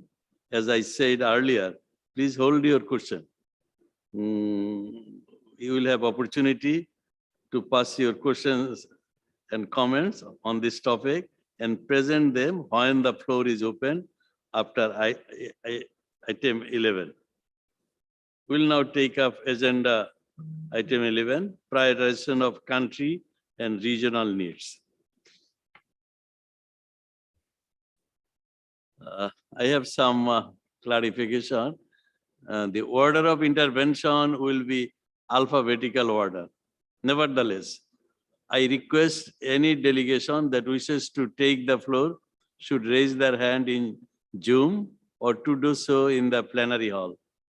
After each country has had an opportunity to make a statement, we will call on those delegations who wish to speak in the order the request was received, either in person or via Zoom. For those members who opted to submit a pre-recorded video statement, I also ask that someone in each delegation be on the hand to read the statement in case a technical issue prevents screening a pre-recorded statement. Thank you all. I would, however, like to request that each delegation to be brief and limit their statement to 3 minutes each. I repeat, 3 minutes each.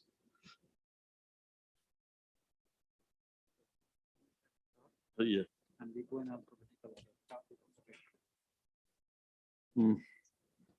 As I said earlier, I iterate, we'll go alphabetically. Obviously, Afghanistan, we start with Afghanistan. Afghanistan, I think they're online. They're online. They're not online either. Okay. Then terms of Bangladesh. No, oh, sorry, I missed. Australia, video. They have sent video.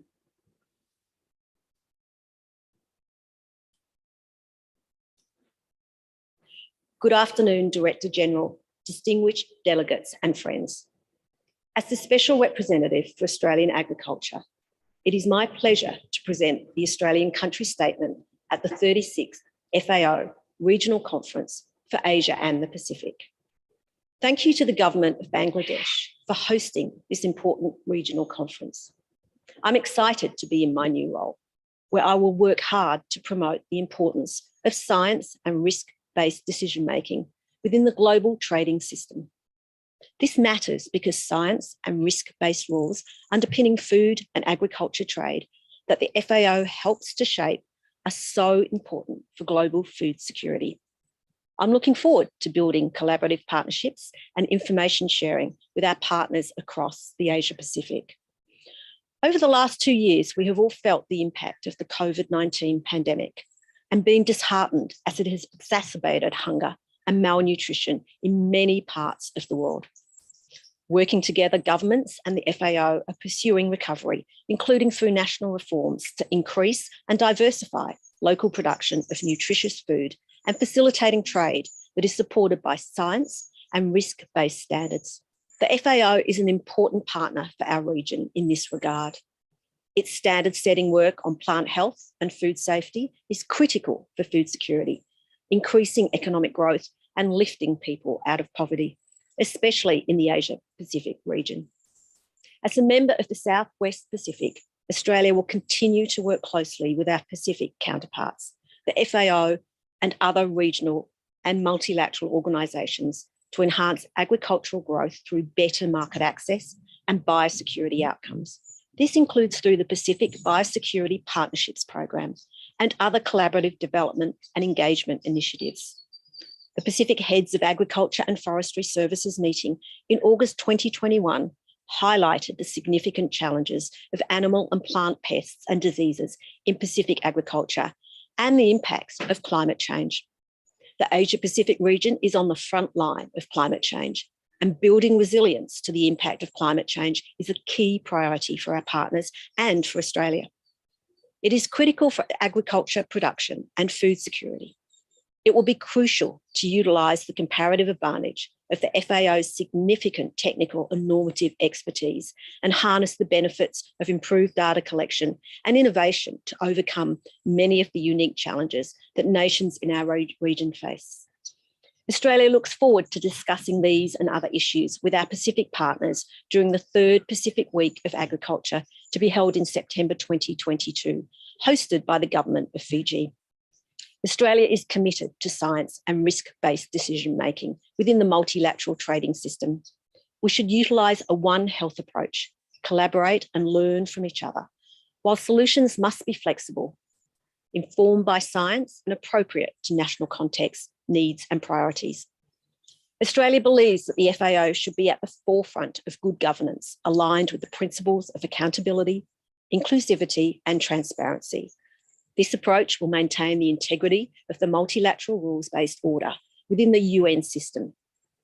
Australia also emphasises the utmost importance of robust science-based decision-making and ensuring individual national views do not adversely affect the core tenet of the FAO's normative policy and standard-setting work. We remain committed to further strengthening our collaboration with the FAO and our partners in the region and in line with the 2030 Agenda and its Sustainable Development Goals, delivering on the FAO mandate: better production, better nutrition, better environment, and better life.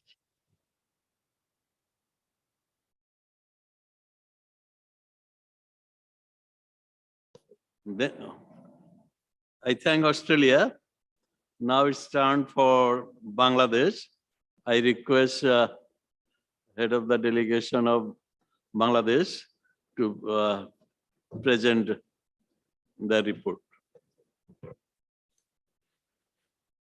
Dr. Muhammad Abdul Razak, the Honorable Agriculture Minister of Bangladesh and the chairperson of this session, Excellencies, Honorable Ministers, Head of the delegations from member countries, ladies and gentlemen, Assalamu alaikum. On behalf of Her Excellency Sheikh Hasina, the Honorable Prime Minister, Government of the People's Republic of Bangladesh, I extend my heartiest greetings to all of you. The government and the people of Bangladesh feel very honored to host the 36th APRC.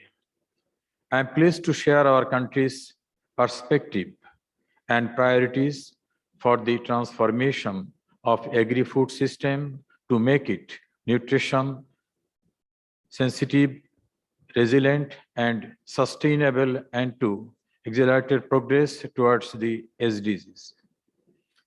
Distinguished delegates, Bangladesh is a country of fast-growing economy. Our GDP grew at the average rate of 7.4% per year from 2015 to 2019, reaching a record of 8.15 in the year of 2018 to 2019. Even with the advent of the COVID-19 pandemic, the country managed to positive GDP growth of 3.5% in 2019-2020. The current 8th five-year plan, 2020 to 2025, priorities recovery from pandemic and acceleration of growth. We are on the track of graduate from LDC to developing country in 2026. Economic growth has been accompanied with progress in food, nutrition, security indicators, despite the challenges of COVID-19. Agriculture has offered tremendous resilience and played a very crucial role in reduction of poverty and food insecurity. Ladies and gentlemen, we have made good progress in addressing malnutrition over the last 2 decades. It is, however, fair that there may be a dent due to the impact of COVID-19 micronutrient deficiency, overnutrition, and increasing incidents of non-communicable disease are emerging challenges for us. We considered diversification of both production and consumption and widespread nutrition awareness as priorities. We also pursue doubling agriculture, poverty in income, reducing food loss and waste, and expanding mechanization, modernization, and improved agri-food value chains in line with the National Agricultural Policy 2018, National Food and Nutrition Security Policy 2020, and Bangladesh Perspective Plan 2021 to 2041. The goal is to produce safe, healthy, nutritious food sustainability for domestic as well as export market. The existing institutional framework has to be stringent in order to realize these priorities for agri-food system transformation. We understand the APRC members countries would also appreciate such transformation towards more vast food and nutrition security. In this process, we have a number of common problems. Apart from the ongoing COVID pandemic, such as climate change, natural calamities, while contributing less than 0.47% of global emissions. Bangladesh is one of the most climate vulnerable countries.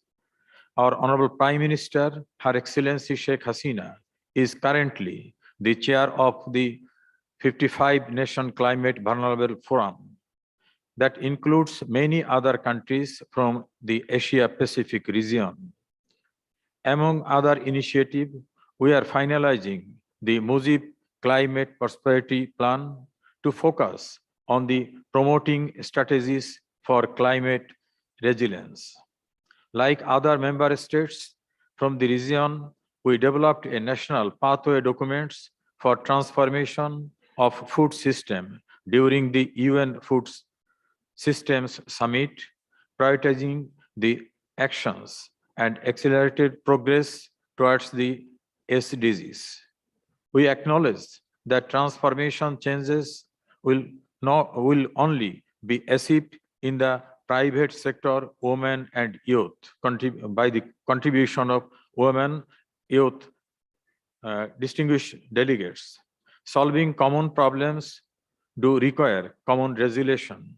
The COVID-19 has increased a interconnectivity of the world.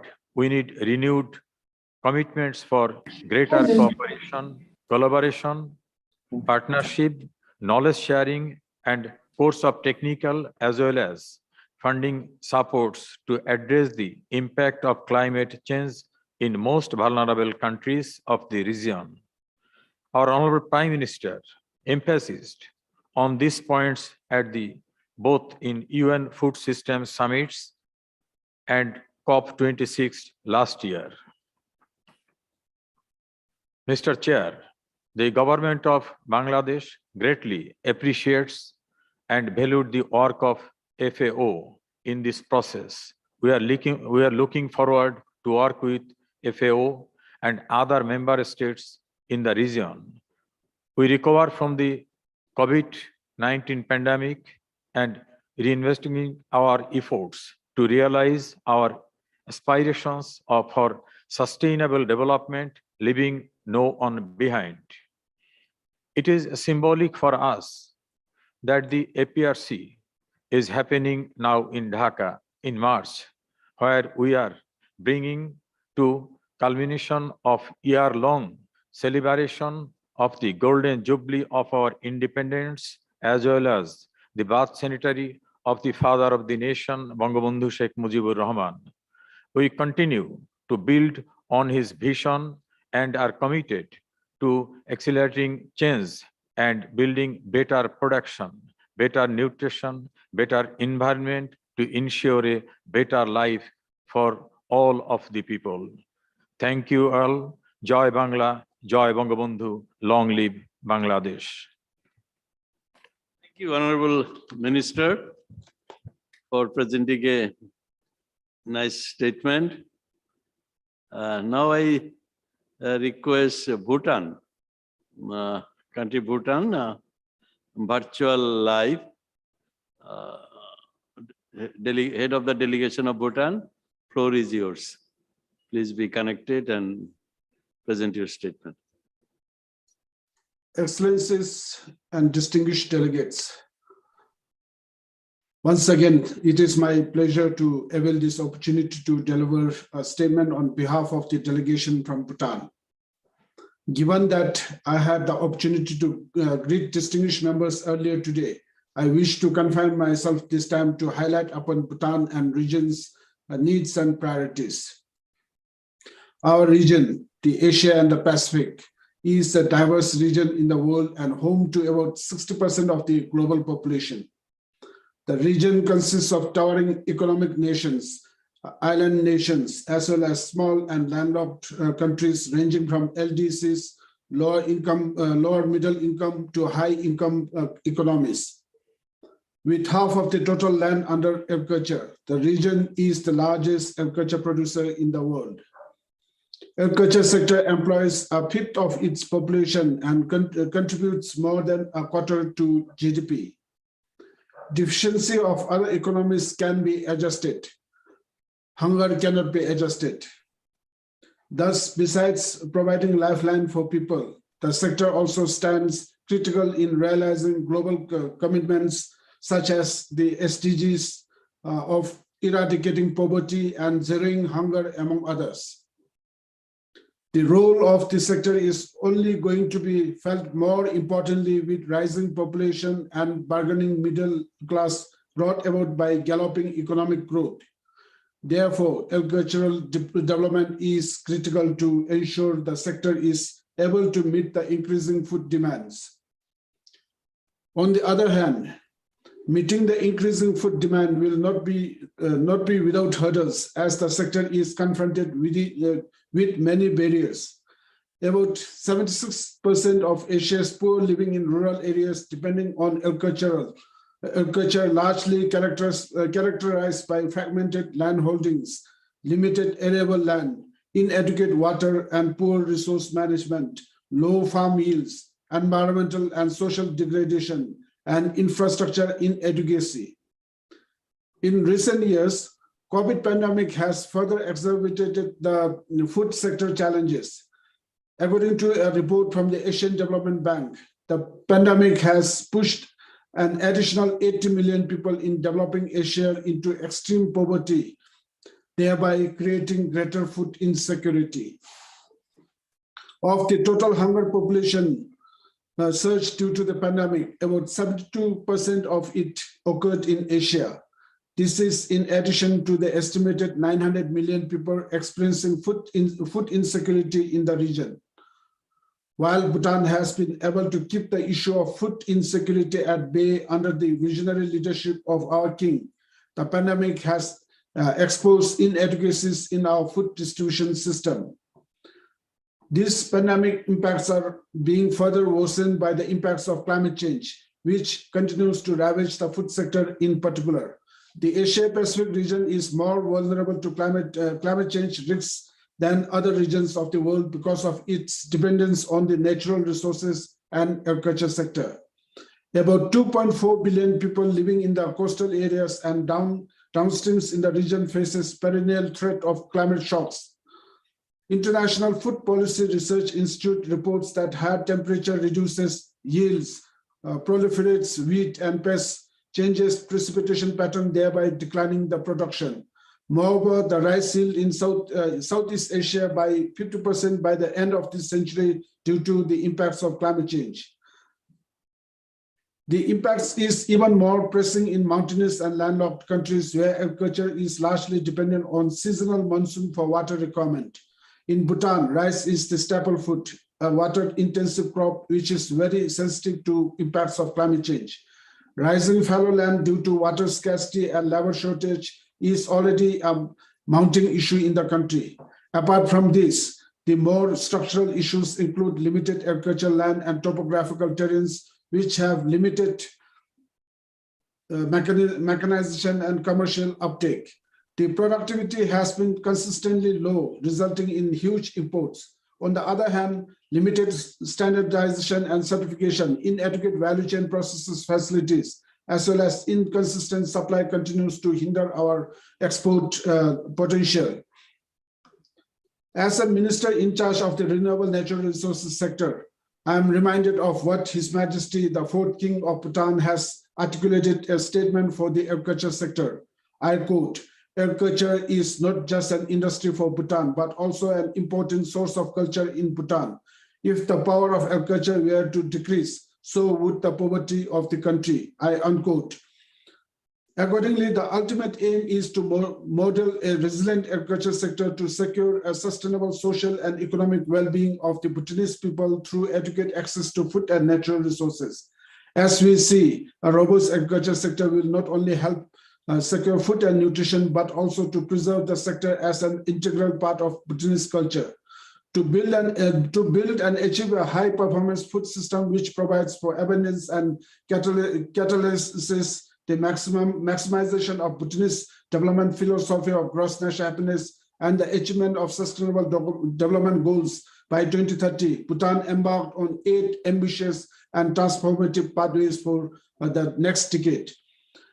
The first pathway is secure, productive, and smallholder livelihoods. Second, enhance value standards and markets. Third, unleash the power of digital tools. Fourth, secure financing and directs the agri-food sector. Fifth, accelerate science and technology. Sixth, boost nutrition positive initiatives. Seventh, sustain nature-first approaches. And eighth, build capacity, strengthen coordination and partnerships. These transformative pathways will ensure that Bhutan's food systems to assure access to affordable and safe food to all members of society, eradicate all forms of malnutrition and hidden hunger, double smallholder incomes and alleviate poverty, empower women and children, reduce drudgery, contribute to meaningful employment creation, remain ecological benign and carbon neutral, and build resilience to shocks and stressors across the food system network. At the regional level, there is a need to transform agriculture, making in more modern, climate-proof and inclusive as the region recovers from the coronavirus pandemic. We need to leverage ICT opportunities, agricultural mechanization, subsidy, value addition, and processing. Equally critical will be to boost agricultural trade within the region. As I conclude my statement, I humbly call upon the countries of the Asia and the Pacific region to reaffirm ourselves to a collective responsibility to make successful recovery from the shocks of COVID pandemic and to foster collective partnerships in addressing the issues and challenges confronting the food sector. Thank you and Tashdele. Thank you, Honorable Minister and Head of the Delegation of Bhutan for making an excellent statement. You made very good recommendation. I am pretty sure our rapporteurs have taken note of it, and it will be coming in the final report. Thank you again for making very good statement. Now I move to Cambodia. It's in video. Please play on the video.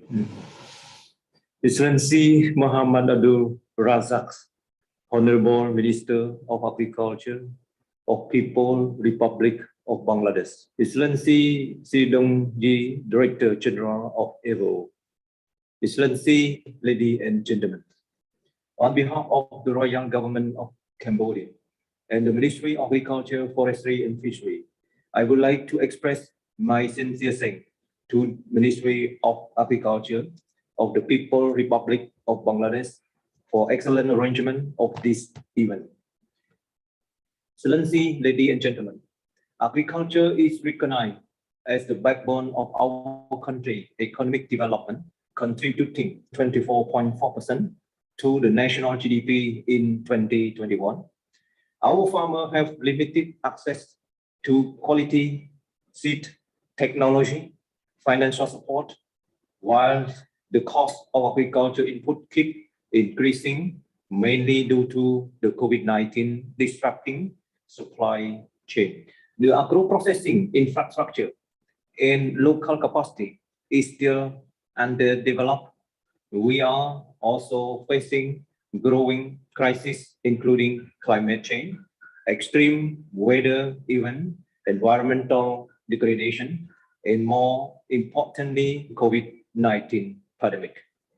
The pandemic has been affecting the economy and livelihood of millions of vulnerable population. Excellency, ladies and gentlemen, to meet these challenges, the Royal Government of Cambodia have launched the COVID-19 Recovery Plan 2021-2023.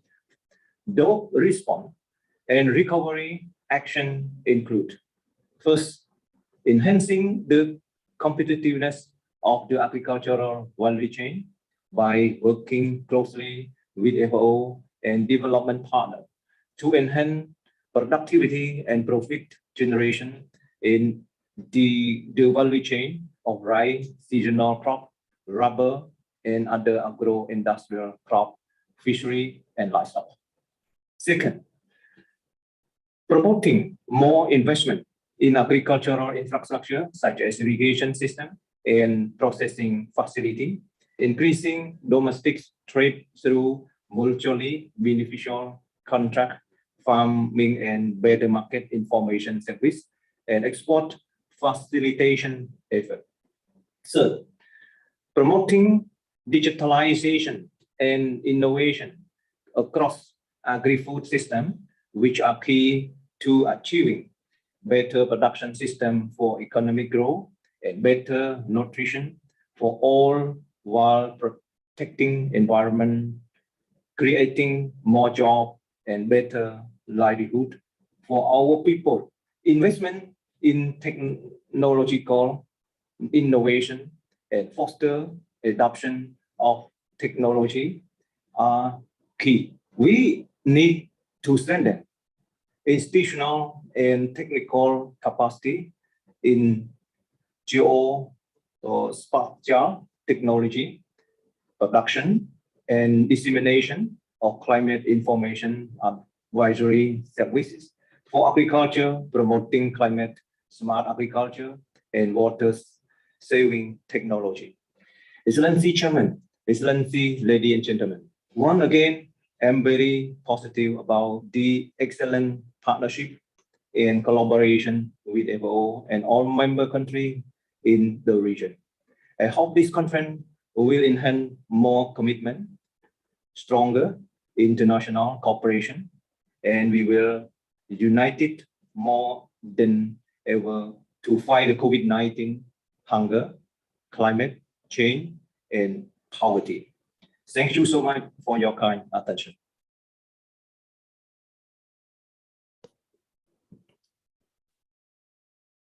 Thank Cambodia for presenting their video. Now I request China to play their video. It's time for 大会主席先生、独立主席先生、总干事阁下、各位部长、各位代表，大家好。受新冠肺炎疫情影响，世界经济复苏失衡，加上区域自然灾害重发频发，全球饥饿和贫困问题日益突出。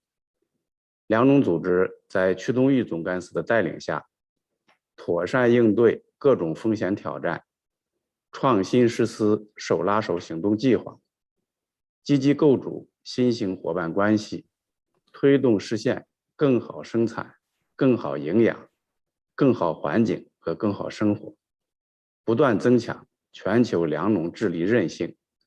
中方对此深表赞赏。中国政府高度重视粮食和农业生产，坚持农业农村优先发展，牢牢守住保障粮食和重要农产品供给安全，坚决杜绝大规模返贫现象发生两条底线，全面实施乡村振兴战略，加快推进农业农村现代化，着力提高农业综合生产能力，扎实推进乡村建设治理，促进农业全面升级、农村全面进步和农民全面发展。亚太是世界人口最多的地区，各国资源禀赋不同，发展水平各异。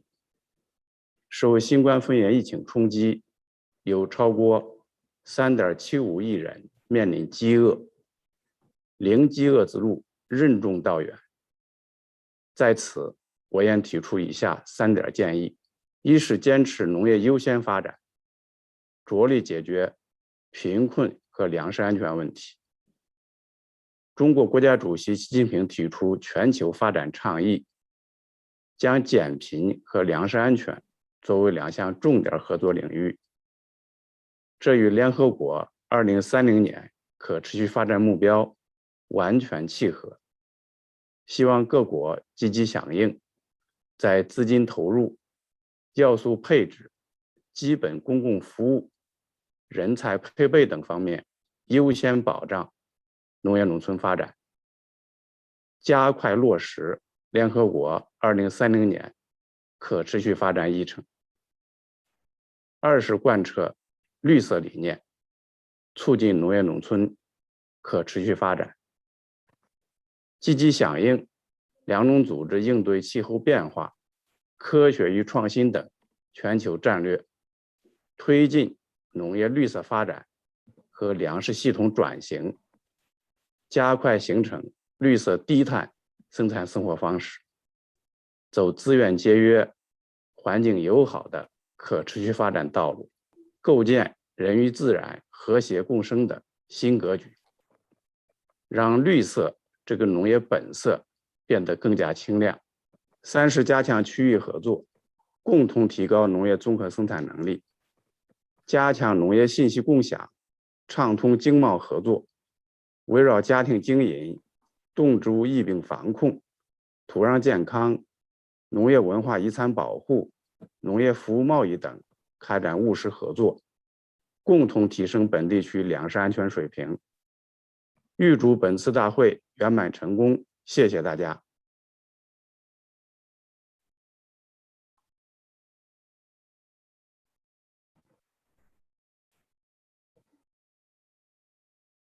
I thank the Chinese delegation for presenting their statement by video.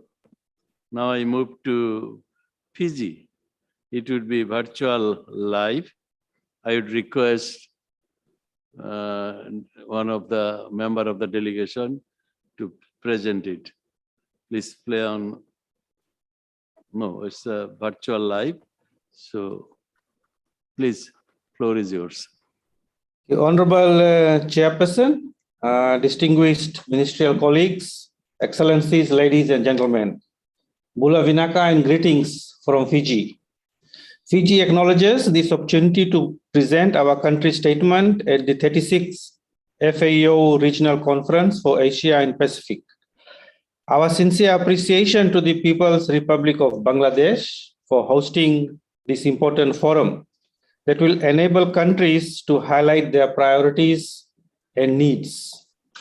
Fiji, like other countries in the region, through the current pandemic, has been driven to review and re-strategize its focus on transforming Fiji's current food systems to achieve the 2030 agenda. The pandemic has sharpened our focus on many contemporary issues, such as climate change, food fraud, and digitalization of food systems affecting the availability, affordability, and safety of food. The government of Fiji reaffirmed our commitment to achieving the 2030 agenda, which is possible through global partnership and support.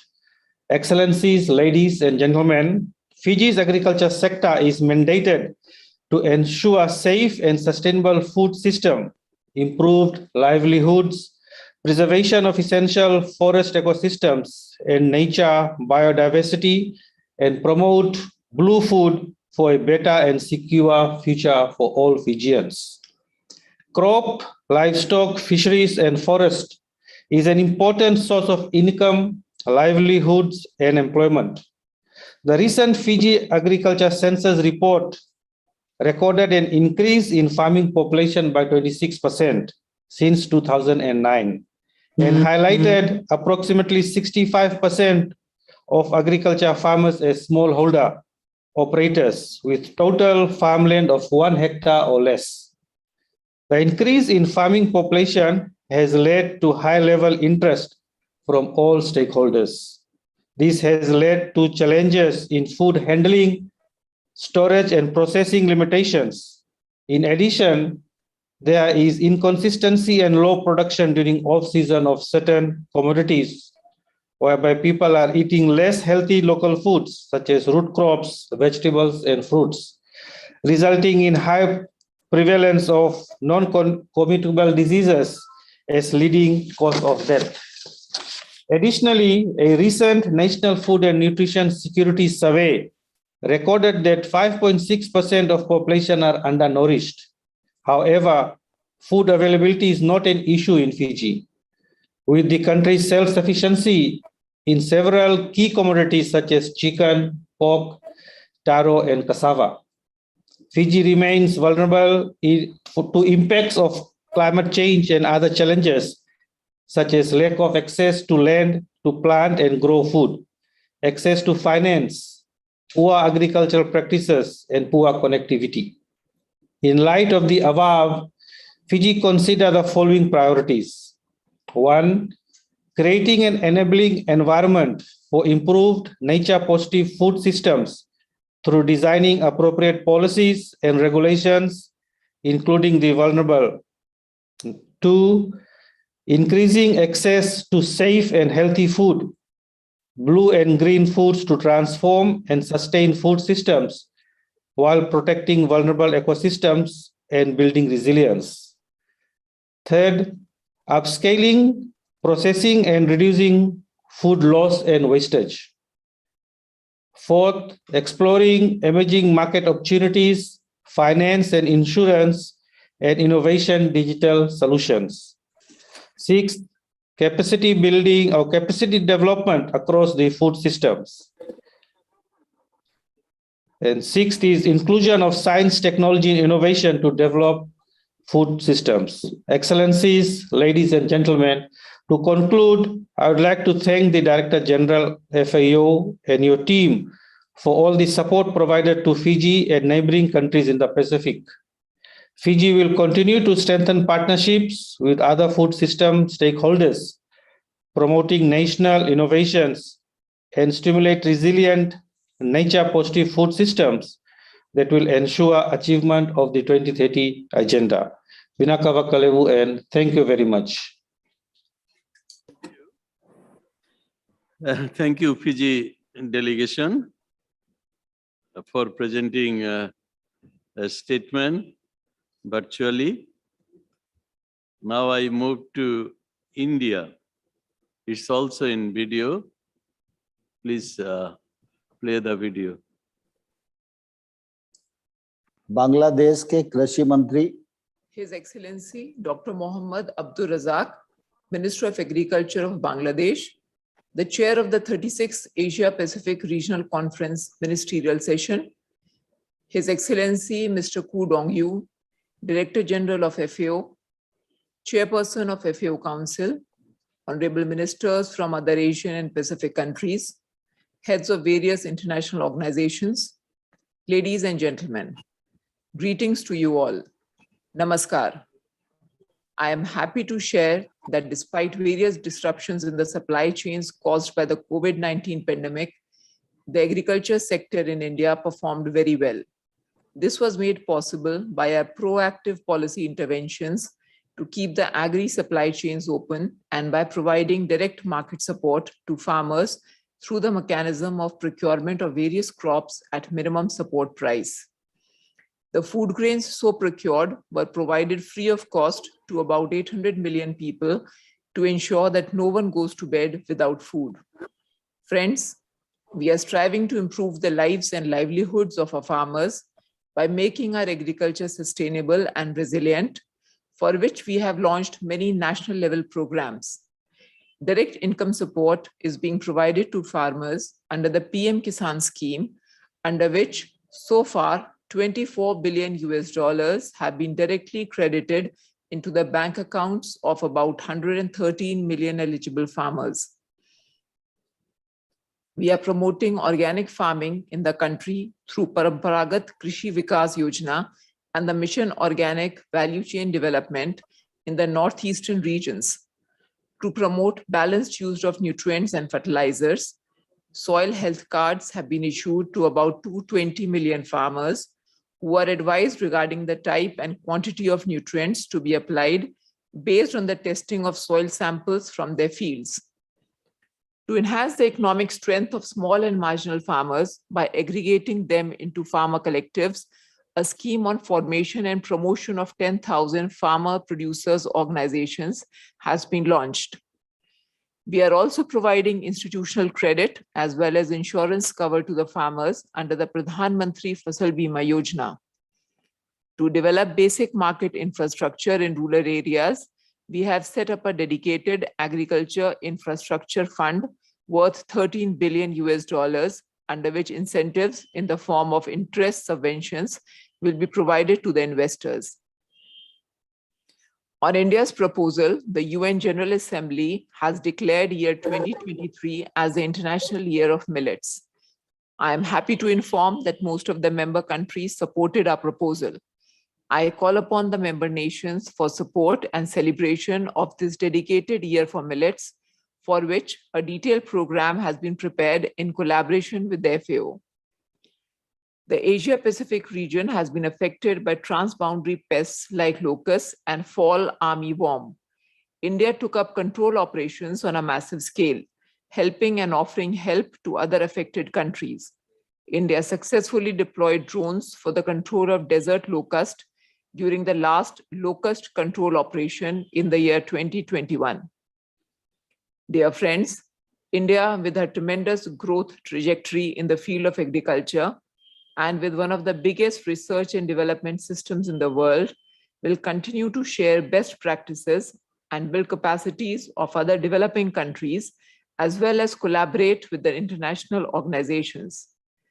I take this opportunity to reaffirm a resolve to continue to work together to fulfill the SDG goal of ending hunger, as well as exchange of best practices in agriculture sector to step up production and productivity through sustainable use of natural resources and development of robust agri-value chains, which will immensely benefit farmers. बहुत बहुत धन्यवाद। जय Hind. Thank you.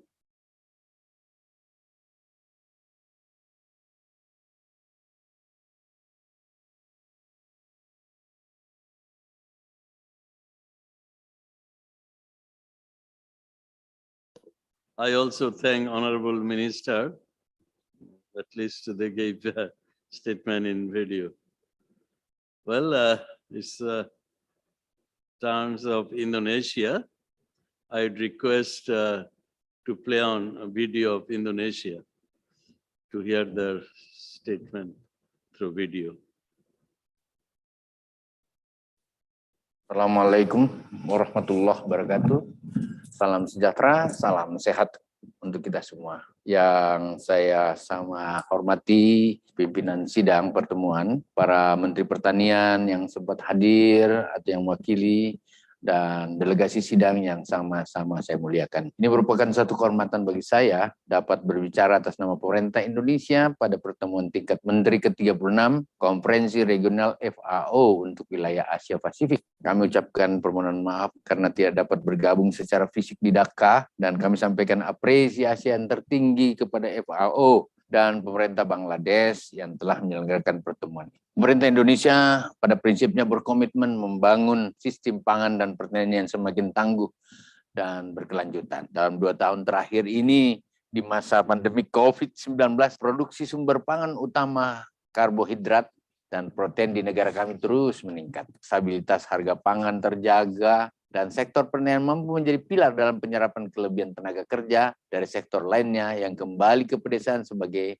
dampak pandemi yang ada. Pemerintah juga mengimplementasi program nasional food estate untuk menjamin ketersediaan dan akses pangan bagi 273 juta masyarakat Indonesia. Untuk mengatasi permasalahan dan ketahanan pangan di daerah, kami mendorong akselerasi transformasi digitalisasi dan penciptaan agripreneur dan petani milenial yang sementara lagi sangat semangat kami lakukan. Kami juga secara konsisten menggalakkan program pekarangan pangan lestari dalam rangka memperkuat ketahanan pangan keluarga melalui diversifikasi pangan lokal dan promosi pola makan yang sehat, serta berbagai bentuk komitmen kami untuk berkontribusi pada dekade PBB untuk pertanian keluarga 2019-2028 yang ada. Selanjutnya kami akan terus bersinergi dengan FAO dan IFAD, juga dengan WFP, bermitra pembangunan lainnya, untuk pulih dalam dampak COVID-19 dengan mengambil langkah-langkah yang diperlukan untuk meningkatkan ketangguhan sistem pangan dan pertanian yang ada di Indonesia. Dalam hal ini kami secara khusus mengapresiasi inisiatif FAO untuk memperkuat sistem pangan dan pertanian di negara di tengah-tengah pandemik yang ada, termasuk dalamnya penguatan penerapan pendekatan One Health. Kami berharap kolaborasi tersebut dapat menghasilkan model pertanian inovatif yang dapat dijadikan sebagai model acuan bagi negara-negara di kawasan yang ada. Kami juga ingin menyoroti pentingnya peningkatan kerjasama termasuk melalui kerjasama Selatan-Selatan dan Triangular atau KSST. Indonesia siap bertukar pengalaman dan memberikan bantuan teknis kepada negara-negara kawasan Asia Pasifik dan sekitarnya. Untuk itu kami akan terus memperkuat kolaborasi dengan FAO untuk menyusun program konkret yang sejalan dengan MOU KSST tentang pertanian dan ketahanan pangan yang telah kami tanda tangi bersama FAO pada tahun yang lalu. Sebagai penutup, pandemi COVID-19 telah mengajarkan pentingnya pembangunan sistem pangan dan pertanian nasional yang tangguh dan berkelanjutan itu. Dalam konteks ini, kelompok kerja pertanian G20 Presidensi Indonesia tahun ini mengangkat 3 isu prioritas. Yang pertama, membangun sistem pangan dan pertanian yang tangguh dan berkelanjutan. Yang kedua, mendorong terciptanya perdagangan lintas negara yang terbuka dan dapat diprediksi, Serta yang ketiga, membangun kewirausahaan pertanian digitalisasi. Hal ini kami percaya akan berkontribusi dalam menciptakan pertumbuhan ekonomi yang lebih baik di kawasan yang ada. Terima kasih pimpinan. Semoga apa yang menjadi saran-saran pikiran ini ada menjadi kontribusi pemerintah dan negara Republik Indonesia untuk hadirnya pertemuan yang makin baik ini. Ridha Allah bersama kita. Sekian. Assalamualaikum warahmatullahi wabarakatuh. I thank Indonesia and then Honorable Minister for making this statement by video. Next, we move to Iran, virtual live. Floor is for Indonesia.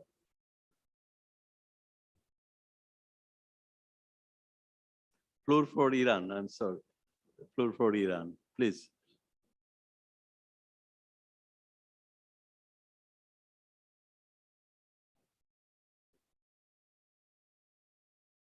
We can't hear you. Please. Head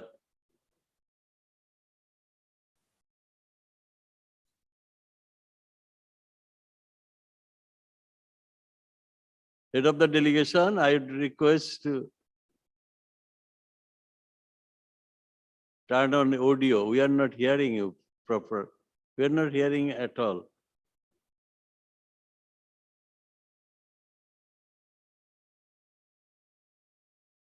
There might be some technical error. Please clear it up. Okay.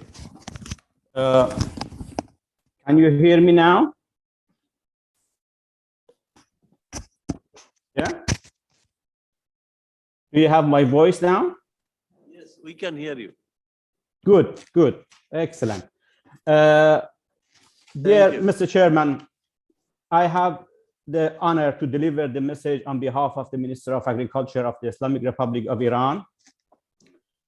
Excellencies, ladies and gentlemen, I would like to thank the government of Bangladesh for hosting the 36th Asia Pacific Conference with appropriate management regarding the COVID-19 pandemic situation. I am glad to address this conference focusing on innovation and technologies of agricultural systems and food, increasing the resilience and sustainability of agricultural systems in the face of climate change and the digitalization of agricultural value chain. This is the time to take steps towards joint actions to build a common ground for understanding, promote mutual cooperation, raise capital resources, to facilitate access to new technologies and increase the use of new methods in the value chain of agriculture and food. In all components of the value chain, agriculture, knowledge and innovation system should be considered with an efficient policy framework, effective cooperation among all stakeholders, such as agricultural communities, agro-industries, technology providers, and research institutes can be guaranteed. Therefore, it is expected that the level of regional and global cooperation and joint efforts in the sustainable development of agriculture and rural areas will be significantly improved, and the existing knowledge will be shared among the countries. Islamic Republic of Iran has always supported joint efforts between countries and will spare no effort to promote sustainable food security and implement sustainable food system. Honorable participants, efforts to develop new technologies in the agricultural sector and create resilience to climate change, diversification of agricultural systems, promotion of soil fertility, preservation of biodiversity, and protection of natural resources are among the goals and strategies of the Islamic Republic of Iran. We are ready to share our experience in this regard with other countries.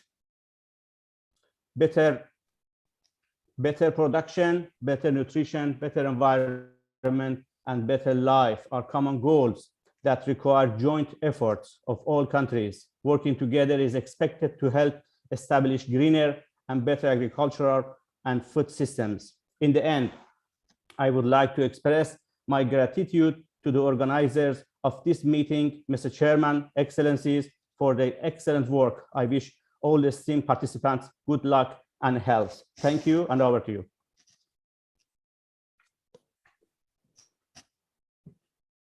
Thank you. Thank you, Head of Delegation of Iran, for presenting your statement. Now I would request Japan to present their video. Please play the video. Honorable Ministers, Excellencies, distinguished delegates and participants.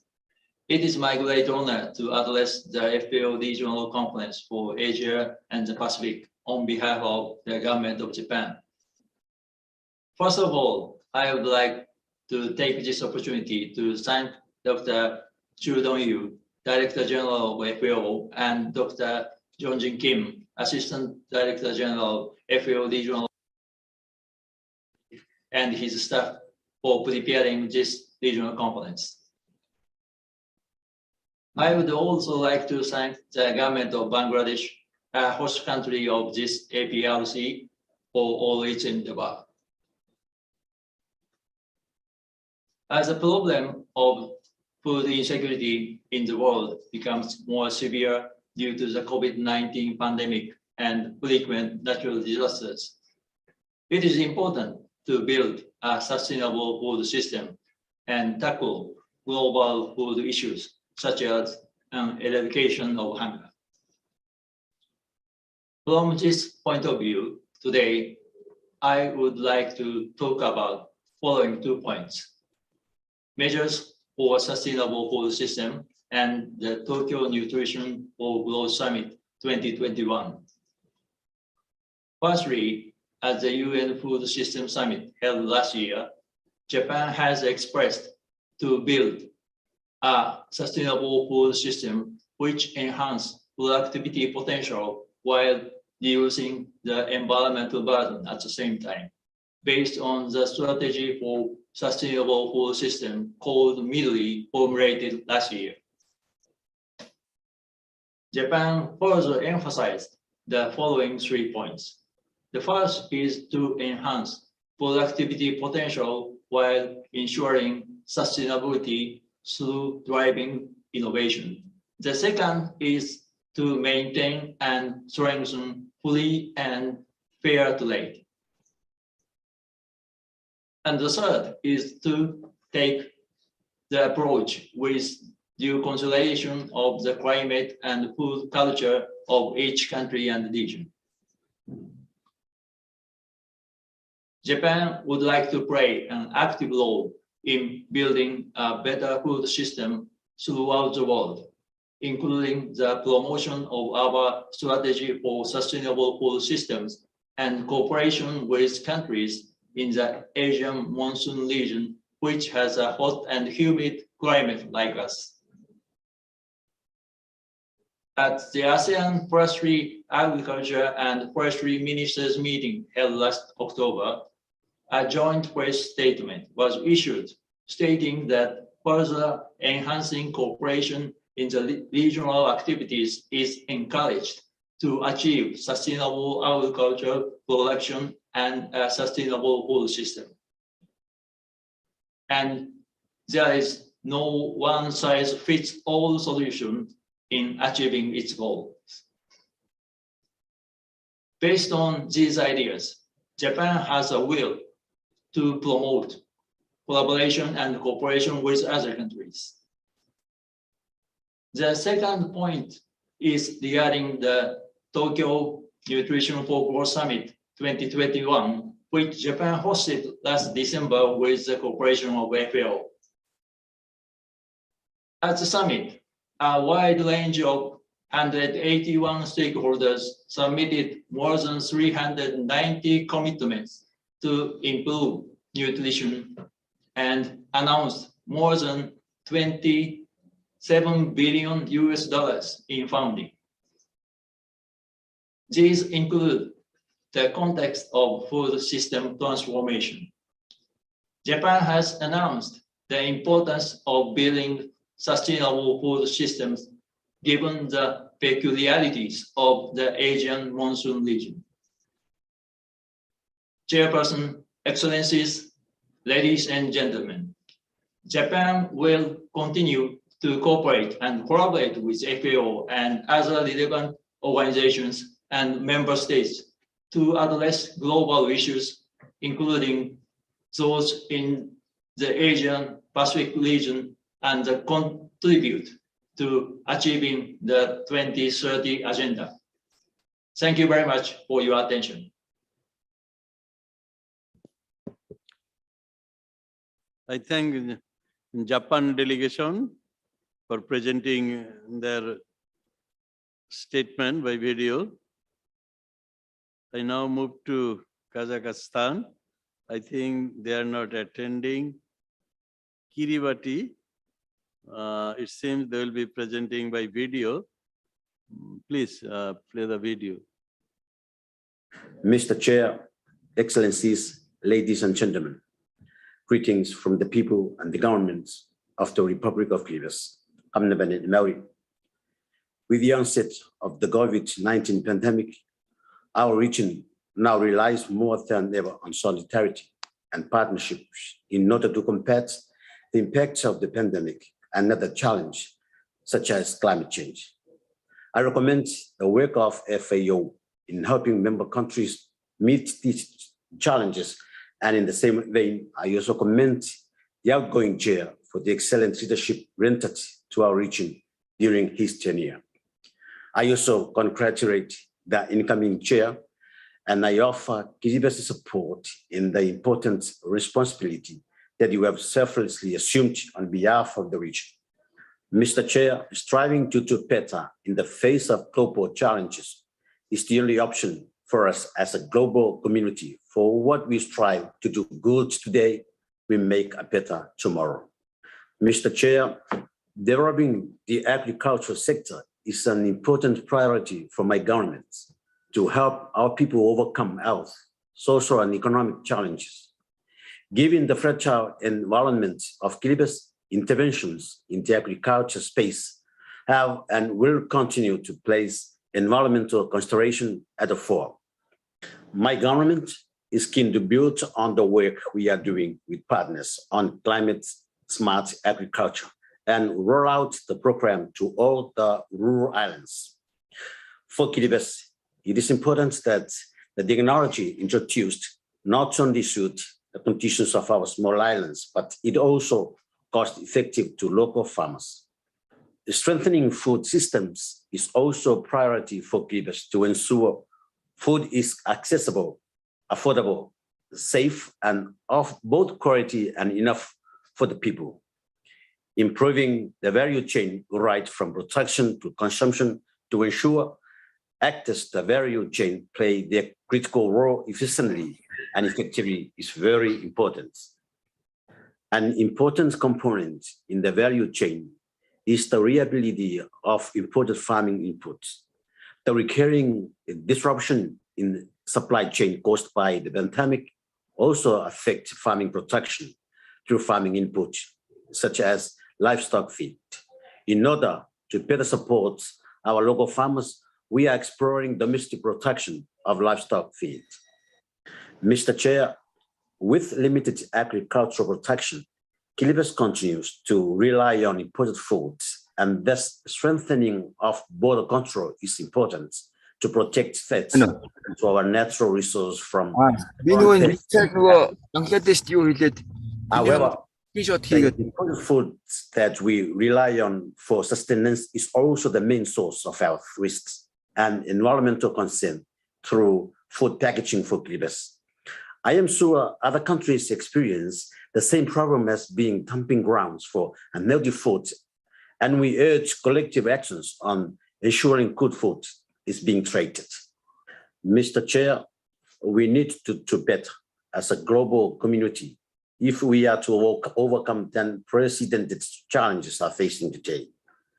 Doing better also means stronger and genuine partnerships and equitable sharing of resources and know-how so that no one is left behind. In closing, I bestow upon us all my country traditional blessings of health, peace, and prosperity. Thank you, Mr. Chair. Thank you. Thank you, Kazakhstan. Oh, sorry. Kiribati for presenting a statement by video. Now I'll request Lau PDR. Please, the direction, you have the floor.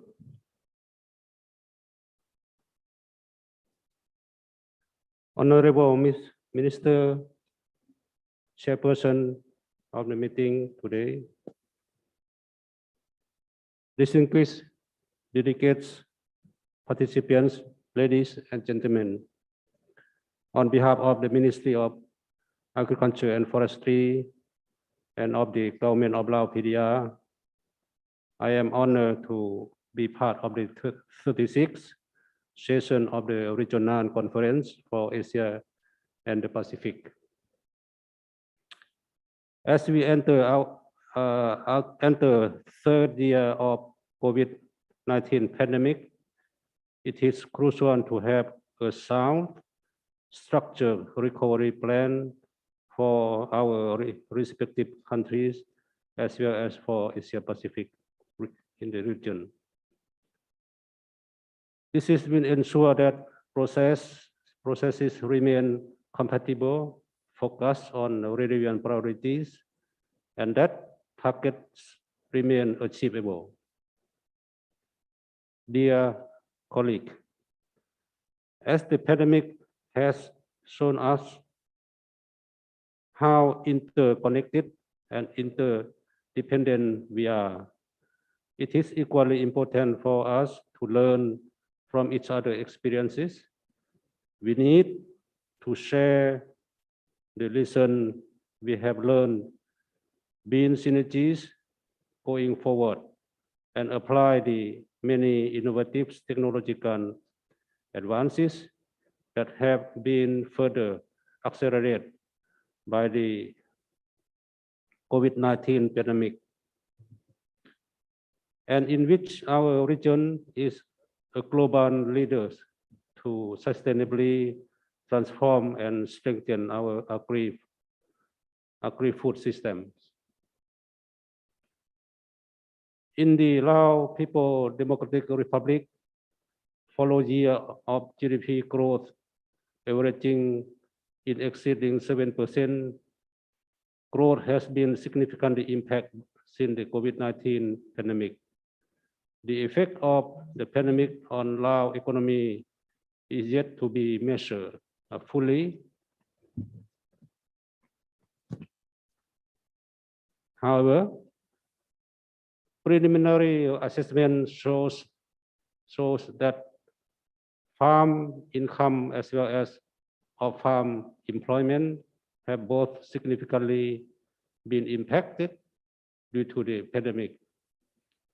To ensure that the Lao PDR remain on its path to graduating from LDC status, we will need to redouble our effort to offset the negative impact on livelihood, food security, nutrition, and agriculture, while ensuring that we leave no one behind. Dear colleagues, it is an honor to share the Lao experiences and some key points from our national consultation on this year 36th session of APRC. The Lao National Socio-Economic Development Plan from the year 2021 to 25, endorsed last year, is the master document guiding government policy, as it focuses on 6 priorities areas for agriculture, including the promotion of agriculture as a sustainable sector, the increase of agricultural production, and improve access and use of technology to increase agriculture productivity, Key challenges that need great attention as part of the recovery effort within the framework of the 9 National Socio-Economic Development Plan are the impact of the COVID-19 and recovery measures. And second, the current status of agriculture, natural resource management, food security, and nutrition. During the pandemic, we appreciate more than ever that building and strengthening of partnership as well as innovation and digital technologies are vital to protect health and improve food security and nutrition. Some of key areas that need special attention are as follows. Promotion of climate resilience agriculture practices, including technology, participatory land use planning, agriculture innovation system to promote sustainable production for niche market, development of technological capacity to improve and maintain agricultural productivity. Mr. Chair, please allow me to take this opportunity to thank FAO for its continued support and excellent contribution to Lao development, and also to highlight some of our key priorities for FAO support, such as the implementation of the 9 National Socio-Economic Development Plan with closer alignment of FAO programming. Secondly, strengthening capacity from national to community level, including scaling up digitalization advances and innovation for farmers, such as integrated regional market sharing system. Third, expertise exchange and South-South and Tripura cooperation to bolster Lao PDR capacity. Next, smallholder farmers and vulnerable demographic groups such as women, youth, ethno-linguistic, as focus on intervention, especially to address recovery from COVID-19 impact on rural livelihoods. Continue hand-in-hand support for the development of the green growth economic corridor, especially since the Lao PDR has gone from landlocked to landing in December 2021, as we open Lao-China railway last year. There are some of the key areas that Lao PDR would like to contribute to the consultation of the Asia Pacific Regional Conference. I encourage all of us to be candid and provide constructive feedback and recommendation in a coordinated, inclusive, and forward-looking manner. On behalf of the Ministry of Agriculture and Forestry and the government of Lao PDR, I wish a great success to the APRC and a good health, resilience, and prosperity to our host and the regional country delegation present here and attending virtually.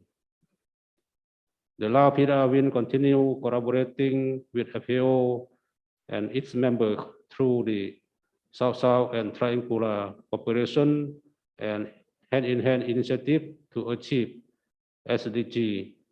Thank you very much.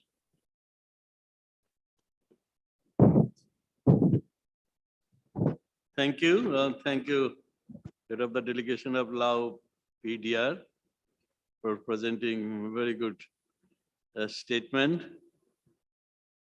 Now I would request Malaysia to offer their statement by video. Please play the video. Thank you, Your Excellency Chairperson, Your Excellency Director General of FAO, Mr. Independent Chairperson of the Council, Honorable Ministers, Excellencies, and delegates, it is a pleasure for me to speak to all of you today. First and foremost, Malaysia would like to extend our appreciation and congratulate the government of the People's Republic of Bangladesh and the FAO Secretariat for organizing this remarkable hybrid meeting. Malaysia would like to express its gratitude to the FAO for the reports that were discussed at the senior official meeting, particularly on the significant progress in Asia and the Pacific region. Your Excellency Chairperson, Malaysia's agro-food industry has contributed significantly to the economy and generated around 3.8% of Malaysia's GDP in the year 2020. Despite the economic uncertainties as a result of the COVID-19 pandemic, the agro-food industry continues to show resilience due to its strong fundamentals. Last year, Malaysia has launched the National Agro-Food Policy 2021-2030, or NAP 2.0, and this epitomizes our unwavering commitment towards ensuring that food security is our main priority. The government of Malaysia has also established a Cabinet Committee on Food Security Policy, or FSCC, chaired by the Prime Minister, to formulate a holistic food security framework for the country. A specific action plan on national food security policy has been developed under the governance of this committee to increase the adoption of technology, intensify research, development, commercialization, and innovation, and promote strategic collaboration on food security. Your Excellency Chairperson, the adoption of the fourth industrial revolution, 4IR technology into the agriculture sector could reduce the cost of inputs, increase the value of the product, and sustain a healthy environment. Hence, to encourage modernization and digitalization through 4IR technology in Malaysia's agriculture sector, a new financial mechanisms and incentive structures has been put in place.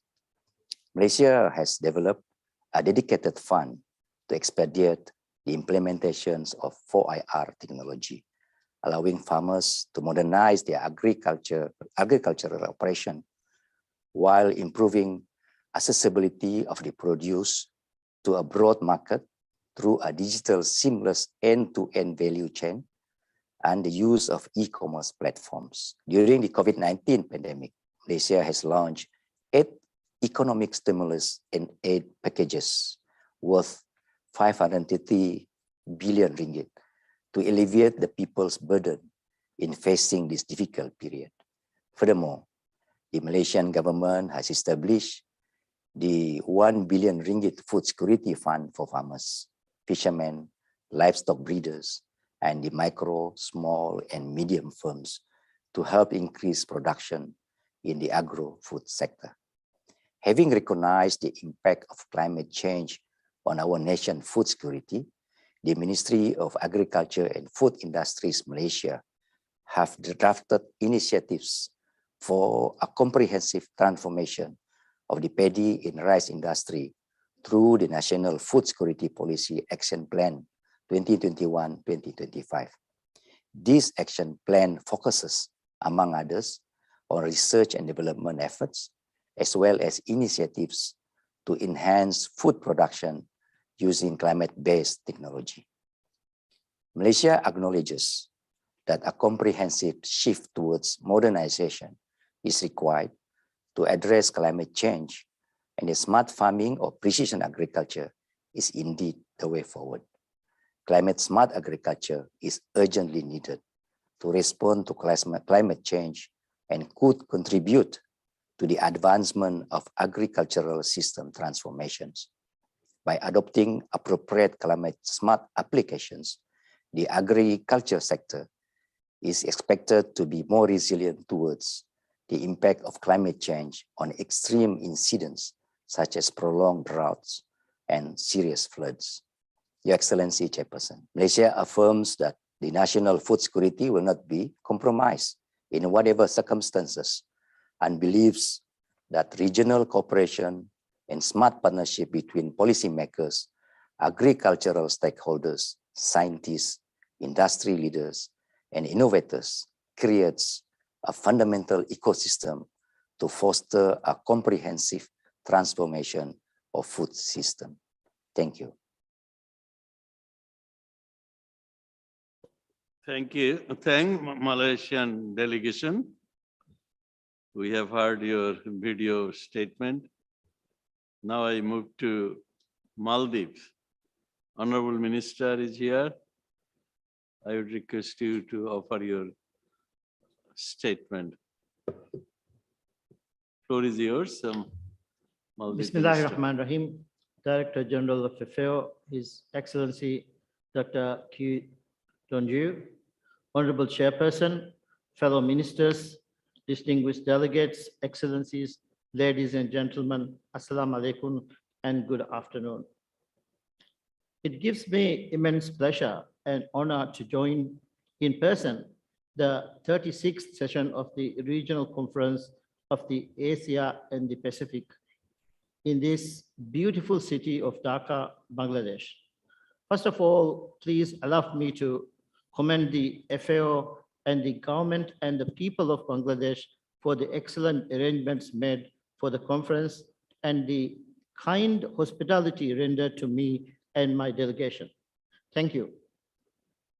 Honorable Chair, the Maldives, being a coral atoll nation with less than 1% of dry land and 80% of which lies below 1 meter from the sea level, and with virtually no non-valuable natural endowment except our marine resources and the natural beauty of our islands, we are highly vulnerable to climate change. Like many other small island developing countries, it is extremely challenging for us to achieve the UN SDG goals as planned.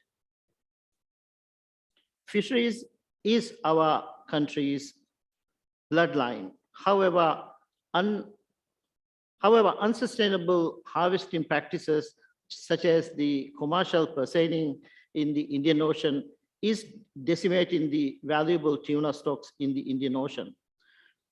With climate change, the ocean is getting warmer and warmer, slowly cooking the corals.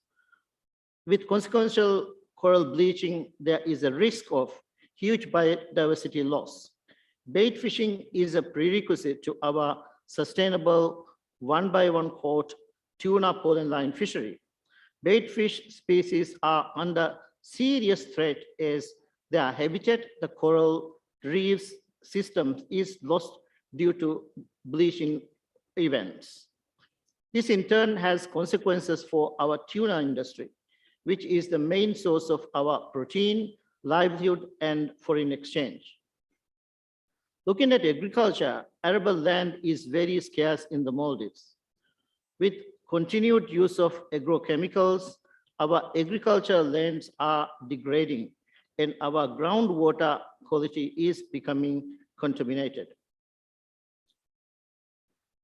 Our high dependency on imported food is an inequality that we have inherited. However, we strive to change this status quo. It is critical that we get the necessary support to invest into sustainable, regenerative food production, distribution, and consumption models. We must develop sustainable, small-scale and commercial agriculture, fisheries, and mariculture. Honorable Chair, investments in renewable energy for agri-food production, fish processing, food distribution, and reduce the import and cost of foods are priority of our government. Furthermore, climate proofing of food systems by investing to modern and efficient vertical agriculture and greenhouse farming technologies, installing refrigeration systems on board our fishing vessels, improving storage, and introduction of insurance and insurance programs for fishers and farmers and reducing food waste by improving food habits are important and integral to food security of our country. Each of these areas need quality education, profitable businesses, easy access to finance and ICT. Honorable Chair, regional cooperations are equally important for equitable food, livelihood, and well-being of the region. We cannot deny natural disasters, conflicts, and wars are emerging, and therefore regional stability and growth is more than ever required. It is our responsibility to build an equitable and safe region for our people. It is important that we work together for food safety and fully address the negative impacts of the production of counterfeit food products, including some packaged foods, contaminated raw food, produce, feed, medication, and pest and disease control products. Consumption of contaminated foods have severe health impacts, ranging from malnutrition, obesity, and spread of non-communicable diseases. It is extremely important that countries monitor their food exports and imports and implement measures to ensure food safety by establishing effective regulations and standards for trade. We call upon our regional partners to establish and implement a regional framework to safeguard the health and safety of our people by investing in and improving the food production and marketing regulations and framework. Let us work together, hand in hand, to build a sustainable, regenerative food systems in the region, leading to a better future for all of us. I thank you.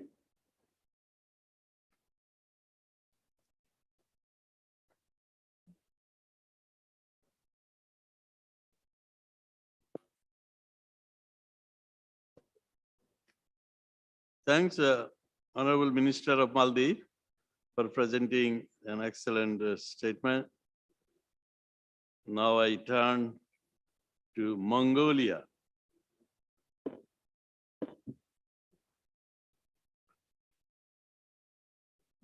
Эрхэм хүндэт нүүбийн хүнсэлтэй аж ахуйн байгууллагын дарга Чад Өнгөө Аз нам хөндлөн бүсийн орнуудын өдөө аж ахуйн эдийн эрхэм сайд нар бүсийн чуулга улсанд орж байгаа зочид төлөөлөгч та бүхэнд энэ өдрийн мэндийг хүргье. Хүнсэлтэй аж ахуйн байгууллагын Аз нам хөндлөн бүсийн 36 дугаар баг чуулга уулзалтанд нийтлэн оролцож байгаадаа төвлийн баяртай байгаа бөгөөд та бүхэнд Монгол Улсын засгийн газрын нэрийн өмнөөс мэдлэгээ дэвшүүлж байгааг минь хүлээн авна. Энэхүү ковид цар тахлын хүн цаг үед Аз нам хөндлөн бүсийн улс орнууд нэгдэх эндэр гаргаж өгсөн нэгдсэн үндэсний байгууллагын хүнсэлтэй аж ахуйн байгууллага энэхүү чуулга уулзалтыг зохион байгуулах хороо болон бүгд найрамдах Бангладеш ард улсын засгийн газар чин сэтгэлийн талархал илэрхийлье. Уул уурхаагаас хараад Монгол улсын эдийн засгийн олон талбарт эдийн засгтаа болгох хамгийн гол салбарын нэг бол үдэ аж ахуйн салбар өгөөд Монгол улсын урт хугацааны бодлогын баримт бичиг алсын хараа 2050-д хүртээмжтэй өрсөлдөх чадвартай уур амьсгалын өөрчлөлт эсвэртэй хүнстэй аж ахуйн системийг болгох зорилтыг бид тусгасан. Үүнээс гадна дэлхийн нийтээр COVID-19 цар тахалтай нүүр тулж буй энэ үед Монгол улсын хүнстэй аж ахуй ялангуяа хүнсний хангамж, тээвэр логистикийн салбарт бусад орны адил хүндрэл бэрхшээл гарсан бөгөөд Монгол улсын засгийн газар энэ цар тахлын урт хугацааны сөрөг нөлөөллийг бууруулах, эдийн засагт хохирол багтаа даван тулах тодорхой арга хэмжээнүүдийг авч ажилласан. Тухайлбал цар тахлын урт хугацааны сөрөг нөлөөллийг бууруулах, эдийн засгийг сэргээхэд чиглэсэн эрүүл мэндийг хамгаалж эдийн засгээс сэргээх 10 их наядын цогц төлөвлөгөөг Монгол Улсын засгийн газар баталж хэрэгжүүлсэн. Бид цар тахлыг дараах эдийн засгээс сэргээх шин сэргээлтийн бодлого батлан хэрэгжүүлж ажиллаж байна. Уур амьсгалын өөрчлөлт, хүнд загсан зохицох асуудал улс орон бүрт чухлаар тавигдж байна. Монгол улс 2021 онд цаг агарын тааламжтай байж хөдөө аж ахуйн салбарт хүндрэл бага байсан хэдий ч уур амьсгалын өөрчлөлтийн улмаас сүүлийн жилүүдэд зод ган зэрэг байгалийн амьсгал үзэгдэл давтамж нэмэгдэж байна. Монгол улс нэгдсэний үндэсний байгууллагын доктортой хөгжлийн зорилтууд болон уур амьсгалын өөрчлөлтийн Парисын хэлцээрийн хүрээнд үндэсний тодорхойлсон хувь нэмрийг хангах, хөлбөмбөгийн хийг ялгарлыг бууруулах, уур амьсгалын өөрчлөлт тасн зохицох чиглэлээр хөдөө аж ахуйн салбарын бодлоготой томоохон зорилтуудыг дэвшүүлэн хэрэгжүүлж байна. Тухайлбал 2030 он гэхэд мал аж ахуйн салбараас гарах хөлбөмбөгийн хийг 5.3 сая тонноор бууруулах арга хэмжээг авч хэрэгжүүлж байна. Эдгээр бодлогын үр дүнтэй хэрэгжүүлэх дэвшүүлэлт зорилттой хангахад бүс нутаг олон улсын түвшний хамтын ажиллагаа Монгол улсын хувьд энэ чухал бөгөөд нүүбийн хүнстэй аж ахуйн байгууллага, нүүбийн төрөлцсөн байгууллагууд болон бусад олон улсын донор байгууллагатай нэгт хамтран ажиллаж байгааг дурдах нь зүйтэй юм. Энэхүү завшааныг ашиглан хамтран ажиллаж буй бүхэл шаардлагатай дэмжлэг тусалцаа үзүүлсэн бүх түншүүдтэй талархал илэрхийлье.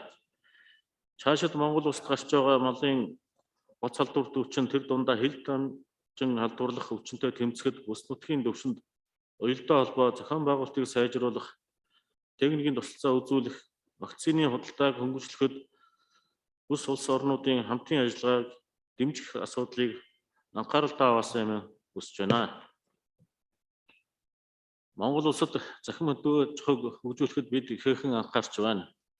Та бүхэн мэдэж байгаачлан Монгол улс 2008 оноос хойш өмнөд өмнөдийн хамтын ажиллагааны хөтөлбөрийн хүрээнд нүүбийн хүнстэй аж ахуйн байгууллага болон бүгдээрэнд хэд тард улсын хөдөө аж ахуй, хөдөөгийн асуудал эрхэлсэн яамтай хамтран ажиллаж ирсэн бөгөөд захин хөдөө аж ахуйн чиглэлээр төсөл хэрэгжүүлэх хүсэлтийг нүүбийн хүнстэй аж ахуйн байгууллага, бүгдээрэнд хэд тард улсын хөдөө аж ахуй, хөдөөгийн асуудал эрхэлсэн яамд нааштай хүлээн авах нэгт эргэлзэхгүй байна. Түүнчлэн Монгол улсын засгийн газраас нэгдсэн үндэсний байгууллагын хүнстэй аж ахуйн байгууллагатай хамтран Аз төвийн сүүний түншлэлийн нарийн бичиг дарга нарын газрыг байгуулж Аз намхан толгойн бүс нутагт байгаль экологи дээлтэй нийгмийн хариуцлагатай сүүний салбарыг доктортой хөгжих чиглэлээр хамтран ажиллаж байна. Одоогийн байдлаар энэ хүү Аз төвийн сүүний түншлэлд нэгдсэн Афганистан, Бангладеш, Бутан, Хятад, Энэтхэг, Индонез, Мьянмар, Непал, Филиппин, Шри-Ланка, Тайланд, Вьетнам улсын сүүний салбарынхандаа талархал илэрхийлье. Монгол улсын засгийн газраас Аз төвийн сүүний түншлийн цаашид улам үргэлжлүүлэхэд зорж байгаа бөгөөд бус нутгийн бусад улс орнуудыг тус түншилд нэгдэн хамтран ажиллахыг уриалж байна. Аз төвийн сүүний түншлийн хүрээнд 2021 он зохион байгуулсан сарлагын сүү үйлдвэр сэдвт бус нутгийн захин хилцүүлгийн үеэр дэлхийн сарлагын холбоог Монгол улсад үүсгэн байгуулах санаачлал гаргаж энэ чиглэлд зорилт 7 арга хэмжээг хэрэгжүүлэхээр төлөвлөж байгааг дуулгахад таатай байна. Дэлхийн дулаалал цаг уурын өөрчлөлт эрчимтэй явагдаж байгаа өнөө цагт байгаль экологи дээлтэй сарлагын аж ахуйг доктортой хөгжүүлэх, сарлаг бүхий бүс нутгийн экосистемийг хамгаалах, сарлагын түүхийд бүтээгдэхүүнийг эдийн засгийн эргэлтэнд оруулах, малчтын орлогыг нэмэгдүүлэх, нийгмийн баталгааг хангах, алсгдсан хөдөө орон нутгийг хөгжүүлэх чиглэлд улс орнууд идэвхтэй хамтран ажиллах шаардлага тулгарч байна. Дэлхийн сарлагын холбоог Улаанбаатарт үүсгэн байгуулж Монгол улсын санаачлагыг дэмжин хамтран ажиллана гэдэгт итгэлтэй байна. Манай улс эрт дээр үеэс уламжлан ирсэн нүүдлийн мал аж ахуйн онцлог загвар буюу бэлчээрийн мал аж ахуйг ариун туршлагатай. Монгол улсын санаачилсан 2026 оныг бэлчээр бодлон нүүдлийн мал аж ахуй эрхлэгчдийн олон улсын жил болгон зарлах санаачлагыг нүүбийн ерөнхий ансамблаас батлах ажил хийгдэж байгааг дуулгахад таатай байна. Энэхүү санаачлагын хүрээнд Монгол улс бүсийн бусад орнуудтай дуршлагаа хуваалцах боломж чадах бүрэн бий тул тавих саналыг Монгол улс нээлттэй хүлээн авахыг үүгээр илтгэж байна. Энэхүү чуулга уулзалтанд оролцох боломж олгосон нүүбийн хүнстэй аж ахуйн байгууллага Аз намхан толгойн бүсийн алба болон зохион байгуулах хароонд дахин талархал илэрхийлье. Үндэсний аюулгүй байдал доктортой хангамж, уур амьсгалын өөрчлөлт, дасан зохицсон ухаалаг хөдөө аж ахуйг хөгжүүлэх чиглэлээр илүү уялдаатай нэгдсэн арга хэмжээ авч нэгт хамтран ажиллахыг уриалж байна. Анхаарал тавьсан та бүхэнд баярлалаа. Thank you. Secretary of the conference will make an announcement. Please. Thank you, Chair. Excellencies, distinguished delegates. So we know it's a long session, and we've been at it whole afternoon, and we will continue. So we will not be having a formal break here, but for the information of all the in-person delegates, outside in the garden, in the tent, you have coffee, tea, beverages, snacks. If you wish to go and have, please do that. And you can still follow the session from the screen in the tent.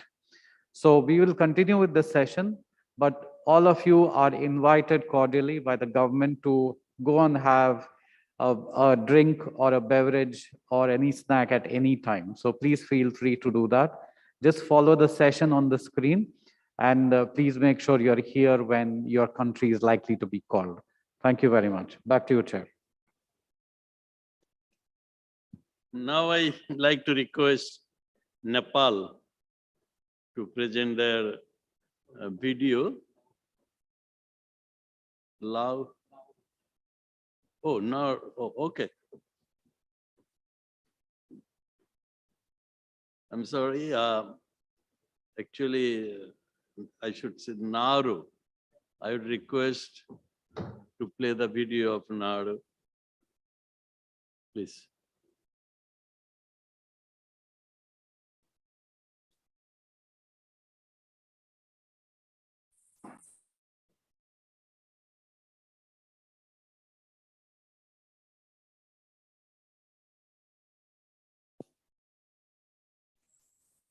We can't hear you.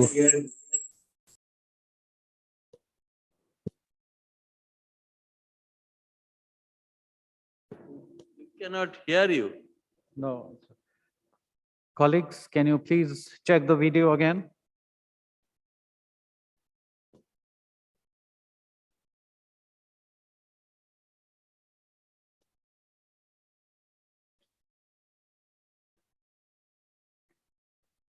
No. You are not audible. Okay, colleagues, can you please check the video, and maybe we can ask the chair to move on to the next, and we'll come back to Nauru after the next video. Please check it in the meantime. Thank you.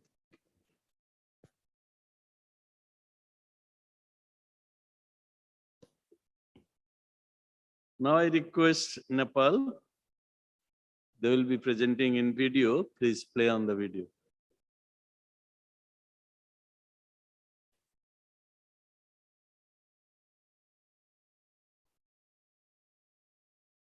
Still continuing. Please. Oh.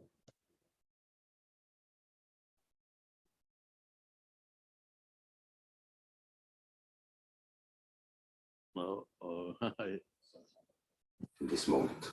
Your Excellencies, Honorable Ministers, distinguished delegates, ladies and gentlemen.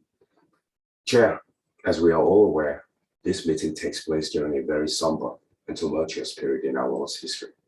Climate change, a pandemic, and the escalation of hostilities between nuclear powers have brought us to what is perhaps the most precarious and unpredictable situations in our lives. The implications for global food production and distribution, the very foundation of organized civilizations, are profound. Nauru is a small Pacific island nation with less than 12,000 inhabitants. Our geographic isolation has provided us with a measure of protection from COVID-19, and the likelihood of Nauru becoming a theater of war are thankfully remote. However, our small size and isolation are exactly why we are so vulnerable in this moment. Global supply chains are being strained to the breaking point, and Nauru is always at the last link on those chains.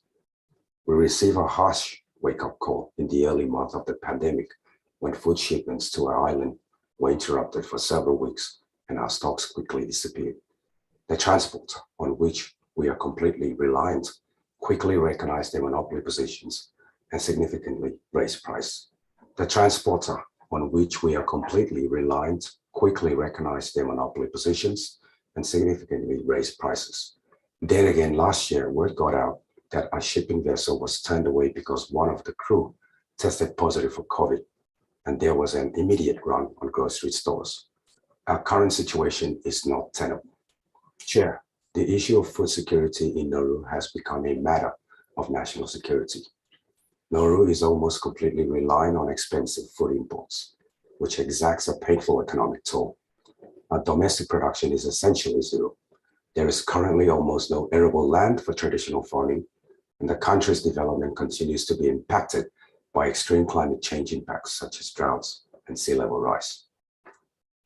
The FAO and our development partners need to take notice. While incremental measures such as training workshops and kitchen gardens can make contributions at the margins, they alone will not significantly improve our situation. We need game changers, and we need them quickly. The foundation for transformative actions in Nauru will be our Higher Ground Initiative, or HGI. For decades, our land was mined for phosphate to make fertilizer abroad. Under HGI, it is being rehabilitated so that we can grow our own food at home. We have rehabilitated 10 hectares, which will be the site of about 7 megawatt PV solar installations. Work on another 10 hectares will be finished later this year, where we will build our first smart village, which integrates sustainable urban planning with community-based agriculture. Our master plan for rehabilitated land will ultimately include significant allocations for sustainable food production. The full implementation of SGI will take place over the next 2 decades, during which we will take immediate steps to begin building capacity and developing the policy frameworks domestic institutions needed to be successful. Through the UN Food Systems Summit process, we have identified a comprehensive set of game changers that we can achieve by 2030, which organize around 4 priorities. 1, safe and nutritious food for all by boosting nature-positive production.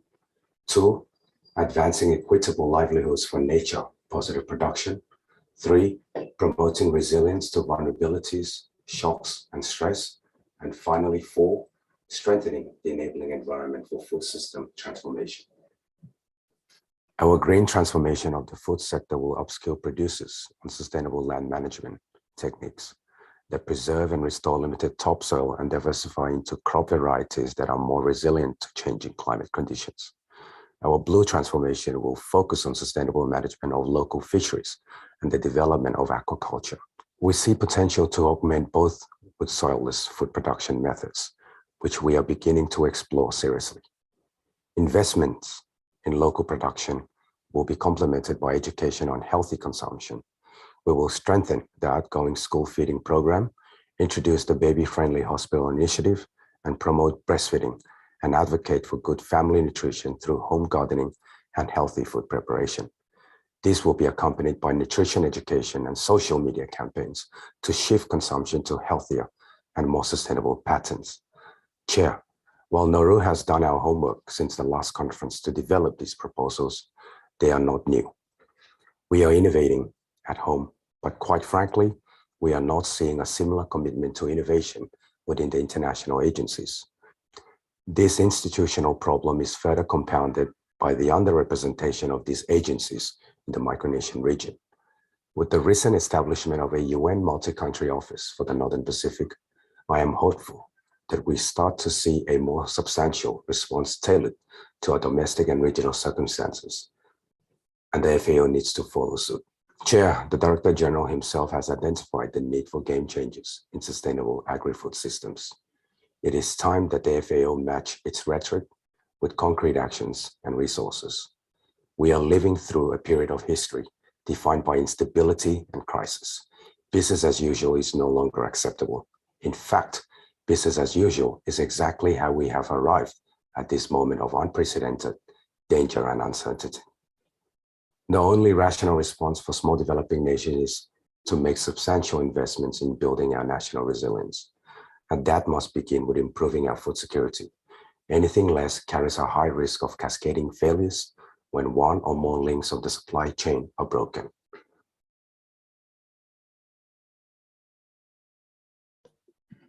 Thank you. Thanks to Nauru Now I request Nepal to present their report statement by video. Please play the video. FAO Asia प्रशांत क्षेत्रको 36औं सम्मेलनका अध्यक्ष महोदय, महामहिमजीहरू, FAO का महानिदेशकजीहरू, FAO को Asia प्रशांत क्षेत्रका सहायक महानिदेशकजीहरू, विशिष्ट पाहुनाहरू, महिला तथा सज्जनवृन्द, FAO को एशिया प्रशांत क्षेत्रको 36औं सम्मेलनमा नेपालको तर्फबाट प्रतिनिधिमण्डलको नेतृत्वको रूपमा सहभागी भई नेपालको कृषि तथा खाद्य सुरक्षा अवस्था, कृषि क्षेत्रका प्राथमिकता, सहकार तथा उदयमान सवालहरूको बारेमा आफ्ना भनाइहरू राखिरहँदा मलाई सुखद अनुभव भइरहेको छ। मुलुकको कुल गार्हस्थ उत्पादनको 1/4 हिस्सा ओगटे कृषि क्षेत्र, खाद्य तथा पोषण सुरक्षा, जीवन स्तर सुधार, ग्रामीण कृषकहरूको गरिबी निवारण तथा आयको असमान वितरणको कमीमा उल्लेखनीय भूमिका निर्वाह गर्दै आएको छ। खाद्य वस्तुको बढ्दो आयात गुणस्तर प्रवर्धनका लागि आवश्यक पूर्वाधार र क्षमताको कमी, जलवायु परिवर्तन तथा पहाडी तथा हिमाली क्षेत्रमा बढ्दै गएको जमिन बाँझो राख्ने प्रवृत्तिका कारण उपलब्ध अवसरहरूलाई अपेक्षाकृत प्रतिफल हासिल गर्न सकिरहेको छैन। ग्रामीण तथा हैन शहरी क्षेत्रको बीचमा पहिलो समयको बढ्दो भौतिक तथा प्राविधिक मैत्री आबद्धता, निजी क्षेत्रको व्यापक सहभागिता तथा उपभोक्तासँगको सहज पहुँचले कृषि क्षेत्रको व्यवसायी तथा विविधीकरणका लागि नयाँ अवसरहरू सृजना गरिएको छ। यसका अलावा जलवायु परिवर्तनका कारण पानीको अभाव एवं नयाँ नयाँ रोग किराहरूको प्रकोपको कारण साना किसानहरूको जीवनयापनमा नकारात्मक प्रभाव परेको छ। महिला तथा सज्जनवृन्द, नेपालले संहितालाई अवलम्बन गरेसँगै 3 तहका सरकारहरू अस्तित्वमा रहेका छन्। यसै सन्दर्भमा स्थानीय तहबाट प्रभाव हुने कृषि प्रसार विकासलाई थप मजबुत र सहभागितामूलक बनाउने गरी कार्यप्रणालीमा पूर्ण संरचना गरिएको छ। नेपालले विभिन्न नीति तथा कार्यक्रममा जलवायु परिवर्तन समुत्थानलाई केन्द्रबिन्दुमा राख्दै खाद्य तथा पोषण सुरक्षा, महिला मैत्री, प्राविधिक विकास तथा डिजिटल बजारीकरण जस्ता सवालहरूलाई प्राथमिकतामा राख्दै आएको छ। हालै मात्र FAO को प्राविधिक सहायता नेपालले जलवायु मैत्री कृषि लगानी कार्य योजना स्वीकृति गरी कार्यान्वयनको कार्यक्रममा रहेको छ। यसको कार्यान्वयनमा आवश्यक स्रोत र परिचालन प्राविधिक सहयोगको अपेक्षा राख्दछौँ। कोभिड-19 को विश्वव्यापी महामारीका कारण स्वदेशमा नै अवसरको खोजीमा रहेका र विदेशबाट फर्केका युवाहरूलाई आधुनिक तथा डिजिटल कृषि प्रविधिको प्रवर्धन मार्फत कृषि व्यवसायीकरणको लागि महत्त्वपूर्ण अवसरको रूपमा लिएका छौँ। यसै गरी नेपालको भौगोलिक विविधता अनुसार कृषि प्रणालीको सुधारको लागि एसिया प्रशान्त क्षेत्रमा विशेष पहल कदमीको प्रस्ताव गर्न चाहन्छौँ। व्यापार प्रवर्धनको एक प्रमुख अवरोधको रूपमा रहेको सीमाविहीन पशुजन्य रोगहरूको आर्थिक प्रभावलाई मध्यनजर गर्दै छिटै सर्ने खालका इन्फ्लुएन्जा लगायत रोगहरू नेपालमा समय समयमा देखा परिरहेकोले नियन्त्रण रोकथामको लागि राष्ट्रिय क्षमता अभिवृद्धिका कार्यक्रमलाई क्षेत्रीय स्तरमा प्राथमिकतामा राख्न तथा यस्ता प्रयासहरूलाई विश्व स्तर र क्षेत्रीय स्तरमा आबद्ध गर्नको लागि मुलुक अनुसार छिटै परियोजनाहरू सञ्चालनमा ल्याउन आवश्यक देखिन्छ। यसै गरी एक स्वास्थ्य नीति क्षेत्रीय राष्ट्रिय प्राथमिकताका रूपमा स्थापित गर्नु आवश्यक र हालै नेपालले स्वीकृत गरेको एक स्वास्थ्य रणनीतिलाई संस्थागत गर्न क्षमता विकास र विशेष पहल कदमी आवश्यक देखिन्छ। खाद्य तथा पोषण सुरक्षालाई सुनिश्चित गर्न विभिन्न अन्तर्राष्ट्रिय संस्थाहरूको समन्वय र सहकार्यमा बोट बिरुवा तथा पशु पंक्षी उच्च गुणस्तरका आनुवांशिक पदार्थहरूको आदान प्रदान गर्न सदस्य राष्ट्रहरूलाई सहयोग हुने गरी क्षेत्रीय प्राथमिकतामा राख्न अनुरोध गर्दछु। कृषि विकासमा रहेका यथावत चुनौतीहरूलाई सम्बोधन गर्न कुनै एक निकायले मात्र वहन नगर्न सक्ने भएकोले FAO को सहयोगमा पाइलटिङको सञ्चालनमा रहेको ह्यान्ड इन ह्यान्ड प्रयास यस अभियानमा एक सार्थक हुन सक्छ। अध्यक्ष महोदय, FAO को एक सक्रिय सदस्य भएको नाताले नेपालले FAOबाट निरन्तर रूपमा कृषि तथा ग्रामीण विकासका लागि सञ्चालित विभिन्न कार्यक्रम तथा परियोजनाहरूको लागि प्राविधिक एवं रणनीतिक सहायता प्राप्त गरिरहेको छ। भविष्यमा पनि जलवायु परिवर्तन समुत्थान, विश्व खाद्य सम्मेलन, नेपालले जाहेर गरेको प्रतिबद्धता लगायत माथि उल्लेखनीय चुनौतीहरूलाई सम्बोधन गर्न निश्चित कार्यक्रमको तर्जुमा एवं कार्यान्वयनको आवश्यक प्राविधिक सहयोग अपेक्षा गर्दछौँ। अध्यक्ष महोदय, नेपालले कृषि विकासको राष्ट्रिय लक्ष्य अन्तर्राष्ट्रिय प्रतिबद्धताको कार्यान्वयनको लागि अन्तर्राष्ट्रिय सहयोग एवं क्षेत्रीय समन्वय समेतलाई साथ लिई राष्ट्रिय स्तरका प्रयासहरूलाई केन्द्रित गर्ने रणनीति र अवधारणाहरू अंगीकार गरेको म यहाँ पुनः दोहोऱ्याउन चाहन्छु। यस सन्दर्भमा यस क्षेत्रीय सम्मेलनले उपरोक्त उद्देश्य हासिल गर्न दिशामा आधारित रही तय गरेका एजेन्डाहरूमा नेपालको पूर्ण साथ र सहयोग रहेको छ। महामहिमजीहरू, विशिष्ट सहभागी, महिला तथा सज्जनवृन्द, म नेपाल सरकारको तर्फबाट यस सम्मेलनको पूर्ण सफलताको कामना गर्दछु। धन्यवाद।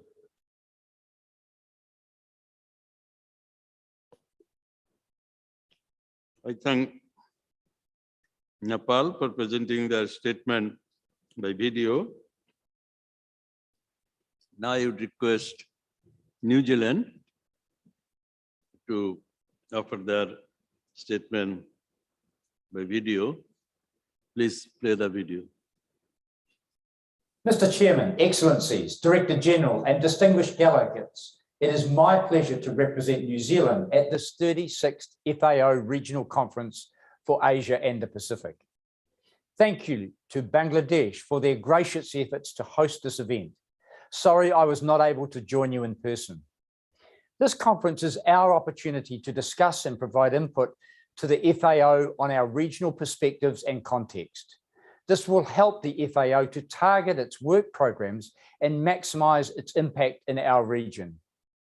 We are living in challenging times. Our region is heavily impacted by a range of issues such as climate change, natural disasters, biodiversity loss, animal and plant health, and nutrition and food systems.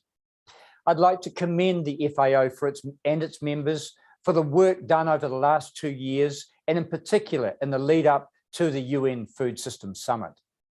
New Zealand encourages the FAO to bring global attention and action to improving the sustainability of food systems. We welcome the FAO's focus on climate resilient food systems and the process to update its climate change strategy. Science and innovation are critical elements for sustainable food systems and climate action, and we fully support a dedicated strategy to reflect this. We support the FAO's more systematic approach in its new strategic framework that acknowledges the interdependencies between food systems, the climate system, and other systems. The FAO's focus on specific solutions for small island developing states is encouraging. It recognizes the importance of sharing lessons, best practices, and challenges, and in coordinating and mobilizing support. I'd like to acknowledge the FAO's critical role in mobilizing financial and technical support through its COVID-19 response and recovery program. New Zealand has long-standing programs in the Pacific. We will continue to partner with and support our Pacific neighbours through our work with regional Pacific agencies and the FAO to maximise our impact in the region. Thank you again and best wishes for the conference. Kia ora. I thank New Zealand government and the representative for presenting their statement by video. Now I move to NEO, virtual live.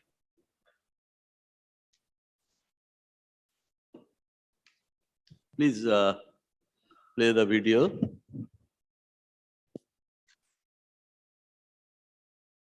Thank you, Honorable Chair. Honorable Ministers, Excellencies, FAO Director General and staff, distinguished delegates, ladies and gentlemen, aloha lahiyatu from Niue Island. On behalf of the Government of Niue, I would like to express our sincere appreciation to the Government of Bangladesh for hosting the 36th FAO Regional Conference for Asia and the Pacific. It is indeed an honor to deliver this statement as the Minister for Agriculture, Forestry and Fisheries under the Ministry of Natural Resources. At the outset, I would like to acknowledge the assistance rendered by FAO to Niue under the Country Program Framework or CPF through various technical cooperation programs and telefood projects over the years. We look forward to continue our partnership and ways to further enhance and build from key lessons learned in delivering key and effective tangible outputs for the people of Niue through the delivery of the programs. We emphasize the need to ensure the programs are tailored to improve livelihoods, economic returns, and food and nutritional security of our people and vulnerable communities.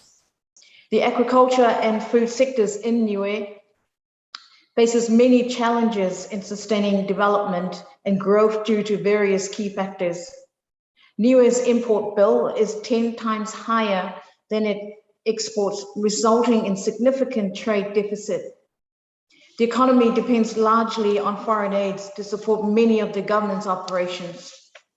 Niue, as a small island state, or sits within the Pacific region, is depicted by the smallness, both population-wise and geographically vulnerable to natural disasters and extreme events linking with climate change impacts. Increasing reliance on imported food is recognized as a major cause of the increasing NCD problems in Niue and is more evident than ever before. The overall effects of COVID-19 continue to exacerbate the current situation at the forefront. The agriculture sector has been identified in the Niue Integrated Strategic Plan as one of the priority areas for economic development. The agriculture sector, under the agriculture strategy, 5 key objectives underpins Niue's overall framework and development of its agriculture sector. Firstly, improve food and nutritional security for all Niueans. Second, to develop and promote sustainable food production and management systems. Thirdly, support sustainable economic growth and improve the balance of trade. Fourth, to strengthen natural resource management. And fifth, to improve the capacity building of stakeholders and agriculture staff. The key guiding principles under the strategy includes the need to recognize food security as an important issue for Niue, that the agriculture sector is to be the engine for economic growth, the need to value environmental sustainability, the importance of the agriculture sector to the social and cultural values, and the need to encourage and foster a strong private sector partnership in promoting agricultural development in Niue. Achieving the sustainable growth will depend on strengthening effective partnership and support for the private sector development and increased foreign investment. Honorable Chair, Niue shares similar challenges faced by many of our Pacific neighbors in the food and agriculture sectors. However, despite this, the one-size-fits-all approach that has been implemented over the years to solving the challenges are not ideal for Niue. This is because it does not allow to develop tailor-made, fit-for-purpose measures to suit our specific needs. We welcome and commend the current work of FAO through technical cooperation programs on the following that Niue is part of. First, the support to the development of multi-country programming framework for the Pacific Islands for 2023 to 2027, strengthening and enabling environment to enhance food systems in the Pacific, integrated climate smart agricultural practices and approach towards sustainability and climate resilience through the Coroniva joint work on agriculture. We also acknowledge the Government of Canada for the Canadian funded project on reducing COVID-19 related food insecurity in the Pacific region that is implemented through the FAO. We want to encourage FAO to continue its ongoing commitment under these technical cooperation programs and tailor-made it to serve the country's specific needs. We have experienced in previous years that FAO support through telefood projects have gained great value and more effective and simple to be implemented in targeting vulnerable community groups on the ground level. We also like to highlight our priority needs that we have embarked on and currently negotiating with FAO. Firstly, biosecurity. Biosecurity is crucial to Niue. As a small island state and vulnerable to many challenges of emerging exotic plant and animal diseases, our priority is to sustain a low pest status. Therefore, border security is the first line of defense, and the need to pay more attention in equipping Niue with its capacity needs and tools to ensure we continue to be free from introducing further pests and diseases. The introduction of our top 2 unwanted pests and diseases such as the taro leaf blight and the coconut rhinoceros beetle is very crucial. The level of threat to Niue is becoming more imminent than ever before, with these pests looming within close proximity in our Pacific Island neighbors. We have been working to procure a 2-way heat treatment facility under the current country program framework 2018 to 2022. This facility is to be used as a post-treatment facility for incoming goods and as a treatment facility for potential fresh agricultural produce for export. We humbly urge FAO to recognize our needs and our efforts to fast-tracking the process and bringing this to a reality. This is one of the government of Niue's key priorities as we work towards strengthening the trade imbalance and economic development through export. Secondly, we value and greatly support work on the development of the new FAO's strategy on climate change 2022 to 2031. Climate change, as we all know it, greatly impacts the basic agricultural food systems of many vulnerable communities. Therefore, there is a need to promote climate smart agriculture and innovative ways to combating these effects. We will seek to do our best in utilizing all opportunities in building resilience for key stakeholders under the current TCP on integrated climate smart agriculture practices and approaches towards sustainability and climate resilience through the Coroniva joint work on agriculture. Thirdly, we commend and also support the FAO science and innovative strategy that is aligned to sustainable agricultural development and production. We strongly advocate for the discontinuation of the one-size-fits-all practice to ensure that the support is provided for Niue to Niue caters and meet our needs, and that one innovative technology will not solve all problems because of the different contexts and situation we all operate under. Lastly, Niue supports the drive towards more innovative and capacity building initiative that is fit for purpose within the agriculture sector. We also support FAO's innovation and data, research and technology that will entice youth towards working in the agriculture and food sectors. In conclusion, Honorable Chair, let me reiterate Niue's position.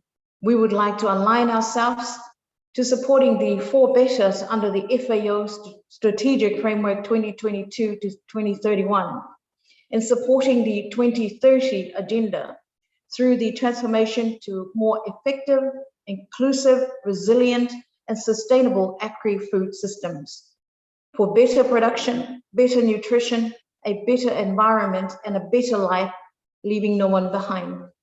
Niue remains committed to the work of the FAO, and we want to be part of improving all 4 betters, and especially not be left behind, just because we are small in geographically and population size. Kauilahi for the opportunity, and kia munuina. God bless us all. Thank you. Thank you very much for presenting a very good statement. It appears Pakistan would not attend Palau virtual live. I would request Palau delegation to present their statement virtually. Please. Floor is yours. Palau.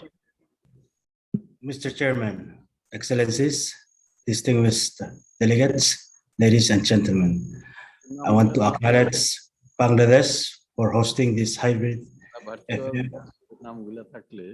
FAO conference and for the opportunity to provide a statement. Greetings from Palau.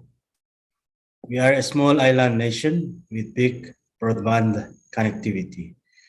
We are already utilizing it to capitalize on global digital economy with the advent of digital residency program. However, converting digital gains into food system gains is only just beginning. Conditions are right for such a conversion. Researchers have shown that visitors to Palau are willing to pay premium for sustainably caught fish and likely for locally sourced agricultural products when their origin can be proven. With food production centers located outside tourism centers, this means that provenance must be proven and tracked digitally along the supply chain. Organizations have piloted programs to tag and scan fish as they travel to stores and restaurants, so that every fish can be tracked back to an artisanal fisherman and a specific harvesting location.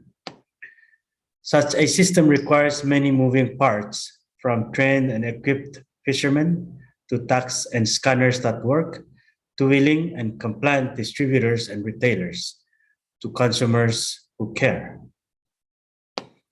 Modernizing and increasing the overall economic value of Palau's food systems will improve livelihoods for everyone and catalyze increased food production overall. We need to improve smallholder access to the benefits of innovation and digitalization. However, it is important that innovation and science be inclusive. There is virtually no data on nutritional values of Pacific Island foods traditionally harvested or prepared by women, such as taro, invertebrates, and cleaned fruits and seeds. We also cannot push for expansion in the pelagic food chain at the expense of youth and women of childbearing age. Continued partnership with technical agencies is critical, and given the strong similarities in diets around the region, could be a topic for strong regional cooperation. Finally, transforming our food systems goes beyond connectivity and requires society-wide cooperation. In Palau, we have launched an initiative called Kale Dangar Aleth, which is Our Food is Our Responsibility. Through combined branding, cross-government planning, promotion, and policies, and coordinated upscaling of successful and sustainable ventures, we will boost eco-friendly local production, transform to a more culturally conscious consumption, and increase access to nutrition food, thereby leading Palau to achieve food security by 2030. Thank you, Mr. Chairman and Ms. Ulang.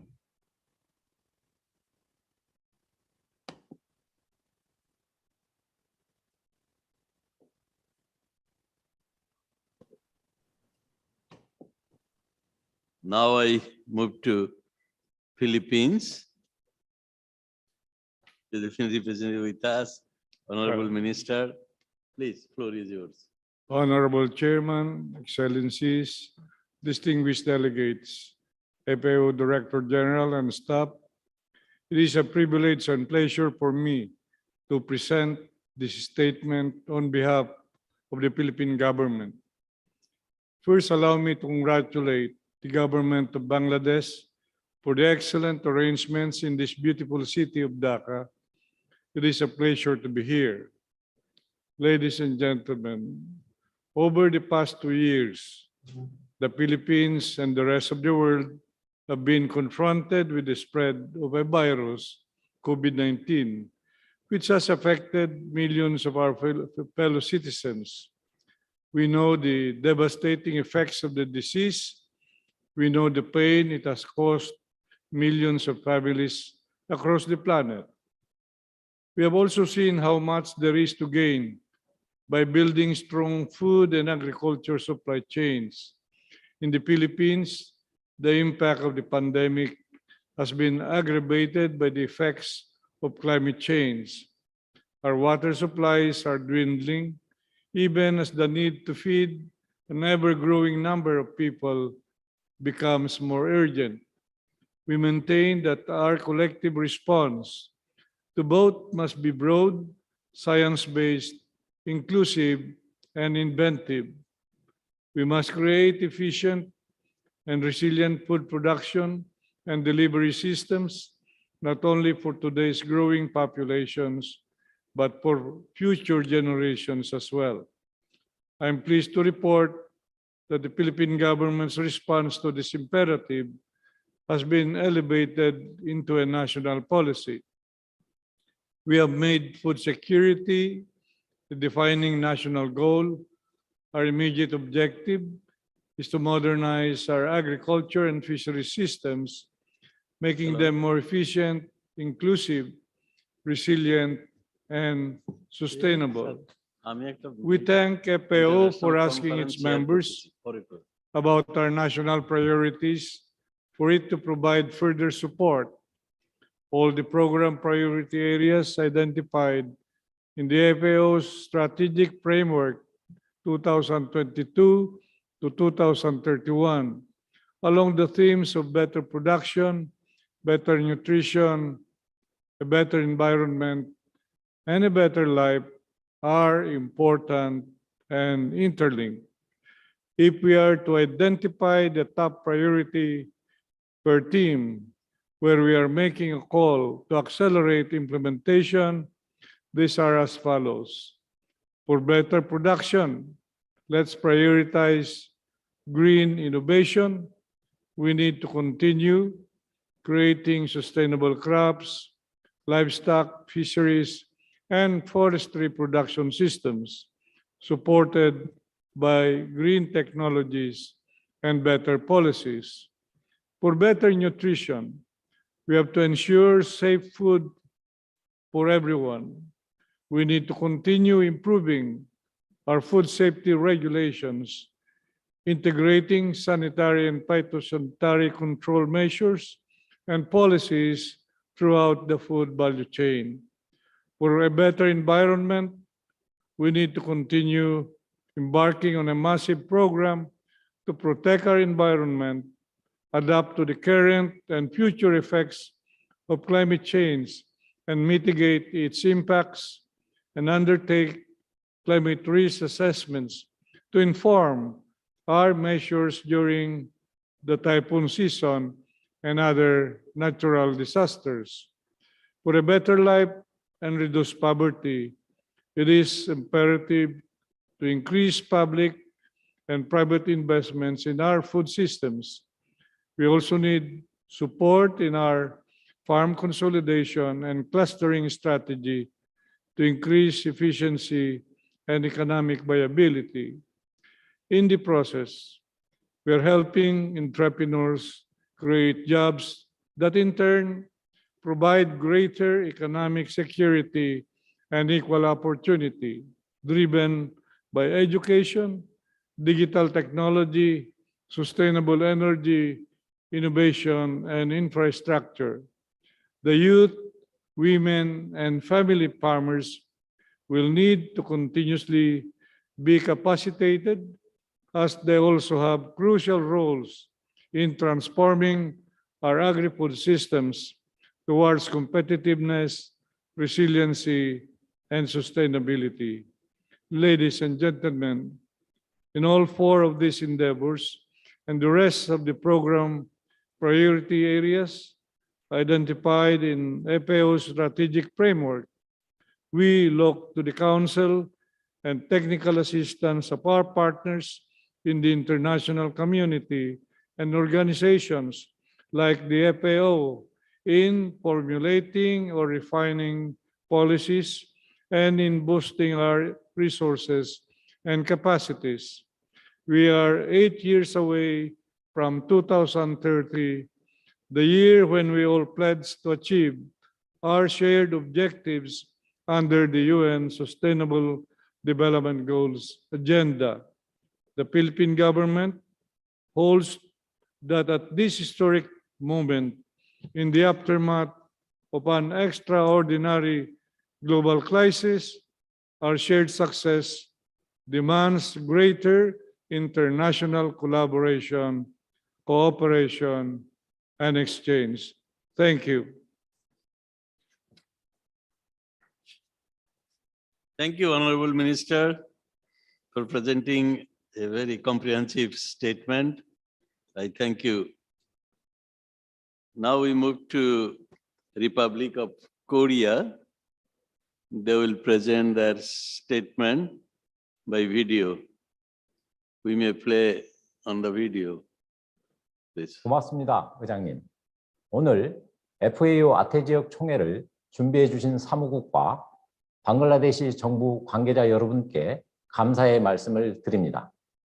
코로나19 팬데믹은 장기간 이어지고 있고 기후변화로 인한 자연재해까지 겹치면서 식량 불안은 커지고 있습니다.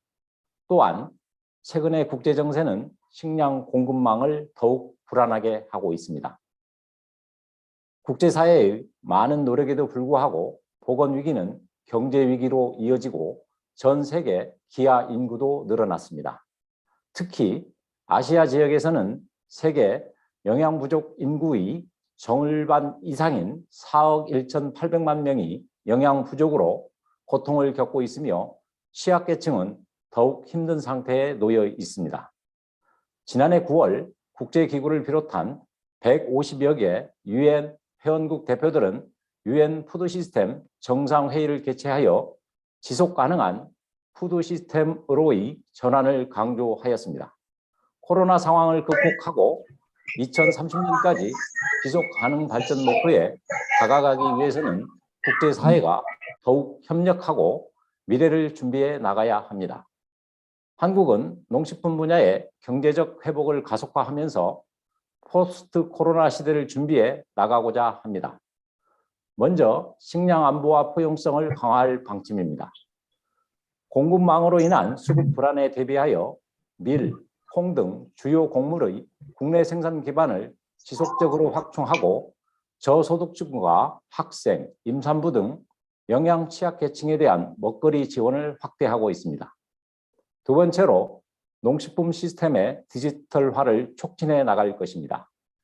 데이터와 기술을 기반으로 한 스마트팜 혁신밸리를 통해 청년 농업인들을 육성하고 농축산물의 온라인 도매 거래를 활성화하여 유통 단계의 효율도 높일 것입니다.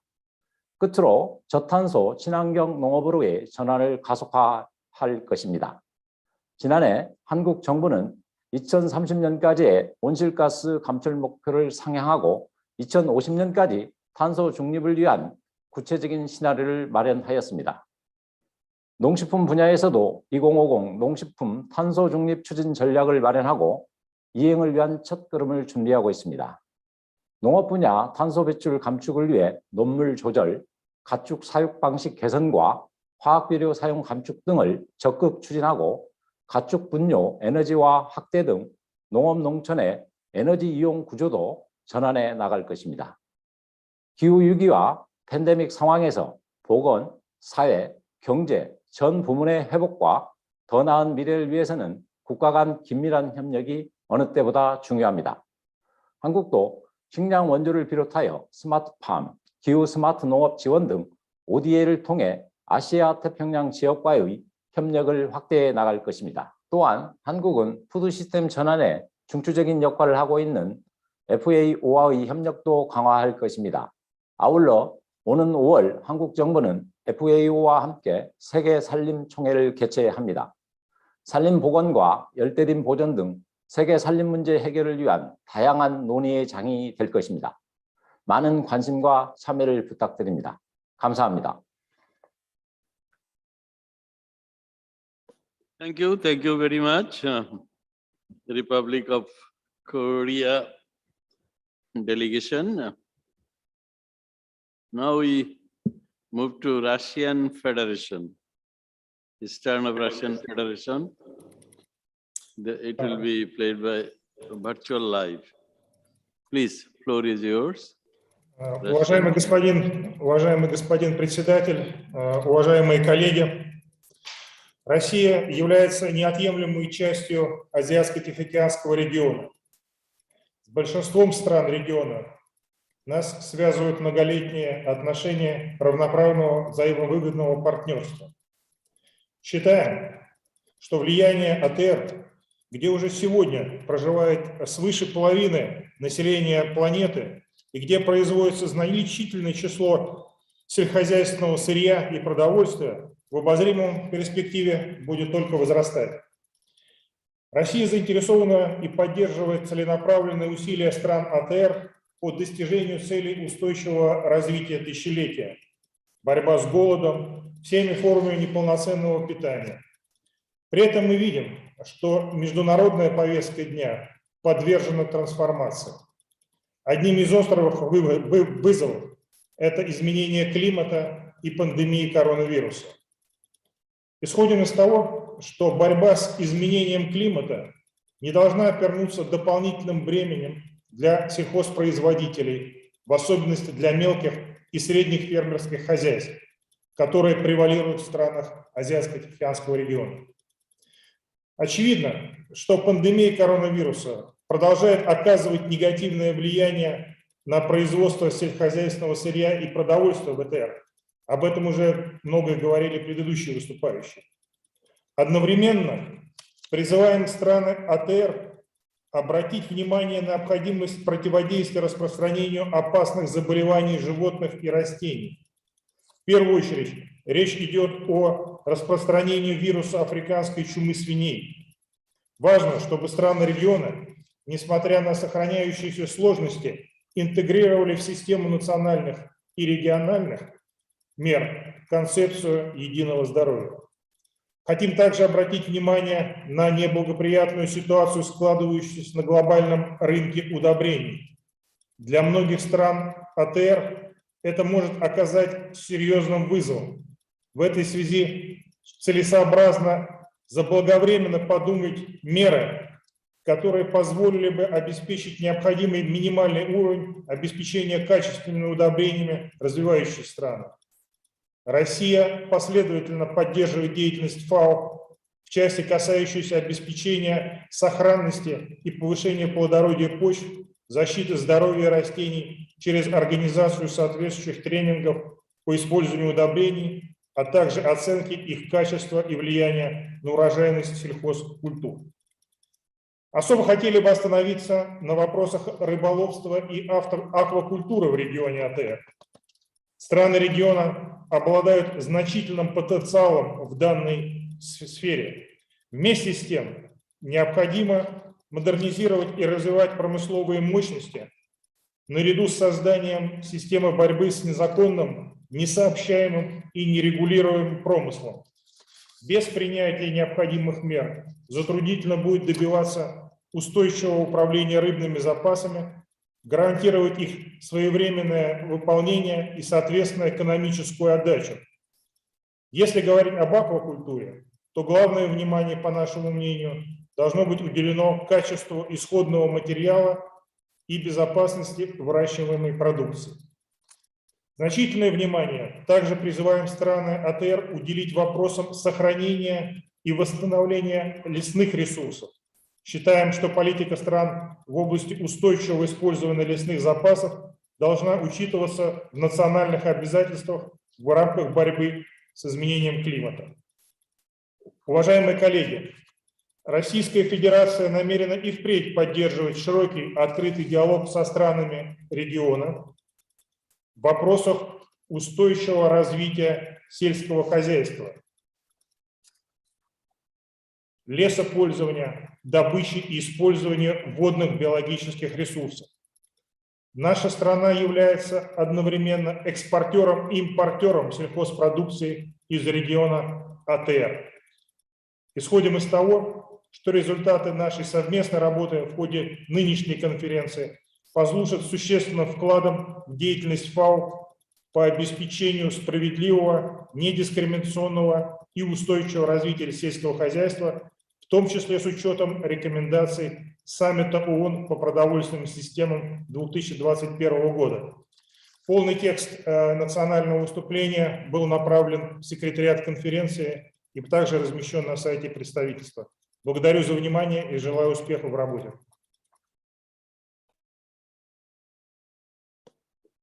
Thank you very, very much for offering your statement from Russian Federation. Excellent. Now I request Samoa. They will be presenting also by video. We may play their video. Please. Talofalava and greetings from Samoa. Honorable Chairman, Dr. Mohamed Abu Razagyu, Minister of Agriculture of the Government of the People's Republic of Bangladesh, Director General of FAO, Your Excellency Dr. Kyu Wong Yu, Ministerial colleagues, Excellencies, delegates, ladies and gentlemen. At the outset, let me take this opportunity on behalf of our government of Samoa to express our sincerely appreciation to the Honorable Chairman and the People's Republic of Bangladesh for hosting the 36th session of the FAO Regional Conference for Asia and the Pacific. I also wish to thank you, the Director General of FAO, for his hard-working team for organizing this important ministerial session. Honorable Chairman, we are living in the unprecedented time due to the COVID-19 pandemic, which has created a new norm in our lives and has resulted in multiple challenges such as health, economic, social, and political, all empowering us at the same time. Please allow me to express our sympathies and condolence to the members and delegates of whoever have lost their loved ones during this pandemic. To our brothers and sisters in the Kingdom of Tonga, our thoughts and prayers are with you as you walk out together to recover from the damage caused by the recent volcanic eruptions. Honorable Chairman, food remains an indirect part of our Samoan culture, which ties with our land and ocean. Increased independence and import processed food, filtered by changing dietary habits, raising burdens on our non-communicable disease, vulnerability, climate change, immediate threats on our potential illusions of pests and disease, such as the African swine fever, fall armyworm of the Guam biotype, of the coconut rhinoceros beetles, and the inherent limitation to our small island economy. Both challenges in ensuring sustainable agriculture and fishery productions can be catered for our people. The COVID-19 migration has amplified many of these challenges, resulting in further reductions of our food and income security due to financial pressure and regular disruptions in our food supply chain. Honorable Chairman, Samoa has recently launched its 5-year national development plan called the Pathway for Development of Samoa 2022 to 2026, with a vision of foster social harmony, safety, and freedom for all Samoa by empowering our community, building resilience, and inspiring growth. One of our plan key priority strategy is the realization of the vibrant and sustainable agriculture, fisheries, and agriculture sector, which will create employment, improve of our food nutrition security, and reduce resilience on food imports. Also, with the support of our FAO and other UN agencies, Samoa has completed its National Food System Pathway 2030, which paved the way to transform our agri-food system for a resilient and a healthy Samoa, and will also help us achieve the 2030 agenda. Given the severe impact of the COVID-19 on our other key economic sector, our tourism industry, we are looking for increasing our agriculture and fishery import, export for foreign exchange, earning and food import substitution. This will include the importations of our upgrading of our current farming practice for mechanization farming to assist our less resources farmers with land preparation. Further, due to the expectation of severe long-term impact of the COVID-19 on our food nutrition security, we are establishing a district development fund scheme to develop our rural communities in increasing our agriculture and fishery production. I therefore welcome and appreciate the FAO initiative on climate resilience agriculture food system, including digitalization in agriculture value chain. One health priority and sustainable biodiversity of food security and nutrition, which are discussed at this conference to help us all build back better achievement for our fourth better in relationship to production, nutrition, environment, and life to address the challenges of poverty, hunger, non-communicable disease, and unequal COVID-19 and climate change. I would also like to register my full support for the outcome of the 168 sections of the FAO Council that give a special attention to small island development state, which include most of the Pacific Island country, such as the refinement of the approach to the TCP allocation amongst region and the important identification of the financial mechanism and invocation of the partnership to tackle climate change. Honorable Chairman, in closing, I would like to extend my appreciation to FAO initiative that strengthening its long-term present and technical assistance in the Asia and Pacific region to support and contribute to member countries' achievement of Sustainable Development Goal. I would like to especially thank to the Director General of FAO for all the technical assistance provided by the Sub-Region Office for the Pacific Basin Samoa that have contributed and continue to do so.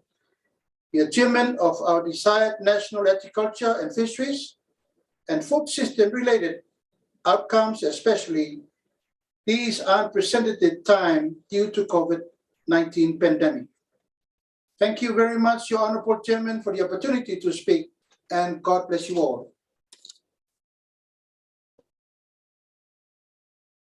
Thank you. Thank you for presentation of somewhat statement by video. Now we move to Singapore. It would be virtual live. Floor is yours, Singapore representative. Honorable Chairperson, Excellencies, distinguished delegates, ladies and gentlemen. Let me first thank Bangladesh and FAO for organizing this meeting.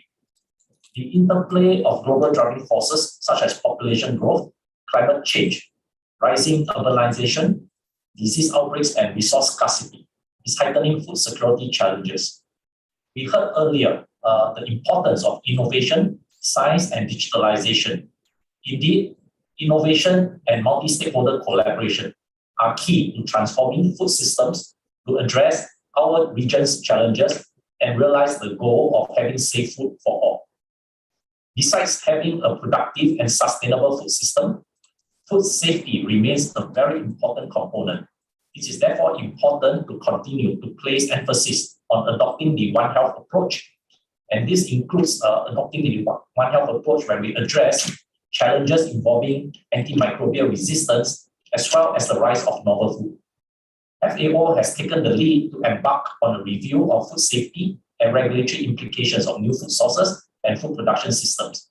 We encourage FAO to continue giving emphasis to these emerging issues by, for example, developing knowledge products on them, including policy papers, Capability building and sharing of best practices for food safety should also continue to be FAO's key areas of focus.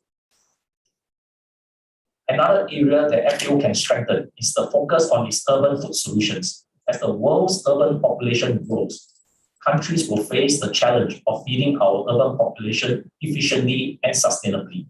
At the same time, climate change threatens traditional agriculture. Given increasing rural-urban migration, one innovative strategy is to strengthen a country's food system to develop urban food solutions to augment their traditional agriculture sector. These urban food solutions can rely on high-tech indoor closed systems, making them highly productive and climate resilient. Urban food solutions can also be useful as they grow food where people live and can provide good employment opportunities. To encourage this, FAO can similarly consider coming up with policy guidance to help governments take advantage of this approach. In addition, we recognize the importance of food trade and minimizing supply chain disruptions. Beyond the current point-to-point mode of food transport, we see value in exploring innovative ways to increase connectivity between countries, such as augmenting the current point-to-point mode of transport for food with other modalities, such as shipping through third countries. Moving from a just-in-time supply chain model to a just-in-case model by setting up regional distribution centers in third countries can help increase overall food supply resilience. In this connection, there may be merit for FAO and related bodies to consider studying this further. Given the challenges that face us all, it is important for us to work together towards innovative solutions for sustainable and resilient food system. I thank you. Thank you very much, delegation of Singapore, for presenting your statement nicely by virtual.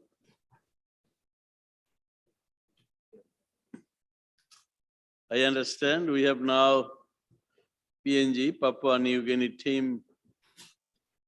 I hope they will be presenting, in person. Yeah, they're in the conference room. I would request PNG to present their statement. Please, floor is yours.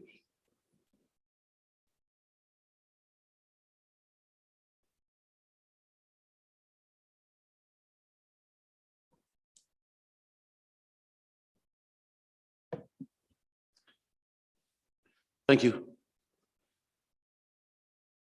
Good afternoon, everybody. His Excellency Kuidong, Director General of FAO, Excellencies and distinguished delegates.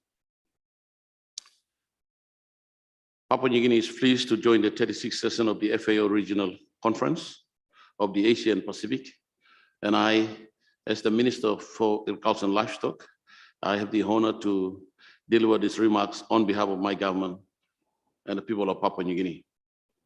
At the outset, let me also pay special tribute to the government of Bangladesh for hosting this conference under the challenging circumstances, especially COVID-19, and the excellent support provided by FAO country office in preparation for this conference. Excellencies, Papua New Guinea is a country in the Pacific. Our landmass is 460,000 square kilometers.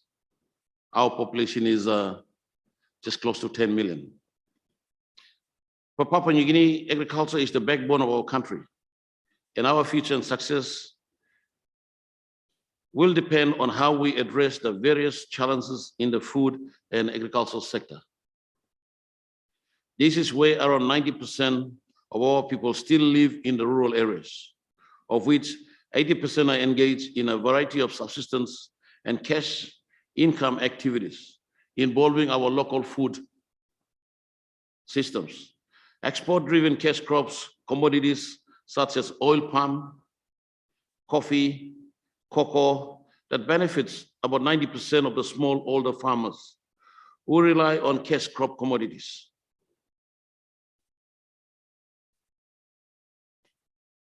In Papua New Guinea, we have more than 300,000 square kilometers of arable land that is good for agriculture.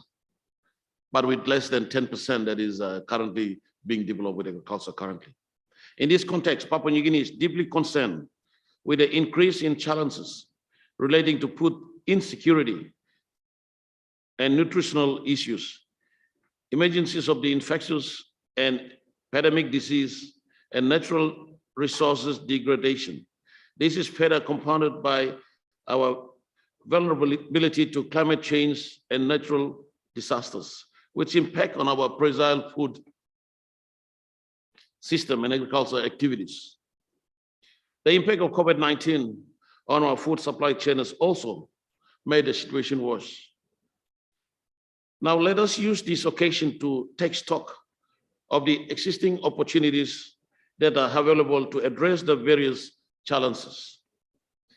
The APRC provides an exceptional platform for us to review our progress at the regional and country level, as well as to identify new opportunities to work in partnership, inclusive and in a timely manner. This also includes raising awareness for global commitments and taking actions that will transform our food and agricultural sector in a positive way to resolve the challenges that is before us for the betterment of our people and our communities. Excellencies, Papua New Guinea's agriculture medium-term plan, which we had in 2020 to 2022, outlines key challenges and the issues affecting agriculture development in the country and the key drivers for growth. This is in line with the government's overarching medium-term strategy development plan 3 that localized the implementation of the sustainable development goals at the national level.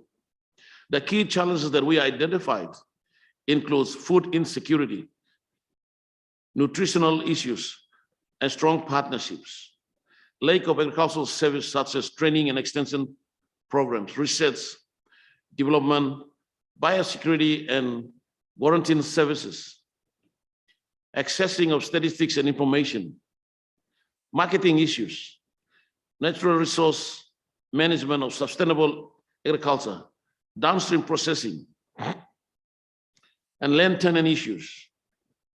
Now, one of the very issues that we, in terms of agriculture in our country, is market. Marketing and standard is one of the problems that we have. Now, we have a population that is willing to work, but our problem is meeting the standard that is required in the world, in other markets. We need to meet the standards, and we need support, and other developing countries would need support so that we meet the standard that is required by the other countries, by the country that is buying, the country that is importing our products. We need to meet the standard. And when we don't meet the standard, our today's population tend to, in our country, they tend to move away from agriculture because they see there is no future in doing agriculture. That's what they think, because the market is not there for them. Appropriately, policy interventions by government and forging of key partnership with development partners and private sectors are needed to address these challenges. We need to work government to government, have government trade policies between different governments and bilateral relationship with governments that will strengthen the relationship between countries so that we know which country is growing what product, which country has what product, so that we can start trading between countries. And that will open up the market for different countries and for other third world countries like ourselves. Other cross-cutting actions that are needed to form an integral part of the building of a sustainable, equitable, resilient, and healthier food system in the country are to strengthen the role of women and youth as key drivers in transforming food systems, harness and promote innovation, digitalization, and best practice in the food and agricultural sector based on science and research, and strengthen responsible, sustainable, and resilient food system in times like this of such stress without degrading the natural environment. My government believes that these actions are critical to transform our national food and agricultural sector, and also complements our efforts to progress the sustainable development goals.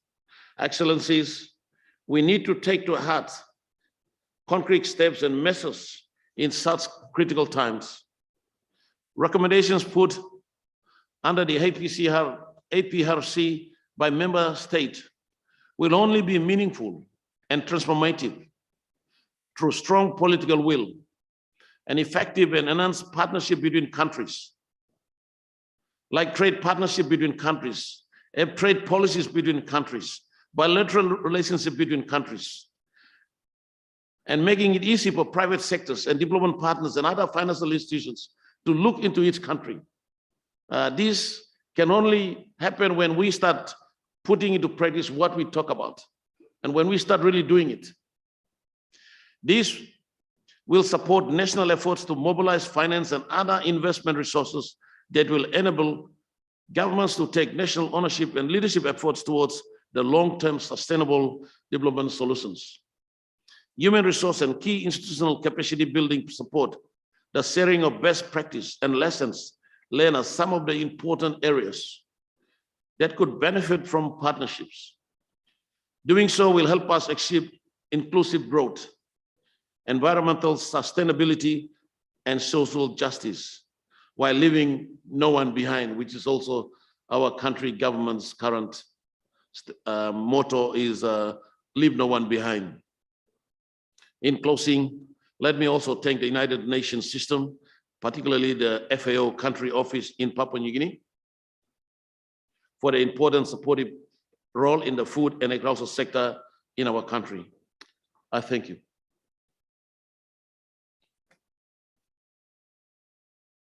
Thank you for presenting a very comprehensive statement. You cover most of the important issues. I understand agriculture predominates their economy. It is a key factor, key engine for driving overall economic development. So you covered most of the aspects of the economy. Excellent. Now I like to request Solomon Island. It will be presented in video. Please play on the video. The FAO Director General, Excellencies, distinguished delegates. On the outset, I would like to express our heartfelt appreciation to the government of Bangladesh for hosting this hybrid 36th Asia Pacific Regional Conference in Dhaka, Bangladesh. I wish to express the Somaliland government's continued assurance on its responsibilities to uphold national, regional, and international commitments under the UN and its agencies. Somaliland is one of the world's least developed countries and is on the verge of graduating from the UN categorization. Being a small island developing state, it continues to face numerous challenges such as climate change, isolation from major markets, fast-growing population, increasing unemployment, social disorder, and now the ravages of COVID-19, which are exacerbated by our weakened public health system. Nevertheless, we will continue to fight these odds with determination stems from our national policy perspectives to attain a meaningful quality of life by means of social and economic reforms. To that end, our participation in regional and international frameworks and obligations, such as pledges under the UN Sustainable Development Goals, are paramount. Excellencies, my statement will cover our government's policy, aspirations in fisheries, forestry, biodiversity, and ecosystem conservation, and the agriculture sectors. For the Solomon Islands, fisheries is a sector that is both economically and socially important to the country. The revenues generated from the tuna fisheries contribute significantly to the national economy, the social well-being, and the livelihood of our people. Therefore, the government of Solomon Islands, through the Ministry of Fisheries and Marine Resources, ensures that the country receives sustainable maximum economic and social benefits from this industry. It is critical that we collaborate with other countries and organizations in managing the tuna resource to achieve sustainability in food security and livelihoods for now and for future generations. In forestry, This sector is responsible for significant foreign earnings. With the need to manage this important resource sustainably, the government had developed its strategies based on the vision that forest resources and ecosystems are sustainably and responsibly managed for the benefit and resilience of all Somali islands. To this regard, the sector has host of targeted interventions to deliver on the various strategies as highlighted in our national forest policy. The agriculture sector is very important for the country, both economically and in terms of food security for the population. Agriculture supports approximately 85% of Somali islanders' livelihoods, living in rural areas with limited access to services. The sector policies and regulations encourage and promote commercial agriculture, development and research, technical support for production and marketing, food security for alleviation of rural poverty, hence improvement of livelihoods. Though there have been accomplishments in this sector over the years, the underlying challenges remain, some of which are rural population living in scattered islands with limited access to infrastructure and services, vulnerability to natural disasters, effects of climate change, and vulnerability to pests and diseases. Natural resource management, including biodiversity conservation in Somali islands, whether it be terrestrial or maritime based, is critical for nutrition, livelihood, and revenue generation purposes for the 85% of our population who live in rural areas, where wild harvest from forests and the seas form a significant part of their daily nutrition and social income.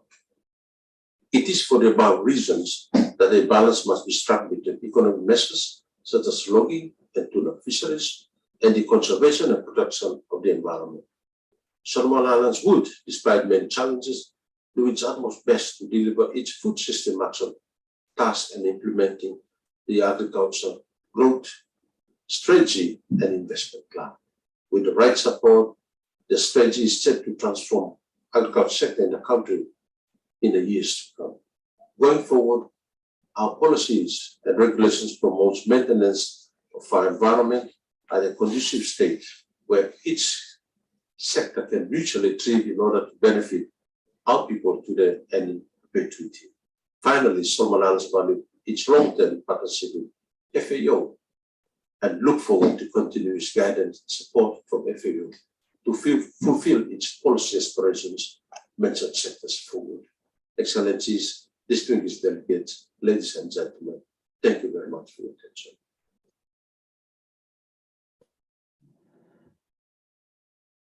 Thank you, Honorable Minister, for presenting your statement. Now we request Honorable Minister of Sri Lanka to present his report. Agriculture Minister. Good afternoon, everybody. Honorable Minister of Agriculture in Bangladesh, Chairperson, Ministers, distinguished invitees.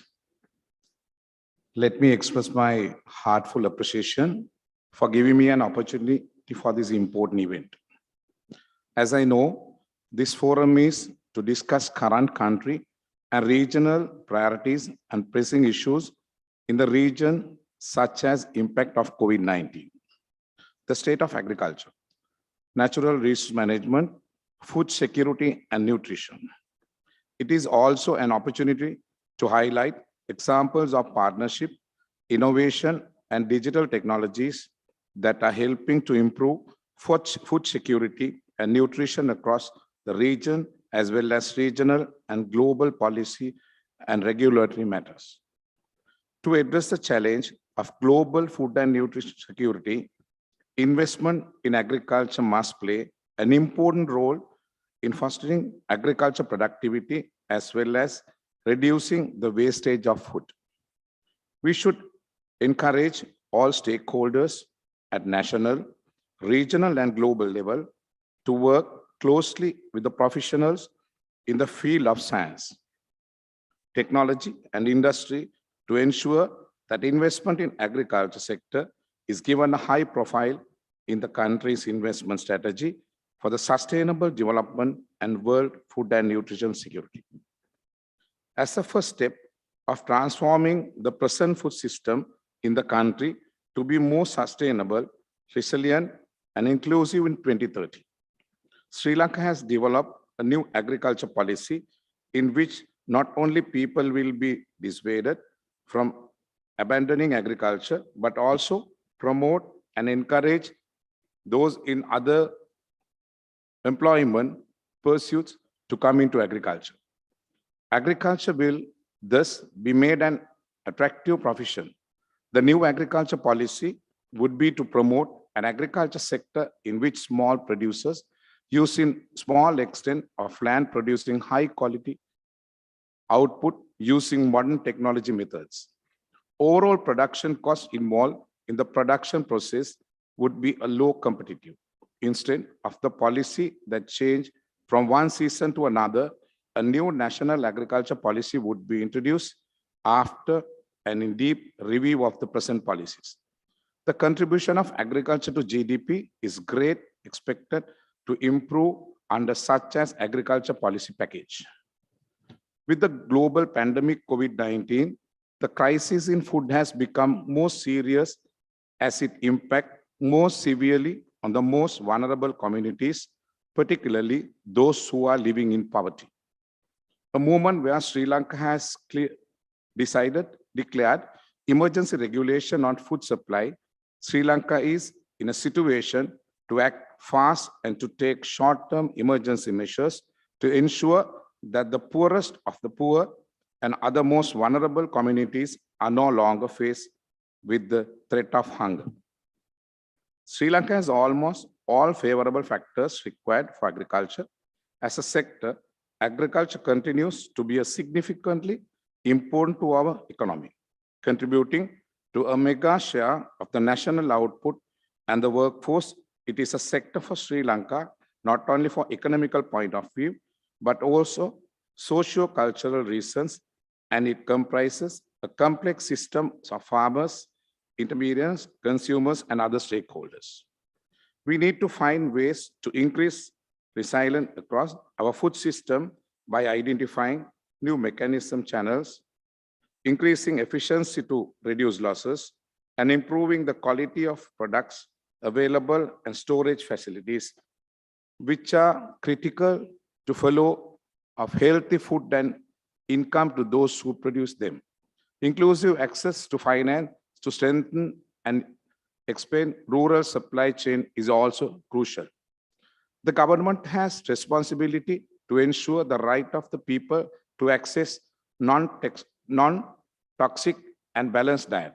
Therefore, the government has taken decision to limit imports of artificial fertilizer and agrochemical, which will pave the way for green economy and a healthy society, while supporting the aspiration of the state in terms of food safety in the long term. The Sri Lankan government decided to transform its agriculture system to green agriculture in order to ensure food safety and nutrition and natural environment safety for future generations. The decision took into consideration that the excessive use of fertilizer and agrochemicals worsen environment degradation, water pollution, and cause increased greenhouse gas emission, and finally, they threaten to public health. To strengthen the eco-friendly cultivation systems, a major philosophical shift in thinking, attitude, and perspective is crucial. Thus, mainly using mass media and social media, frequent update among the farming communities and the general public regarding awareness and similarly. Awareness of school children can be enhanced by organizing awareness programs in school along with Ministry of Education, because we believe that young minds are the future of our nation. Following above steps will lead to a physiological shift that will be a reason to establish a green agriculture within the country. At the same time, application of making network will enhance the new consuming behaviors of organic foods. Digitalization of agriculture value chain is a national requirement for obtaining accurate data towards achieving and overall development in the field of agriculture, and collects, analyzes, disseminates the relevant information to stakeholders such as farmers, agribusiness operators, general public, government organization, decision makers, policy makers, international buyers, etc. Ministry of Agriculture has started a project called Agriculture Management Information System, which consists of agriculture data collection, analysis, data communication, and information sharing to an automated process using the modern ICT tools, and later the agriculture intelligence can be incorporated in decision-making for the drone-based aerial crop monitoring and GIS image processing. Technology can be incorporated in order to improve efficiency of data capture and collection. The One Health Network South Asia was created to enhance in-country and regional capacity in epidemiology and biosecurity. This forms a foundation of collaboration, resource sharing, and communication among public health, domestic, animal health, and wildlife health professionals. The existence of this network is facilitating the development of effective disease surveillance activities, contributing towards regarding the risk of disease incursion and enhance the response to emerging infection disease in South Asian region. The One Health Network South Asia is strengthened by HubNet, connecting country-based One Health Hub across South Asia. It provides a resource in which members can share information, expertise, and resource both internationally as well as with regional and international organizations. Zoonotic disease have become a significant health problem in Sri Lanka. The social and economical losses of this public health problem is significant. Therefore, the epidemiology unit, which is the focal point in surveillance, prevention, and control of communicable disease, has taken several actions to implement One Health approach in controlling zoonotic disease. The National Symposium on One Health approach for zoonotic disease prevention and the establishment of the One Health Hub Sri Lanka are two major events conducted in this regard.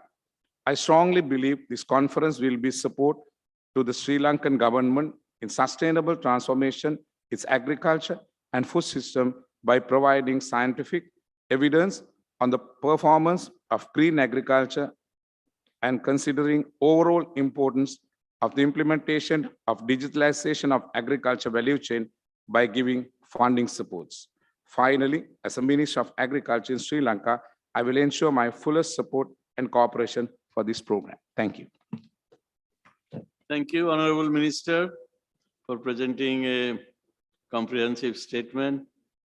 You have covered many issues and points. Thank you. I would request our conference secretary, he said he has an announcement. Please go ahead. Thank you, Chair. We'll be quick. First of all, just to let you know, we have a few countries more left to speak. But that should not take too, we'll probably be by 7 o'clock local time, we should be able to complete this session. We are on very good time so far.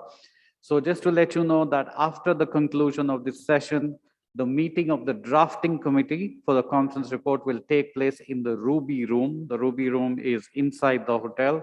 So you go out of the plenary room, go straight, take left, and you'll come to the Ruby Room, where the drafting committee will meet under the chairmanship of the rapporteur, Dr. William Dar, our Secretary of Agriculture for the Philippines. And we will have the officers from our office in Bangkok will be connected as well, and the reports team from here. So you're all countries are welcome to the drafting committee, and you are free to join either in the Ruby Room or by Zoom. There's a separate link. So please ask for the link by sending a mail to aprc36@fao.org. Second announcement, and this is two important ones. Those who intend to travel out of Bangladesh tomorrow or on the weekend, please contact the concierge of the hotel for your COVID test. So all countries, if your country requires a COVID test for your return, you need to contact the concierge of the hotel. He's sitting at the entrance, at the main entrance, and get your test scheduled. Please note that the test that you use to access the plenary room is not valid for international travel.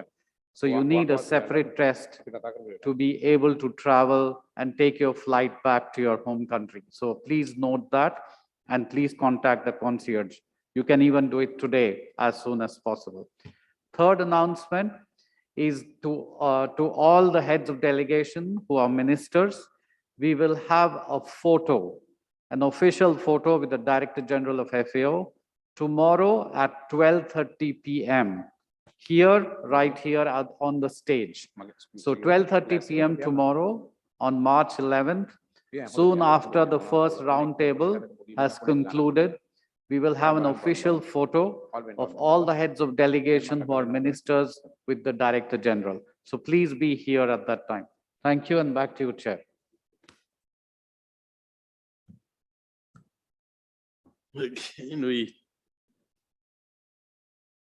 So Thailand, it seems we will have a virtual live. I would request the virtual Thailand delegation to present their statement. But thank you very much. Thank you very much, Mr. Chairpersons, honorable ministers, FAO Director General, distinguished delegate, ladies and gentlemen. It is an honor to deliver this statement on behalf of Excellencies Chalerm Chaisriorn, Minister of Agriculture and Cooperative, and the Government of Thailand. Let me start by thanking the Government of Bangladesh for hosting this FAO Regional Conference. The COVID-19 pandemic has changed our lives and posed serious multidimensional challenges while further increasing food insecurity, damaging socioeconomic and disrupting agri-food systems.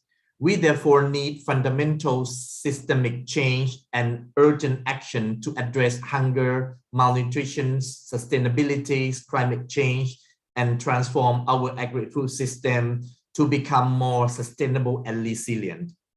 Thailand supports the FAO Strategic Framework 2022 to 2031. We expect that the four betters concept will stimulate better energy and bring clearer directions to the organizations in providing better guidance and service to members to build healthy, equitable, sustainable, and resilient agri-food systems, supporting inclusive rural development and achieving the SDGs. I take this opportunity to share some views as follows. First, better production. When we talk about increasing productivity, enabling us to do more with less, the focus is often on the do more part. In order to produce more with less, farmers and producers must be enabled to adopt technologies, innovations, and best practices that obtain more output from existing resources in sustainable and resilient ways. We need to support our small-scale farmers and producers to get access to affordable and best-suited technologies and innovation that fit well with the local specific context. We also need young farmers and producers to bring new perspectives, innovative ideas, and a better futures for our agri-food system. FAO can help the members identify best suitable options. Additionally, the issues on One Health, transboundary animal diseases, and plant pests are very critical in Asia and the Pacific region. The government of Thailand, led by the Prime Minister General Prayut Chan-o-cha, has adopted the bio-circular green economy model to increase sustainability and resilience of our agri-food system. The 3S policy, namely safety, security, and sustainability, is also being implemented for sustainable transformation of our agri-food system. Second, better nutrition. Thailand pays great attention to the promotion of national food and nutrition security through the adoption of the Nutritional agriculture, accompanied by initiatives such as the Agriculture for School Lunch project under the patronage of Her Royal Highness Princess Mahachakriri Sirinthorn and the Herbal Agriculture Program to strengthen a sustainable consumption approach to students and people in the city. Additionally, food safety policies and reduction of food loss and waste are one of our national priorities. Third, better environment. The adoption and the promotions of the biocircular green economy model and sufficiency economy philosophy constitute a balanced and sustainable approach to development encompassing economic, social, and environment aspect. Recently, Thailand Livestock and Aquaculture Consortium, through partnership among private sectors, producers, and academia, also launched a new collaborative program on reductions of greenhouse gas emissions in the livestock and aquaculture supply chains in the country. Last, better life. The BCG economy model and sufficiency economy philosophy will provide better livelihoods to Thai people, transforming the national agri-food system and achieving the SDG through the adoptions of the technologies and innovations for increased sustainability and resilience. To conclude, Thailand is committed to become the green kitchen of the world and to continue producing safe, healthy, and nutritious food and agricultural products with greater responsibilities for our planetary boundaries. Thailand will continue working with FAO and share our experiences with other members. Together, we will build better agri-food system for our people and our planet. I wish you every success in your deliberations at this conference. Thank you very much, Mr. Chair. Thank you.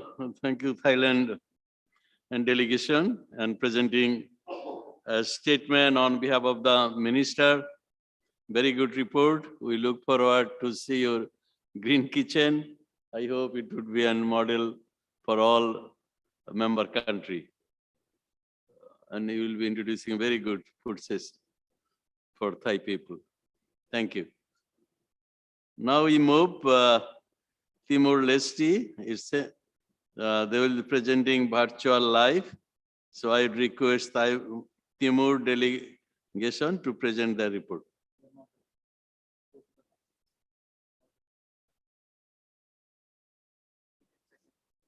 Tonga. Oh. Conference secretary said that they are not there, so we go for Tonga. They will present their statement by video. Let's play the video. Mr. Chairman, distinguished heads of states and governments, Director General FAO, distinguished delegates, ladies and gentlemen, Maloi Lele from the Kingdom of Tonga. On behalf of the government and the people of the Kingdom of Tonga, I have the honor to congratulate the Food and Agriculture Organization of the United Nations for convening this 36th session of the FAO Asia and Pacific Regional Conference, as well as to the government of Bangladesh for hosting this conference. Mr. Chairman, food security and agriculture production is a constant concern of the people of Tonga. That is because Tonga is currently ranked second as the world's most at-risk country to tropical cyclones, droughts, tsunamis, and earthquakes. Tonga is also ranked third as the world's most at-risk country to the effects of climate change, with 80% of its population living on the coastlines.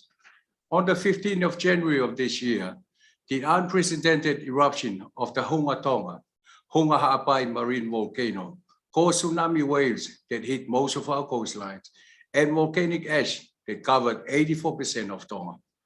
The inflicted damages, according to the World Bank, was about 18.5% of our GDP. On the first week of February this year, we had our first outbreak of the Omicron variant of the COVID-19 epidemic. The impacts of the subsequent lockdowns on Tonga's food and agriculture status had slowly materialized since then. Despite these many challenges, FAO has always been a key partner of Tonga for more than 50 years. The numerous FAO technical and financial assistance has always been instrumental in Tonga's development of food and agriculture. FAO's timely and key assistance to our recovery programs from numerous disasters that occurred, including the recent volcanic eruption disaster, has been instrumental in getting Tonga back to road of recovery. Mr. Chairman, to date, Tonga currently imports a lot of food, but especially protein products of meat and fish, thereby imposing a vulnerability on our food security to external factors. Therefore, one of the main focus of the Ministry of Agriculture is to increase the local food production of livestock, crops, and fruit trees for the local and also for the export markets. Mr. Chairman, Tonga family believes that agriculture is key to Tonga's sustainable development, that agriculture is a key driver of Tonga's economic development, that agriculture is the key to poverty reduction and rural livelihood, and that agriculture is the key to adaptation to climate change, and that agriculture is key to food security during this COVID-19 pandemic. And finally, Mr. Chairman, that agriculture is key to building Tonga's resilience to disasters. With that, Mr. Chairman, on behalf of our delegation, Tonga has the honor to offer our sincere wish for an inclusive, productive, and a successful 36th session of the FAO Asia and Pacific Regional Conference. I thank you for your attention. Thank you. Thank you very much, Tonga, for making an excellent statement. Now we move to Tobolo. It would be also a video presentation. We may play video. Director General, Excellencies, ladies and gentlemen, Talofa and warm greetings from Tuvalu. It is an honor and privilege for me to deliver Tuvalu's statement to the 36th session of the FAO Regional Conference for the Near East this year, under the theme Recover and Restart, Innovations for Better, Greener, and More Resilient Agri-Food Systems to achieve the Sustainable Development Goals. I want to commend the meeting for choosing this theme, Recover and Restart, because there is no better time for the world to call for innovative agri-food systems to ease the threat that the world is going through with its food struggle. Tuvalu's agricultural sector situation and other low neighboring Pacific Island nations have a unique challenge. The challenge that we face, and of which it is also an existential threat, include sea level rise, which was caused by climate change. It was a unique challenge in the sense that low-lying atolls such as Tuvalu need to identify new systems to avoid saltwater intrusion, frequent cyclones, long droughts, poor soils, and so forth. Tuvalu therefore welcomed the call for innovative agri-food systems and support the call for FAO to deliver new technologies and continue assistance to prepare countries to contribute to this major problem of food security to feed the vast world population.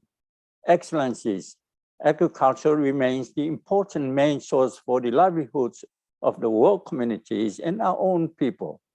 With the continuous challenges associated with climate change and the global pandemic, we feel that innovative-based approaches are indeed necessary to overcome the challenges. Therefore, best practice, of course, contribute greatly to increasing local food production, improvement of farmers' knowledge, sustainability, and promoting healthy living. Given the limited natural resources and issues delivered from climate change and COVID-19, the government recognizes the importance of adequate food production for the people.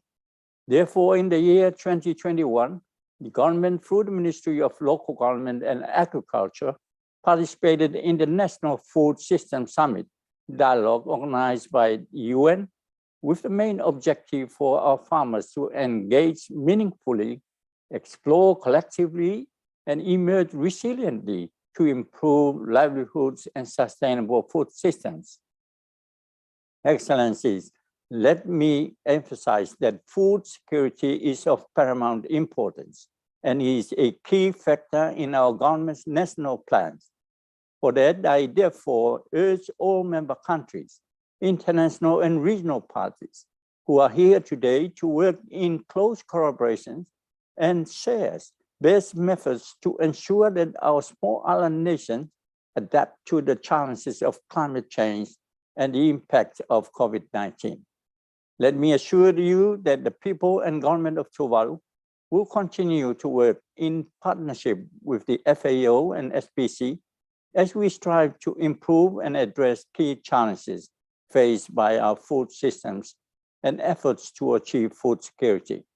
Excellencies and delegates, last but not least, I wish each and every one of you the very best of success with your deliberation, and may the decisions taken during this conference be the vehicle for potential growth and positive changes for our food security and agricultural sector. Paftailasi, Tuvalu Modet.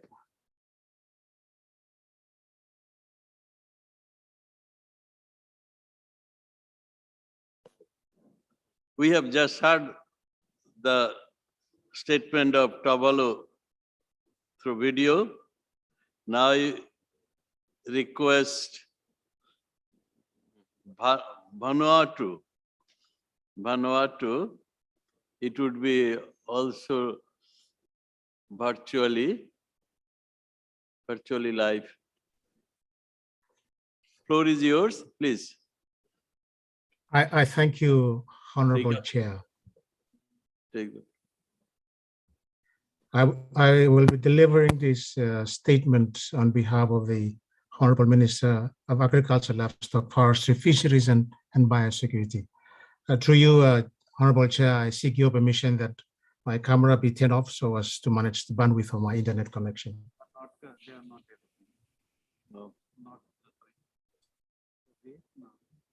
Then we have to go back to Timor. Next you can see Vietnam. Okay. Then we have to go back to Timor. In case if they are not there, we read out the statement. I can do that. Then we can finish.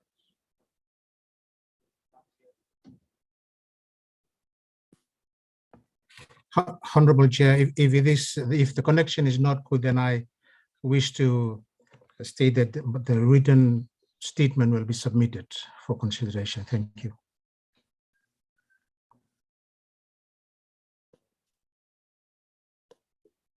Yes, you can submit your statement. We'll take into consideration.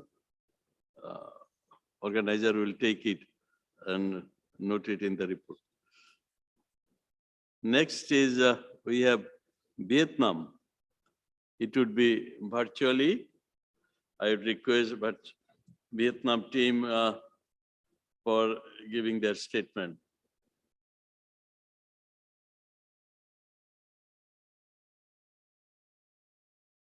Vietnam, you have the floor, please.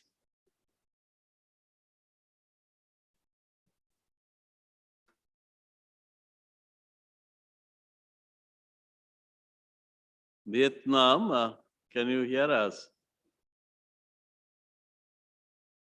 We are connected or not?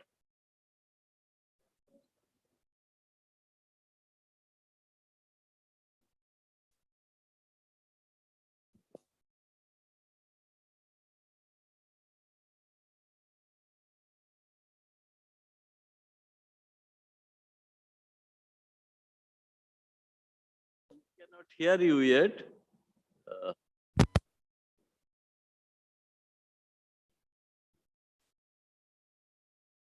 Try to connect properly. Might be some error in connection.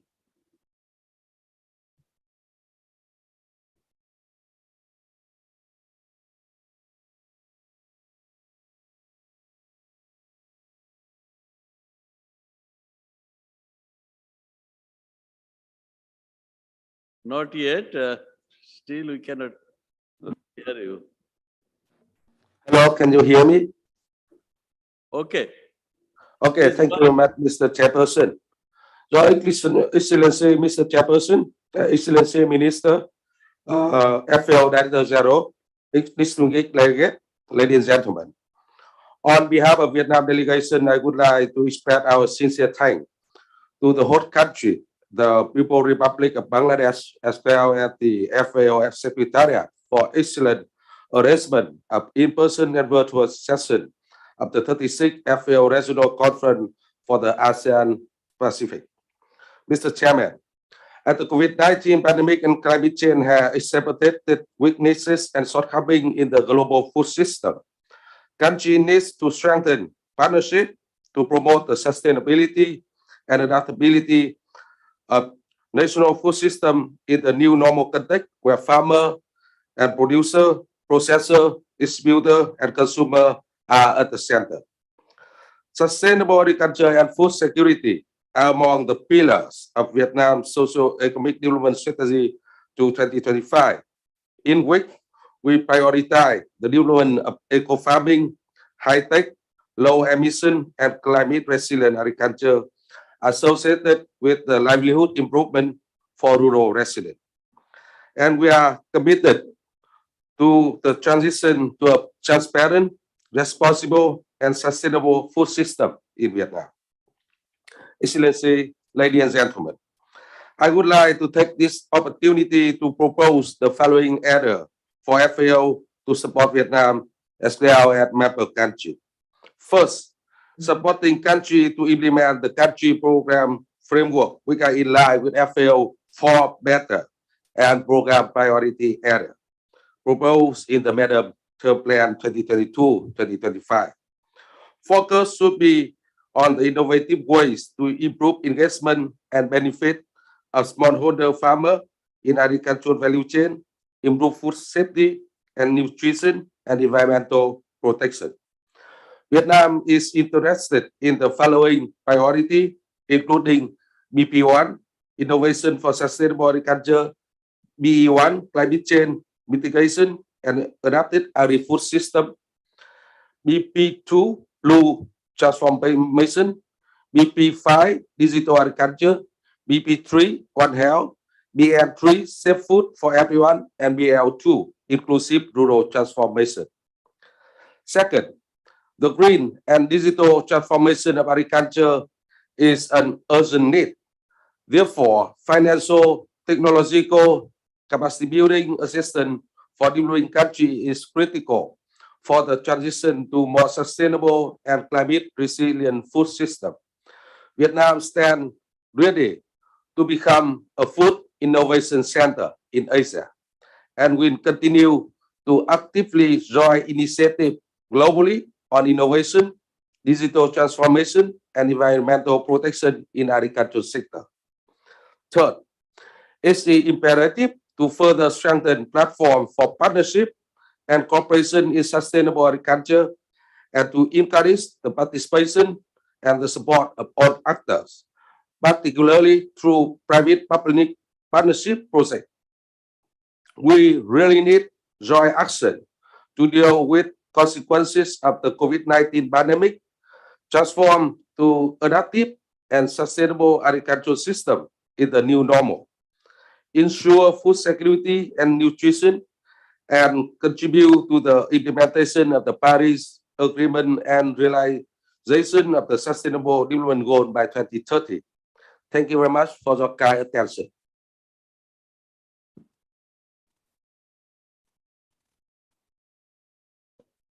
Thank you, Vietnam, for presenting a nice statement. Now I request Bhanua to present their statement.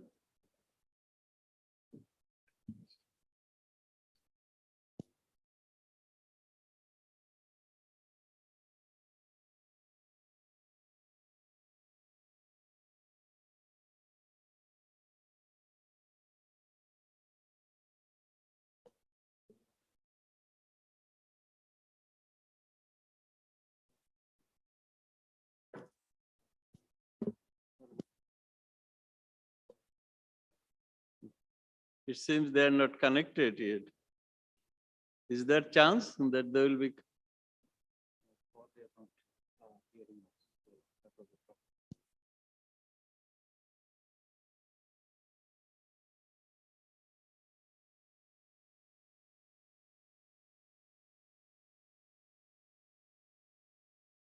We have left with another report, Timor-Leste.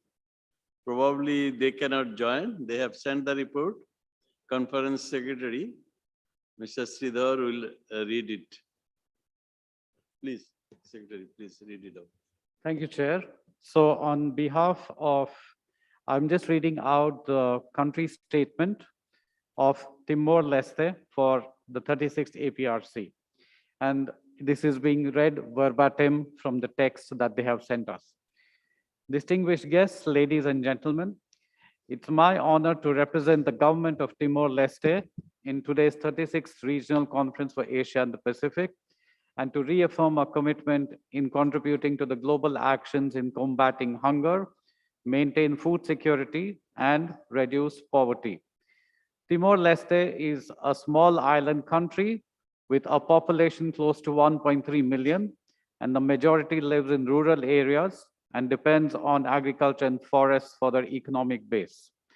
According to the Timor-Leste Agriculture Census 2019, those 141,141 households engaging in agriculture sector, and it makes agriculture sector to be the single largest sector in the country after mining and tourism. Distinguished guests, ladies and gentlemen, as one of the newest countries in the world and among the least developed, Timor-Leste has faced multidimensional challenges on land use management, including deforestation, land degradation, and poverty. Forest cover has steadily declined since the 1970s, and the current deforestation rate is thought to be about 1.7% per annum. In the past 5 years, Timor-Leste continues to experience increased incidence of a number of diseases in animals, humans, and plants. Timor-Leste is facing the problem of African swine fever in 2020 that almost wiped out all the pig population in Timor-Leste, and the COVID-19 pandemic has prejudiced normal lives, and the attack of fall marmyworm and corn and other crops has led to production losses in the country.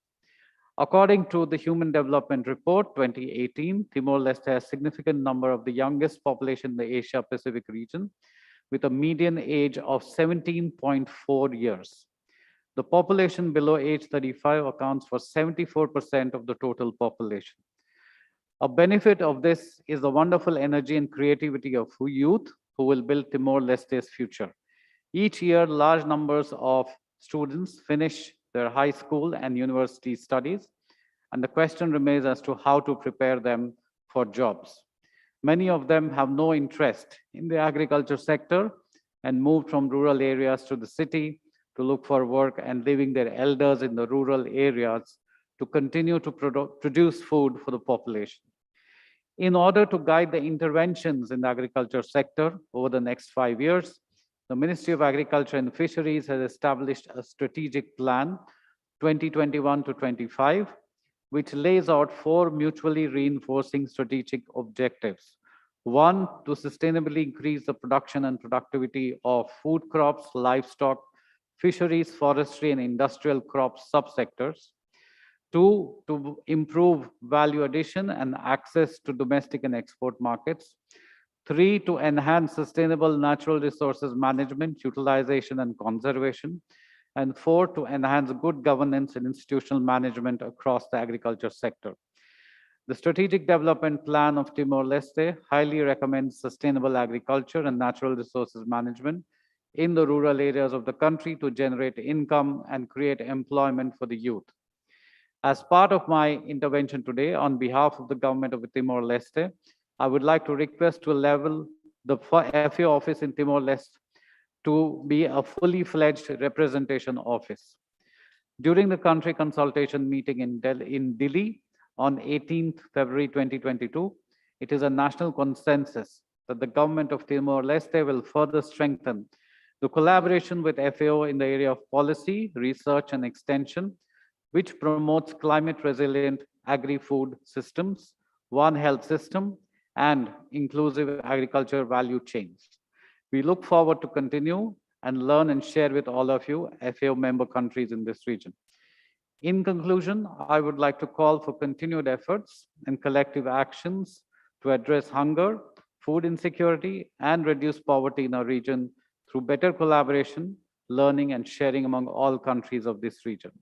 Thank you. End of the statement from Timor-Leste. And back to you, Chair. Thank you, Dr. Sridhar, for reading out the statement. I think that's all for today. We have finished all the countries' report.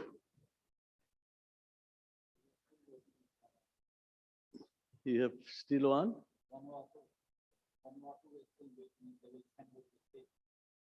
Yeah. Well, thank you, members, for this dynamic and intense session. It's quite long, I understand. I appreciate your patience. Some countries have not delivered statements. Written statements will be posted online on the APRC webpage. Now I invite the regional representative, Mr. Kim, for his responses, if any. Mr. Kim, you have the floor, please. Mr. Kim. Thank you, Mr. Chairperson. Honorable Ministers, Excellencies, distinguished participants, thank you very much for very rich, substantive, and insightful contributions on most pertinent and relevant issues and priorities in Asia and the Pacific. We highly appreciate your support, strong support on FAO's work in the region, particularly in regard to the new strategic framework and the regional priority programs. FAO Secretariat has carefully taken note of all of your clear guidance, recommendations on emerging regional and country needs and priorities. These will be important guidance for our program of work for next 2 years. Again, I want to thank you very much for your most useful and valuable deliberation. Thank you very much. Over to you, Mr. Chairperson.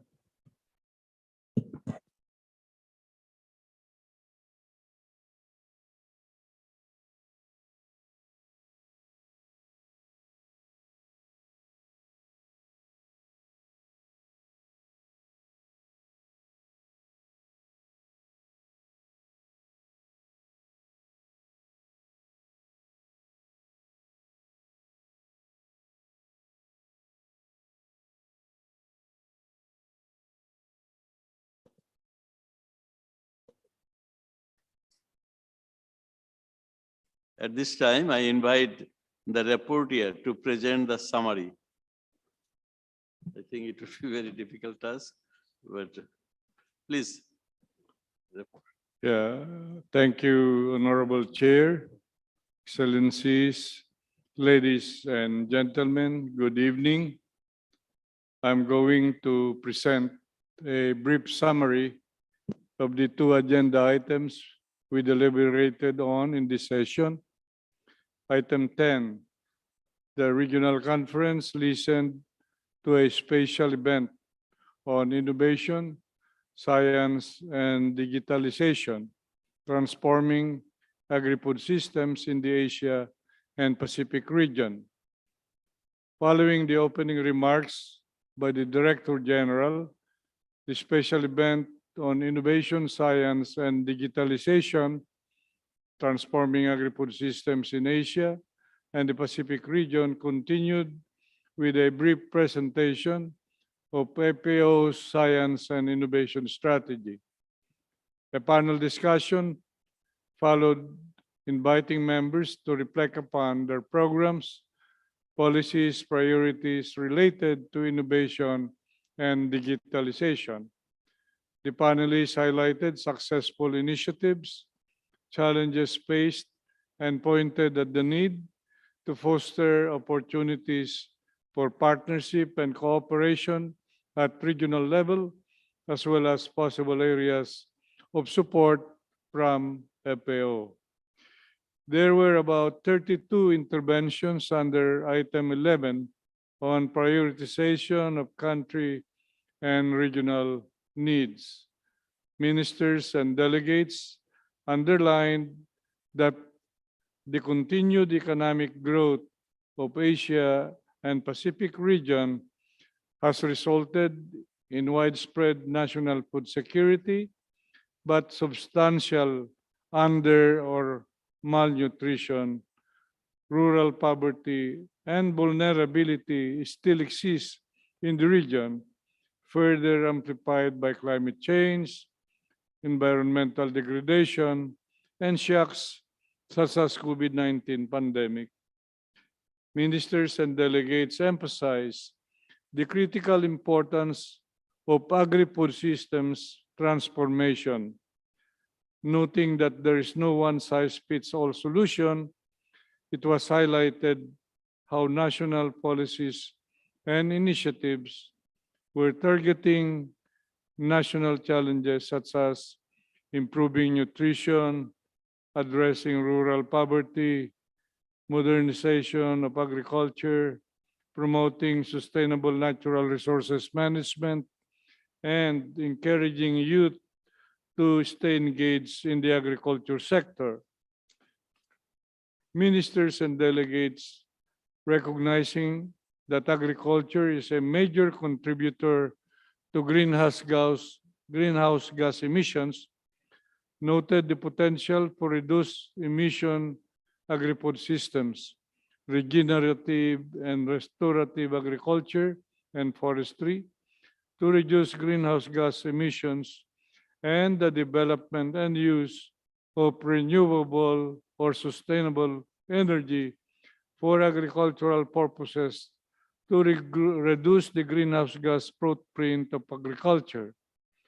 Ministers and delegates highlighted the opportunities and potential for digitalization and innovations in support of agri-food systems transformation, and emphasized awareness raising, capacity building, and access to innovation as critical enabler for farmers at all scales, in particular smallholders, family farmers, and small-scale operators, as well as youth and women. Ministers and delegates highlighted the increasing risk to human and animal health and stressed the need to improve food safety systems to tackle the problem of antimicrobial resistance and to strengthen the One Health approach, including through enhanced involvement of natural resources sectors such as environment, wildlife, forestry, and fisheries. The ministers and delegates underscored the unique context of small developing island states, highly dependent upon their blue economies, while reliant on food imports, and particularly vulnerable to climate change impacts that require specific solutions and practices. The ministers and delegates also highlighted the need for strengthened international and regional collaboration and partnerships to increase impact, build on existing regional knowledge, and to avoid duplication. In conclusion, let no one in Asia and the Pacific region be left behind. Thank you. Excellency, thank you for nicely summarizing the deliberation. It's an excellent summary. I do appreciate on behalf of myself and the member of the conference. I now declare that the agenda items 10 and 11 are concluded. I would request the conference secretary to make any announcement if he has. Thank you, Chair. So very quickly, I don't want to take too much more of your time. So we had I just want to repeat what we said earlier. The drafting committee will meet right away in the Ruby room.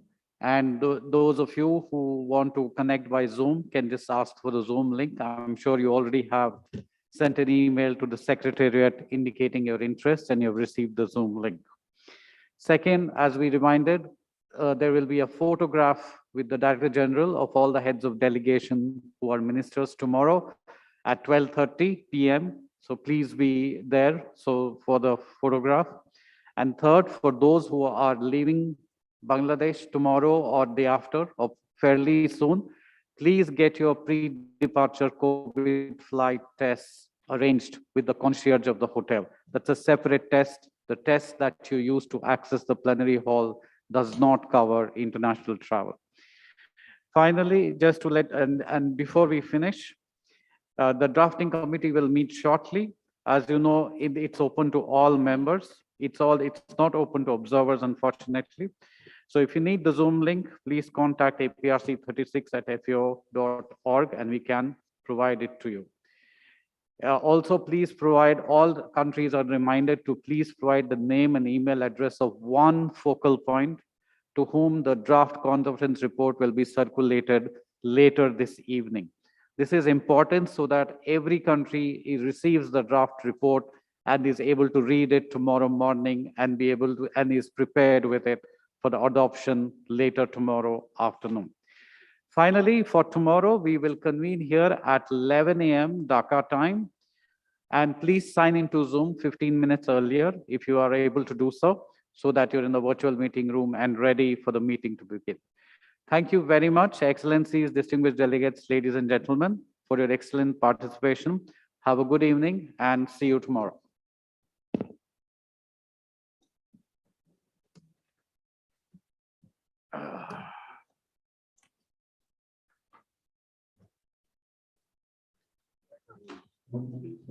Thank you. See you tomorrow. Thank you very much.